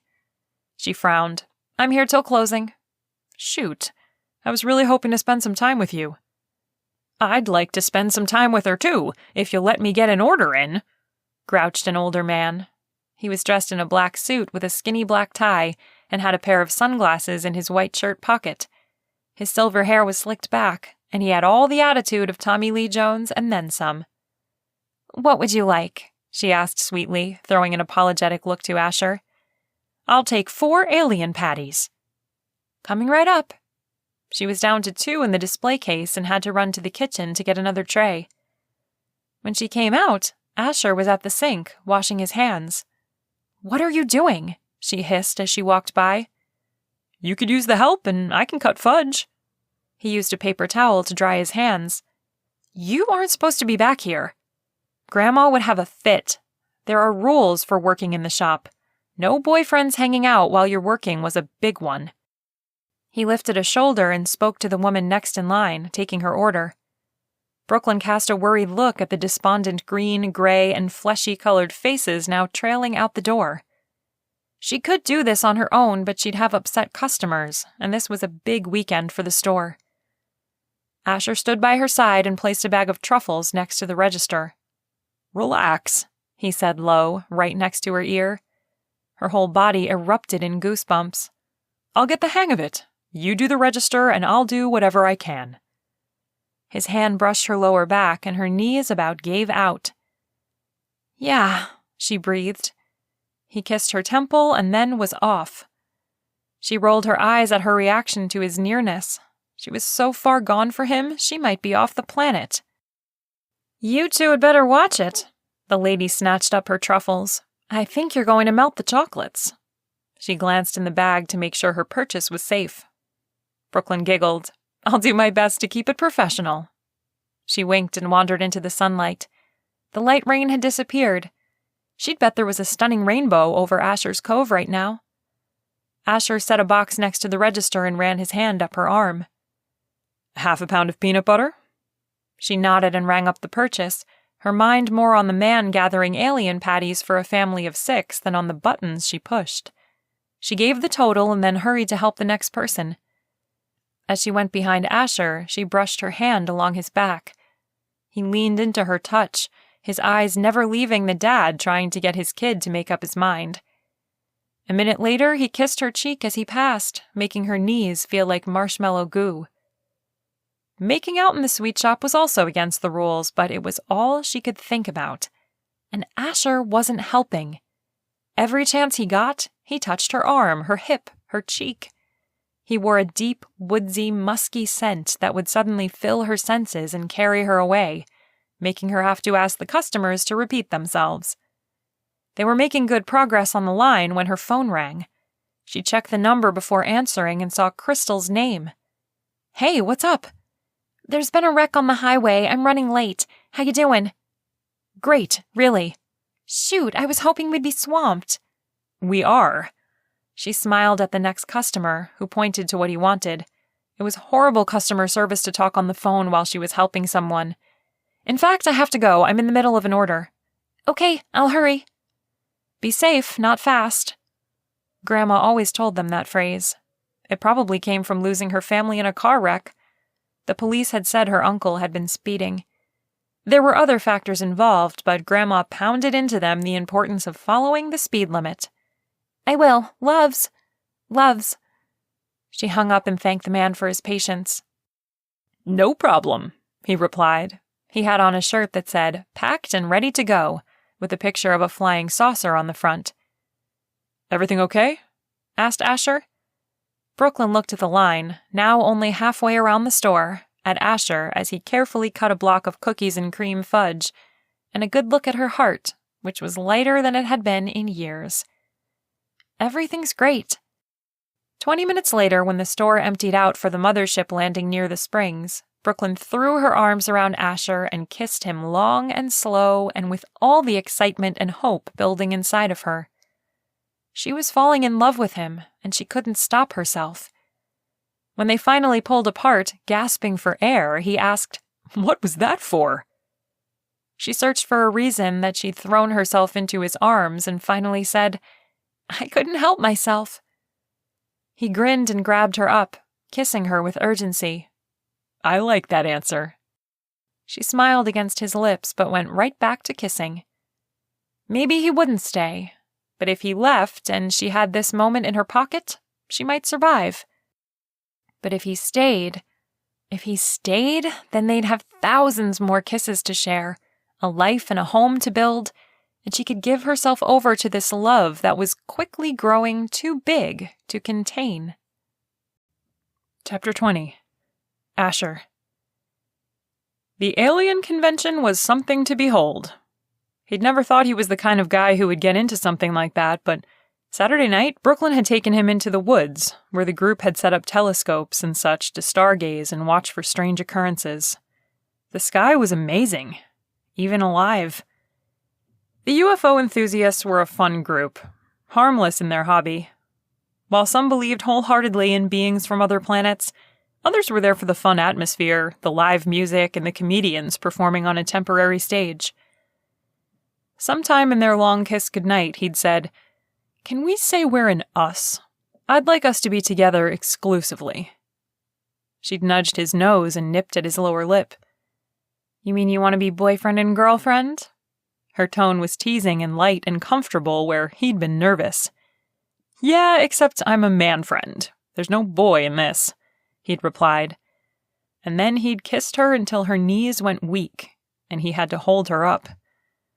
She'd moaned softly, and he had to lean against the door. "I'm in," she'd whispered, and his heart was all in, too. He was looking forward to celebrating the anniversary of that moment next year, which was why he'd asked Mrs. Morgan to connect him with Adam Moreau as they sat in the portable trailer brought in to function as the office for the Mountain Cove development. They had 2 more inspections to go, one on the sewer lines and one on power, and then the individual home construction could begin. Several lots were already sold. Adam was well connected to his target market and had sold these plots by word of mouth. If possible, that would be their only means of advertising. A few well-spoken words in the right circles, and billionaire clients would send liaisons to make inquiries. "I hope you have good news," was Adam's way of answering the phone. Asher laughed. "Always. I sold a lot for you today. Number 21. I need the contract sent over." "Great. Who's the buyer?" Adam wasn't one to spend time on niceties, especially on a business call. "Asher Lockmore." Adam's laughter chortled through the phone, and there was a beep, signaling he'd been placed on speakerphone. "What's her name?" asked Belle. It was Asher's turn to laugh. "Why do you think there's a woman involved?" "Because you were dead set against Mountain Cove from the beginning. The only thing that can make a man change his mind that quickly is a beautiful woman. What's her name?" Belle pushed. Mrs. Morgan pointed a finger at him and nodded her head, silently saying she agreed with Belle. "It's a good investment for me." Belle groaned. "So help me, Asher, I'll kick you out of our house." "She'll do it. Her whole face is red as a rose right now." Adam chimed in. Asher laughed. "All right, her name is Brooklyn. She works at the sweet shop."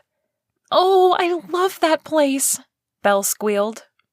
"We'll send over the contract today and get you locked in on Lot 21, Adam said. "Thanks for saving me from more questions from Belle.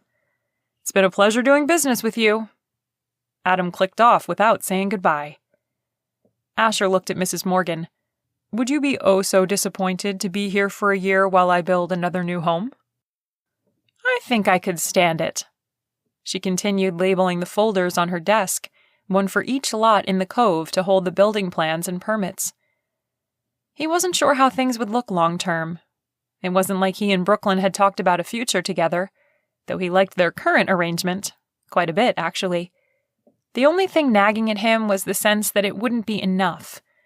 At some point in the future, he wouldn't be able to say goodnight, and he'd want the right to hold her close no matter the time of day. He went about unpacking office supplies and organizing his desk. Working from Adam's house had been fine, but once they started homes, there would be too many contractors coming and going, and he'd need a base of operations. Most billionaires would have their own general contractor working on their house, but Asher would oversee them all and make sure they complied with Eureka Springs laws, building codes, and regulations. He'd also work with the contractors in city during inspections. Mrs. Morgan answered her phone. "Hello?" She laid down her pen and focused on the top of her desk. Then she started snapping her fingers at Asher to get his attention. A finger snap meant this situation needed immediate attention. Her job was to remain calm as she spoke to the person on the phone, while his job was to scramble around and set things to right.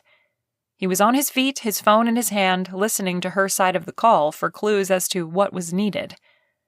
"Of course, we can be at the airport in 30 minutes. Asher pushed the button on his phone to call for his driver and car.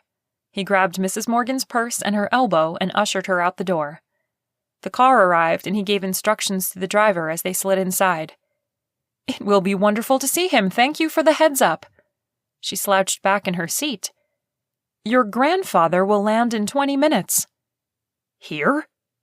He looked through the windshield as if verifying that they were still in Arkansas. Why is he coming here?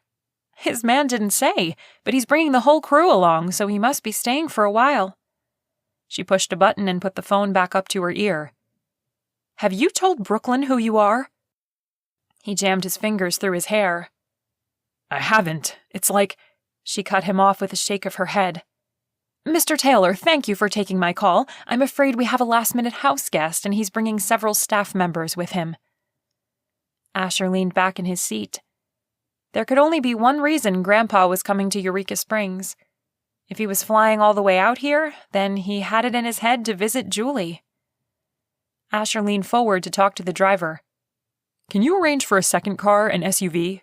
I'm not sure how many people Grandpa's bringing, but there will be luggage to deal with as well. I'm on it, sir. He pushed a button on the console to start a call and transferred it to his headset. Mrs. Morgan hung up and looked at him expectantly.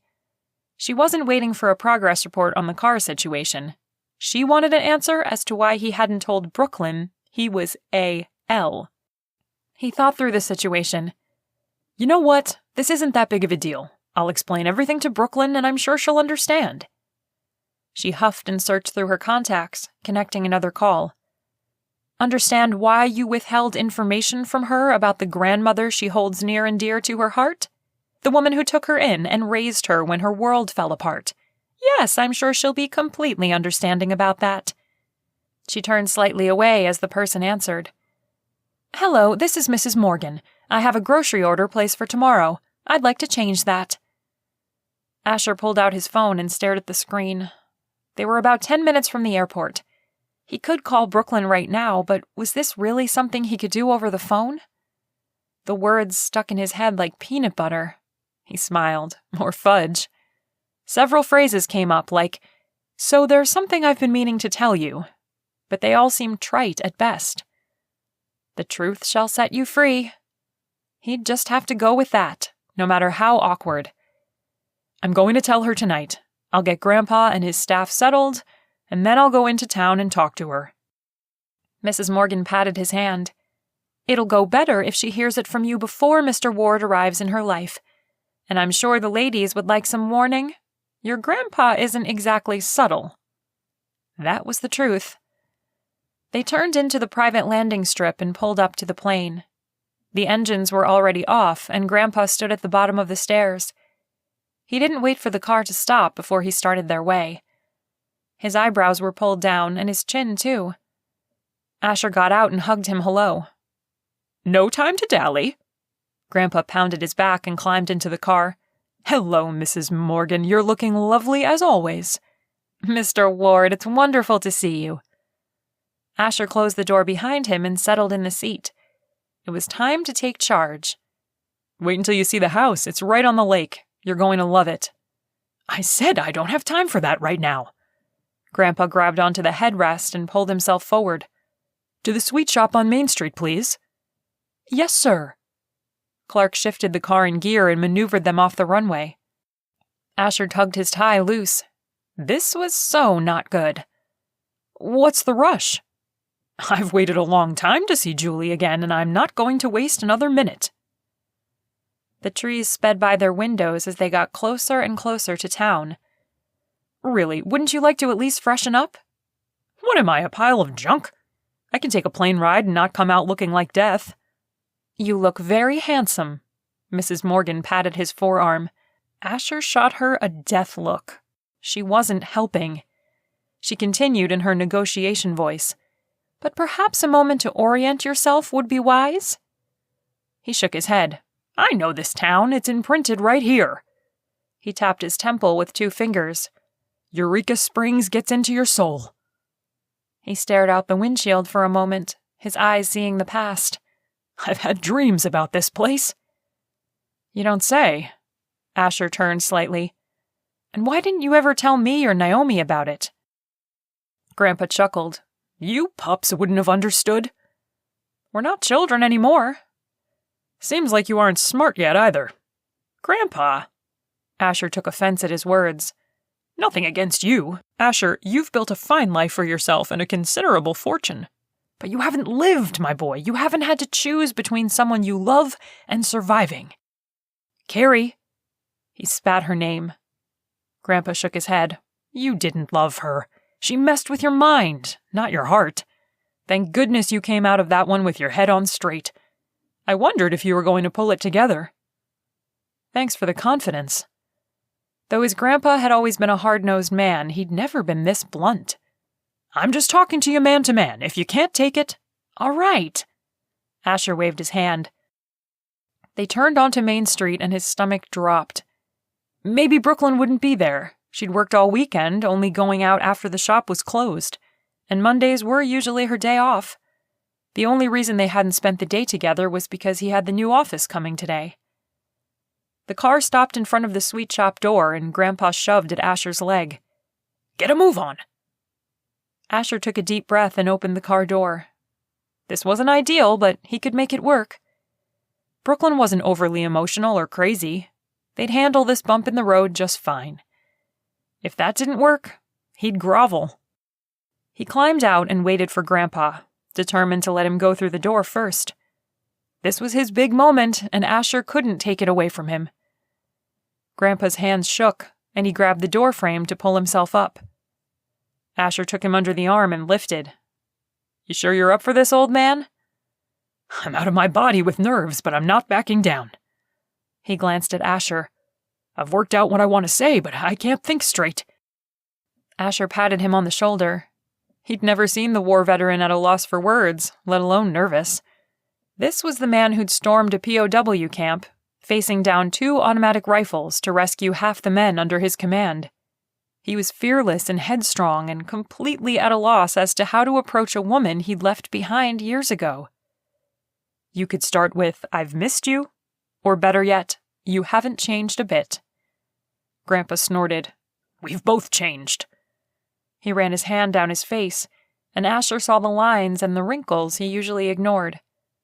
To him, Grandpa was still the same guy he'd been since Asher was 5 years old. I'm going in, he said, and he made his way to the door. He swung it open with purpose and strode inside. Asher glanced back at Mrs. Morgan, who was still in the car. Get in there! She shooed him along. Jumping into action, he rushed up, grabbing the door before it swung shut. He ducked in, his suit jacket flying open, and stopped in his tracks to take in the situation. Julie was behind the counter, her arm out and her hand in Grandpa's. He was leaning over, pressing a kiss to her fingers. Brooklyn and Crystal were against the back wall, hugging each other and swiping tears. So much for not emotional. I came to see if you'd go on a picnic with me, Jules. Grandpa's voice was gravelly and low, and had lost the edge it so often took with Asher. All 3 women sighed romantically. Julie rolled her eyes and shot her granddaughters a mind-your-own-business look. I'd like that, Thomas. Let me get my purse. His eyes wrinkled at the corners as he smiled. I put the cart before the horse, Jules. I don't even have a picnic basket. She laughed. You fool. Her voice was so full of remembrance and tenderness that the years melted away, and Asher could see the young beauty that had caught his grandpa's eye. She had eyes like Crystal and hair the same color as Brooklyn's.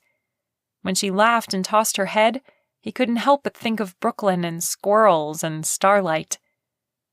Brooklyn caught sight of him and made her way around the counter. Isn't this sweet? She whispered as she wrapped her arms around his middle. He put his arm around her and kissed her hair. She smelled of sugar and brownies. I need to tell you something. She lifted her chin to look him in the eyes. Can we go tomorrow? Grandpa asked. I'd like that, Julie answered, her eyes dropping demurely. Just as Asher opened his mouth to explain everything, Grandpa patted him on the shoulder. Let's get going, son. I've got plans to make. Brooklyn's nose wrinkled. Son? She looked back and forth between the 2 of them. Do you know each other? Grandpa slapped him on the back hard enough to make him step forward. This here's my grandson. He's working in the area. I'll bet you're Brooklyn, the one who sent the emails. I am. She untangled herself from Asher and shook Grandpa's hand. "It's nice to finally meet you." She glanced at Asher out of the corner of her eye. "I'm sorry, did you say you're related?" Her eyes widened as she put the pieces together. "You're A.L." He nodded. "That's what I was going to tell you." She blinked several times. "When?" "I was hoping to tell you before Grandpa got here, but he was stubborn about coming right from the airport." Grandpa lifted a shoulder. "I'm a man who knows what he wants." "Why didn't you say anything? We emailed like 3 or 4 times." She took a step away from him and he felt the distance as if it were a mile. "Even after we'd met." "I didn't know you," he said softly as he brushed his fingers down her cheek. She didn't flinch away, but she also didn't lean into his touch. "I should have said something before now. I was trying to protect my grandpa. There are people who would use him to get to me." She nodded. "I can understand that." She grabbed her right elbow with her left hand as she looked over her shoulder. "Maybe we should talk about this later, in private?" "That's a great idea. I can get Grandpa settled at home and come back." She smiled softly. Not the radiant kind of smile that filled her face, but the kind that had hope. He'd take it. "Okay." "Okay." He kissed her forehead and then turned to see 3 sets of eyes watching them.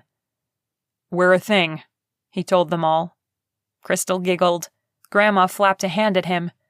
Grandpa rolled his eyes. "Get in the car." Asher winked at Brooklyn. "I'll be back soon." She nodded. He wasn't out of the doghouse, but this wasn't too bad. If Grandpa won Julie's heart again, he'd be forgiven in a heartbeat. But he couldn't bank on that. He needed to tell Brooklyn how he felt and let her know how sorry he was. That might take a lot of kissing and hugging, but he was up for the job. They piled into the car. Mrs. Morgan tapped her foot, waiting for an update. Grandpa put his hand over his face. "Did I make a mess of that? I can't believe I asked her out. A picnic? I'm not 18 years old anymore." Asher patted his shoulder. "You came out fine. I'm the one who needs a dozen roses. Stat." Mrs. Morgan had her phone out and was ordering flowers before he finished sighing. "Listen, son." Grandpa wagged a finger at him. "Women, good women, don't come by every day. Don't let this one go." "You don't know her." Asher bristled at being given love advice from a man who could barely walk into the building 10 minutes ago. "I don't have to. I saw the way she looked at you, before she was mad. She's special."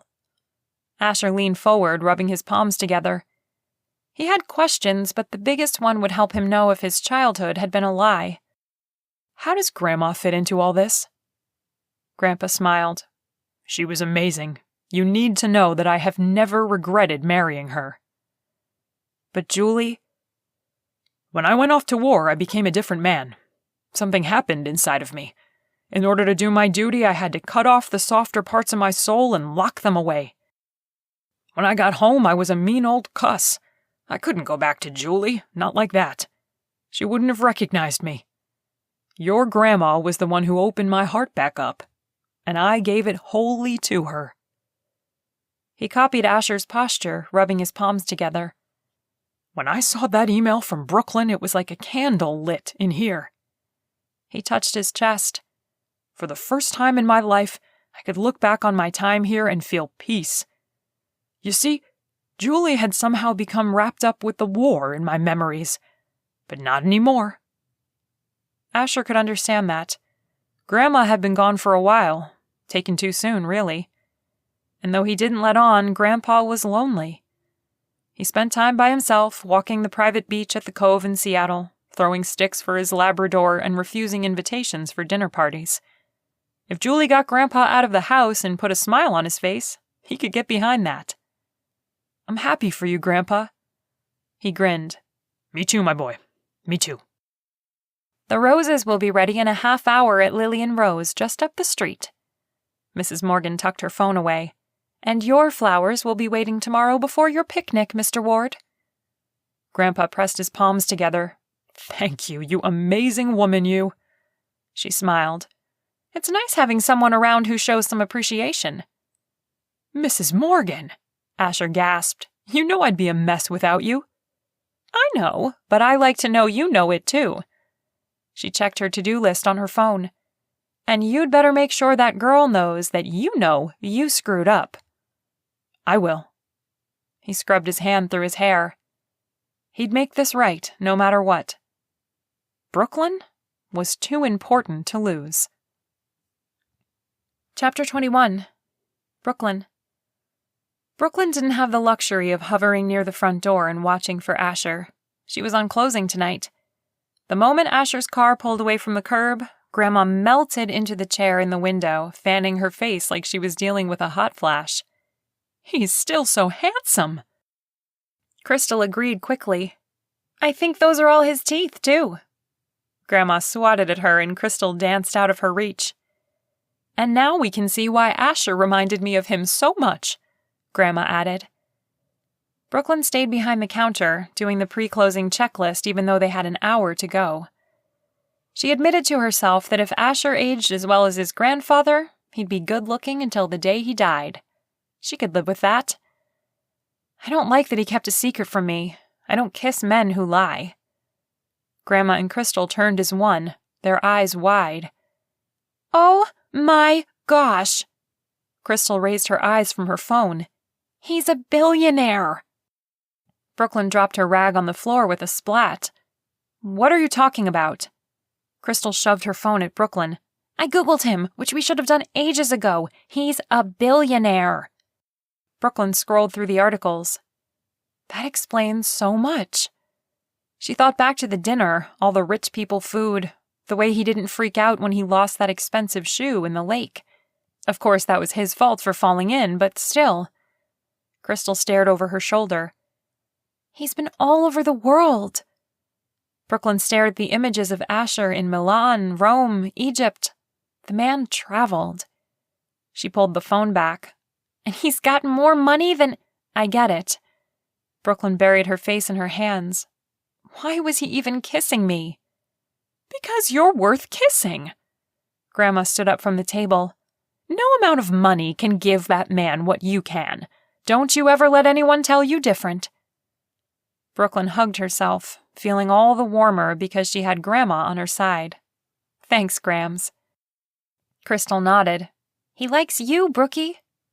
She pulled out the nickname Brooklyn hadn't heard since the first grade. Besides, when you have that much money, it becomes meaningless. People are what matter. Do you think so? Do you think Asher's like that? She held her breath, waiting for the answer her heart hinged on. Grandma made her way behind the counter. Would he have divvied up Fudge here for an afternoon if he wasn't? She smacked Brooklyn on the backside. Brooklyn jumped up and danced away. What was that for? For breaking the no making out in the shop rule. Grandma's eyes laughed. Brooklyn's mouth dropped open. You know about that? Know it? I saw it. Her face turned bright red. Grandma hooted. I tried to interrupt, but you two were tangled tight. Oh my gosh. She pressed her cold hands to her face. Grams! I'm letting it go this time, but if I catch you at it again, I'm calling the cops. They all laughed. Sheriff Price would be more embarrassed than she and Asher would be. Asher's dark sedan drove past the window, probably on its way to the public parking lot. Brooklyn untied her apron. I'm going to talk to him. We need to sort this out. Grandma exchanged a look with Crystal. Don't worry, we can close tonight. Thank you, Brooklyn called as she hurried out the door. She'd only known Asher was a billionaire for a few minutes, and already she thought of him differently. But he was still the same guy who had knocked her into the lake and limped up the steps in wet clothes. And she was in love with that guy. She skipped down the street, and when his car came into view, her stomach did a flip. She could barely hold back from running to him. He got out of the car and their eyes met across the street, making the whole rest of the world fade away. She had to look back and forth 3 times to make sure there weren't cars coming. Her brain just wasn't registering anything but Asher. Chapter 22. Asher. Asher had dropped off Grandpa and Mrs. Morgan and left his driver with them in case Grandpa wanted to pick up supplies for his big date. He drove the sedan into town, pushing the speed limit. He had no desire to get a speeding ticket. So far, the town loved him, and he wanted to keep it that way. A reputation as a rule breaker or an entitled rich guy would make it more difficult to work with people. After running in to grab the roses, he drove down to the public parking lot and found a spot. Looking up the street, he saw Brooklyn stepping out of the Fudge shop and heading his way. Her hair caught the sunlight and blazed with fire as she checked for traffic. His pulse accelerated. He was moments away from holding her in his arms, and he felt like he was going to jump out of his skin. He reached in for the flowers when he heard his name called. Glancing through the passenger window, he saw Cap bent down, looking at him through the passenger window. They both stood up so they could talk over the roof of the car. "Hi, Cap. How are things going?" Cap frowned. "I just wanted to say how sorry I am about the Mountain Cove development." He shook his balding head. "I had high hopes for what it would bring to Eureka Springs." "Hey." Brooklyn stopped next to him, putting her hands on his arm. The contact was like a warm breeze coming off the waterfall. Her blue eyes were bright and full of hope, as well as a little reservation. He wanted nothing more than to clear all that away and tell her he loved her, but Cap's words were like tar spread across the road. He had to get through it, no matter how sticky. "Hey, yourself." He winked at Brooklyn before turning back to Cap. "I'm sorry, I'm not quite understanding what you're saying. It sounds like you're telling me Mountain Cove isn't going to happen." Cap shook his head. "It's not. You don't have enough water rights for as many houses as you have planned, not even close." He reeled. "Water rights? We own part of the lake." "Right, but that's not fresh water." He pulled a sheaf of paper out of a worn leather folder tucked under his arm. "We were moved over to a new system a couple decades back." He passed the sheet over the top of the car. Asher took it, the movement pulling his arm away from Brooklyn. He glanced at her, and her eyes had gone from reserved to fearful. Her face was pale. Concerned, he put his arm around her shoulder as he glanced over the sheet. "Are you okay?" She shook her head. "It was a good thing Brooklyn filed that inquiry, or the town would have been in a world of hurt." Cap nodded her way. "Water shortages are no joke, and there's no way to get more. She saved us all from a big mistake." Asher dropped his arm from her. "You filed the inquiry?" She nodded. They stared at one another, Asher's brain running circles around what had just happened. "Why?" He furrowed his brow. "Because She gave Cap a short smile. "Can we get a moment alone?" He jerked as if just realizing that there was more going on here than water rights. "Oh, yeah, sorry, my car." "Thank you for your help," Asher added. "It's been a pleasure working with you, and if I ever get back this way, we'll do lunch." Cap smiled easily. "Great." Asher turned all his attention on Brooklyn. She folded her arms across her chest. "What do you mean, if you ever get back this way? I thought you were staying. She bit her lip. "I thought you were staying." He knew what she'd been about to say, what she'd cut off with that nibble on her lip. She thought they had a future together, here. She thought he would relocate and live in town, and they'd date and get married and make beautiful babies together. He knew that's what she thought because it was what he thought too. And the irony of it all burned like hot iron. "I thought you wanted me to stay," he fired back. "I do," she said quietly. She held up the paper. "This says different. Why didn't you tell me you filed an inquiry?" "I forgot about it." Anger built. Everything he'd worked for, gone. "You forgot?" His voice rose and a crow flew out of the lot and into the trees. "It was impulsive and Cap drove out of the lot, and her eyes followed his car. "Maybe I can undo this." "You can't." He wadded up the paper and threw it into his open car. "You should have told me. I might have been able to do something before it went this far, but the results are final." He slammed his fist onto the top of the car. "I should have been watching my back instead of—" He threw his other hand toward her. Her mouth fell open, and a moment later her hip cocked out. "You're one to talk. You've been lying to me this whole time." She threw her hand at him in the same dismissive manner. He narrowed his eyes. I was trying to protect my grandfather. So it's okay to kiss me, just not let me meet the family? She stepped forward, her eyes sharp. I may not be a billionaire, but I make an honest living, and I have a heritage I can be proud of. If that's not good enough for you, then you're a playboy rich snob who doesn't deserve me or this town. With a flick of her hair, she spun and marched toward the sweet shop. Asher glared at her back. Since when was it ever about money with her? You don't know what you're talking about, he called. She ignored him. He dropped into the driver's seat, the smell of fresh roses mocking him. He grabbed them and tossed them out the door, wadding the plastic wrapping up and shoving it into the back seat. He started the car and made his way out of town. But going to the Cove wasn't going to get rid of Brooklyn. She was everywhere he looked in this town. He told his digital assistant to call Mrs. Morgan. Yes? Figure out how to get us out of Arkansas, and fast. Ever the calm one, she simply asked, Where are we going? Back to Seattle. He needed to talk to Adam, to explain the water situation and why all his improvements to the land and the money dumped into this investment had been wasted. And how long will we be staying? Indefinitely. I'll see to it. She clicked off. Asher's stomach twisted at the thought of leaving, and his heart squeezed painfully. He gritted his teeth and steeled himself against the pain. He'd felt awful after breaking up with Carrie, but he'd also had this overwhelming sense of being free. He waited for that to happen, for the weight of being with someone to lift. But no relief came. He set his jaw. He could get over Brooklyn, and he would never set foot in Arkansas again. Chapter 23. Brooklyn. Come on, Cap, there must be something we can do.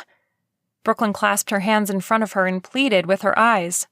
I'm sorry, Brooklyn, but there's no more water shares for him to buy. They were sold to the locals when they were first issued. Brooklyn stared at the map of Mountain Cove hanging on the wall of his office. Next to it was a chart of estimated property taxes. When she'd walked into City Hall, Carly had glared at her over her coffee mug and made a snide remark about taking away her raise. She had a few more people give her dirty looks on the way to Cap's office.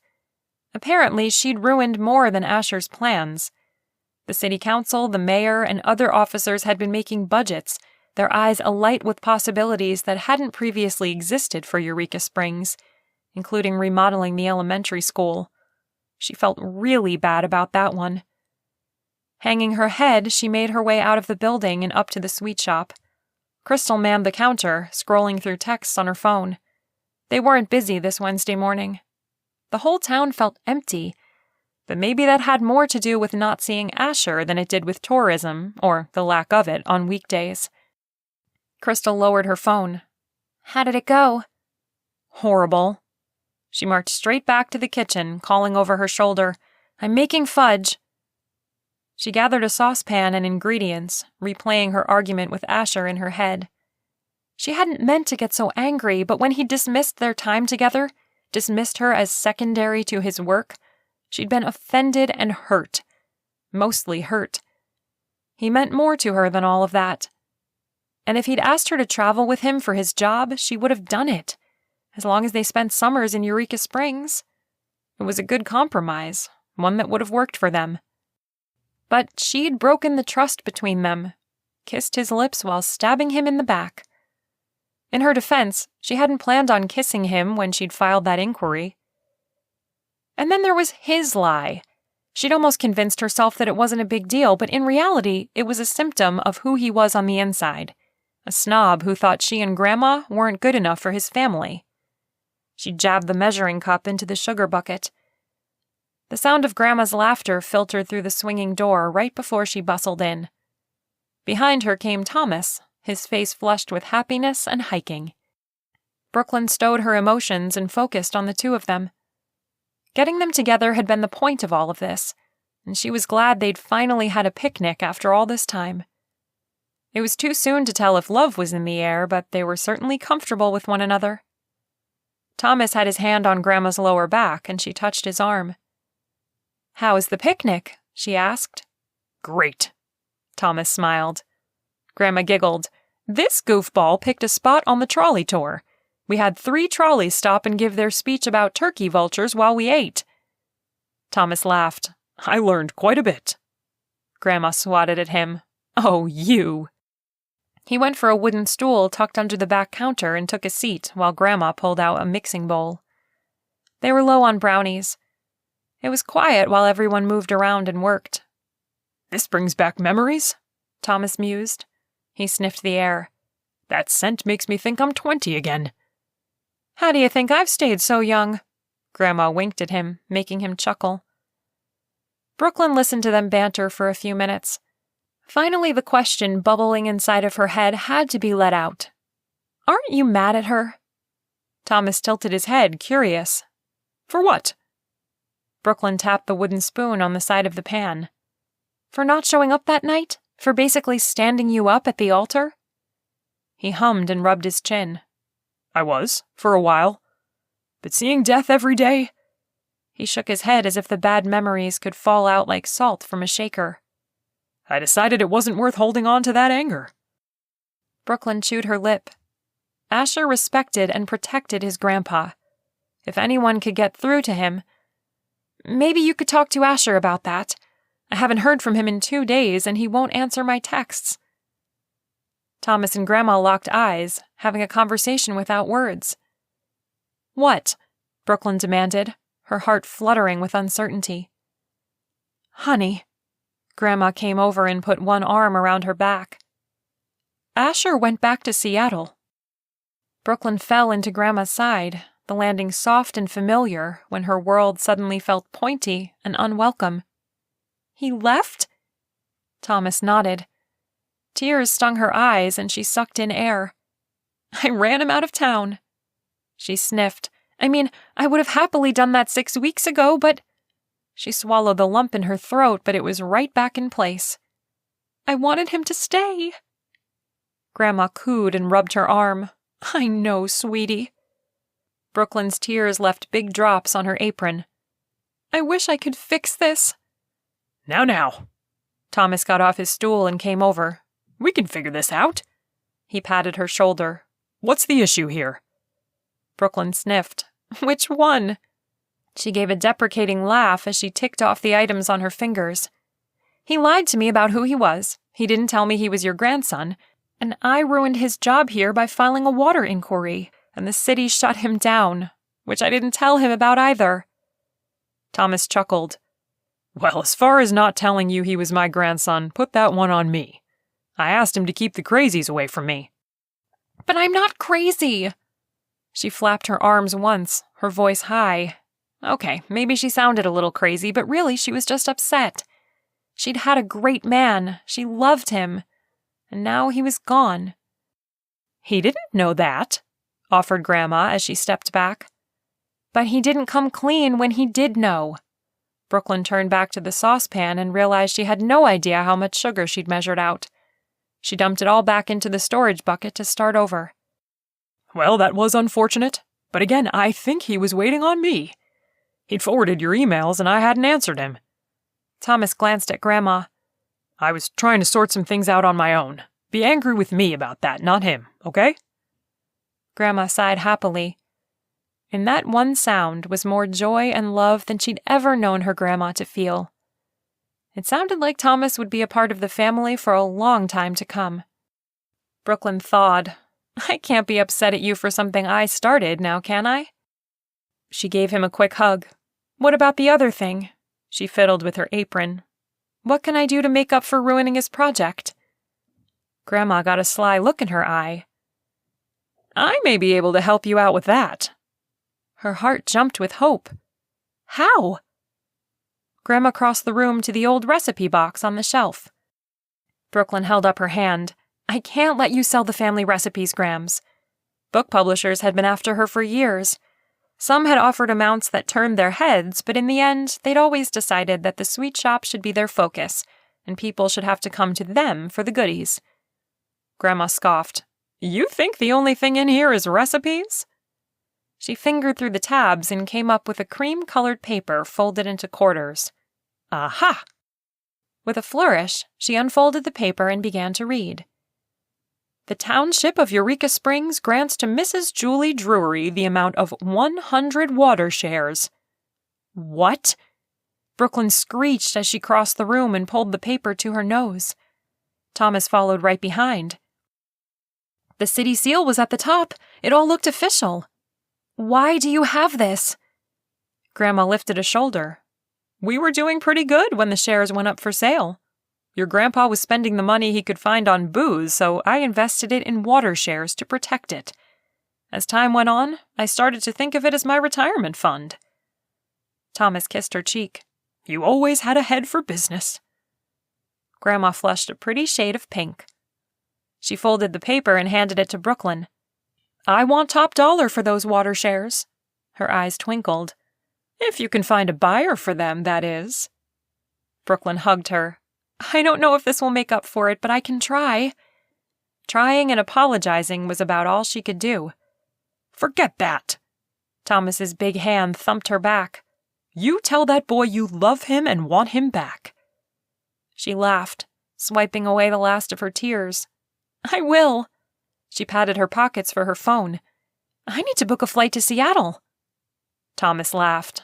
The sound was rich and caramelly and added a whole new flavor to their kitchen. She liked it a lot. I hope you stick around for a while. I'm going to have to. Have to? Grandma backhanded his stomach. That doesn't sound very romantic. He rubbed the spot she'd whacked. It's not like I have a choice. Brooklyn's taking my plane to Seattle tonight. Both Brooklyn and Grandma's mouths fell open. Your plane? They said together. Thomas laughed again.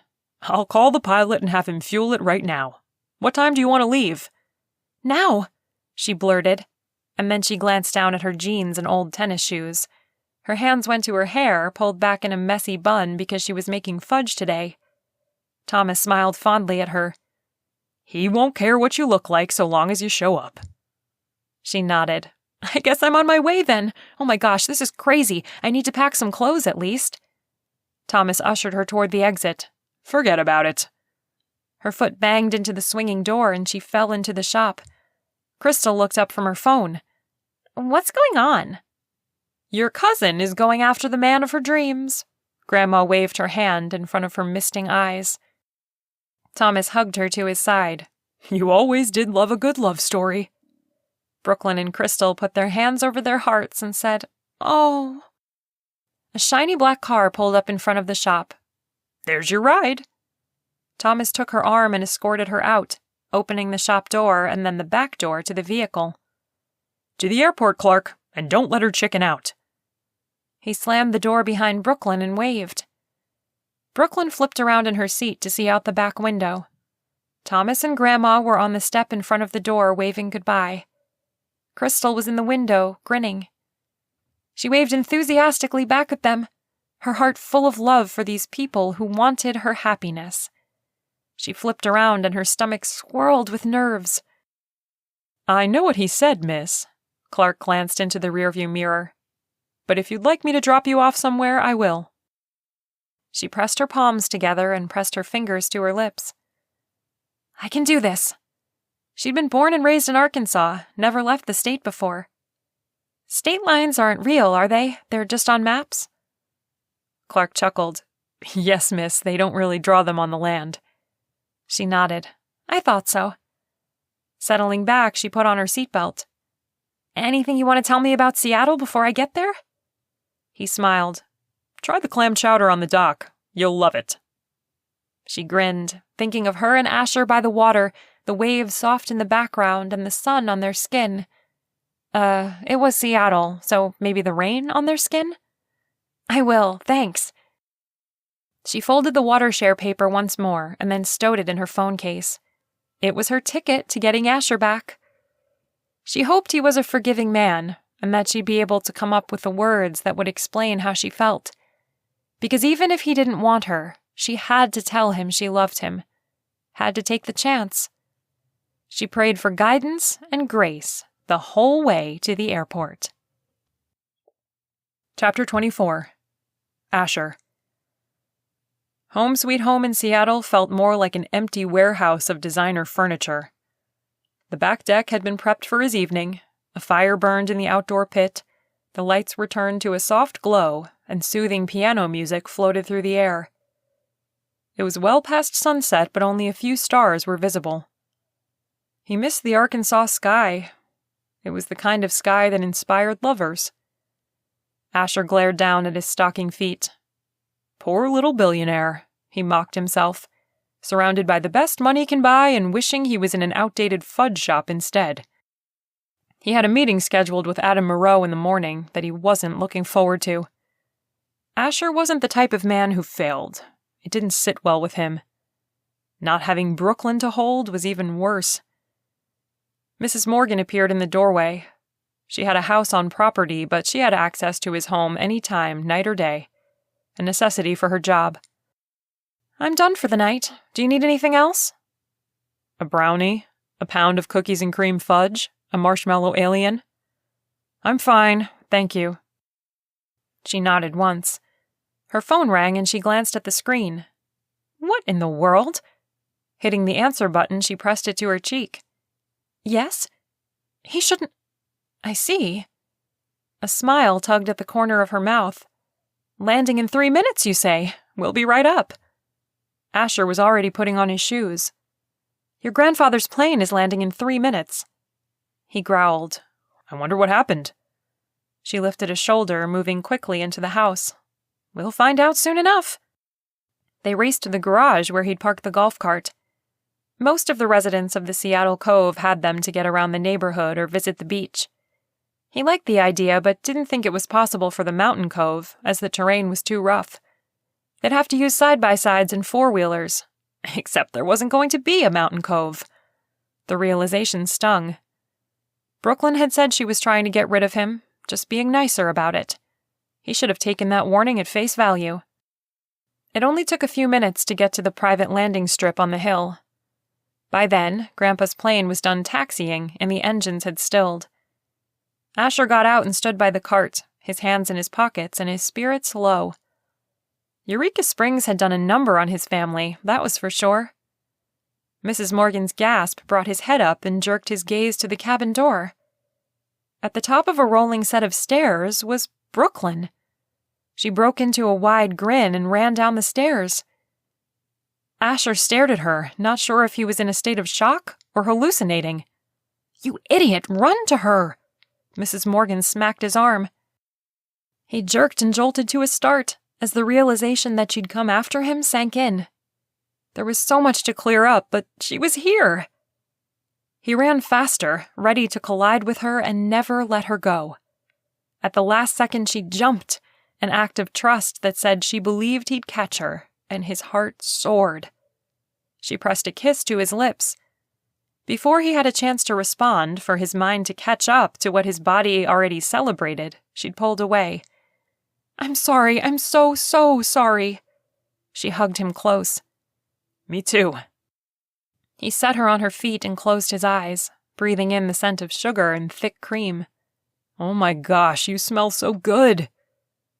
She laughed, pulling away from him so she could look into his eyes. What are you doing here? He couldn't help the smile that filled his face. He already knew the answer. A woman didn't fly across the country for a man she didn't love, but he had to hear it from her. I came for you. He kissed her, but she pulled away. I love you, Asher Lockmore, even if you are a billionaire and didn't tell me. It's not something that comes up in everyday conversation. She smacked his arm. It's not like you're confessing to murder. He went very still and wiped the smile from his face. Her eyes widened, and he watched the wheels of her mind spin as she wondered if he'd killed someone. He broke character. I'm kidding. I've never killed anyone. She smacked his arm again, giggling. Don't tease me at a time like this. He was so happy. He lifted her up and spun her around.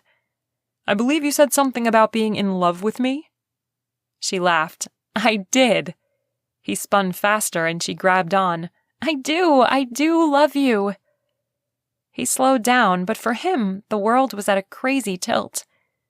This amazing, beautiful woman loved him. I love that apron. Is it new?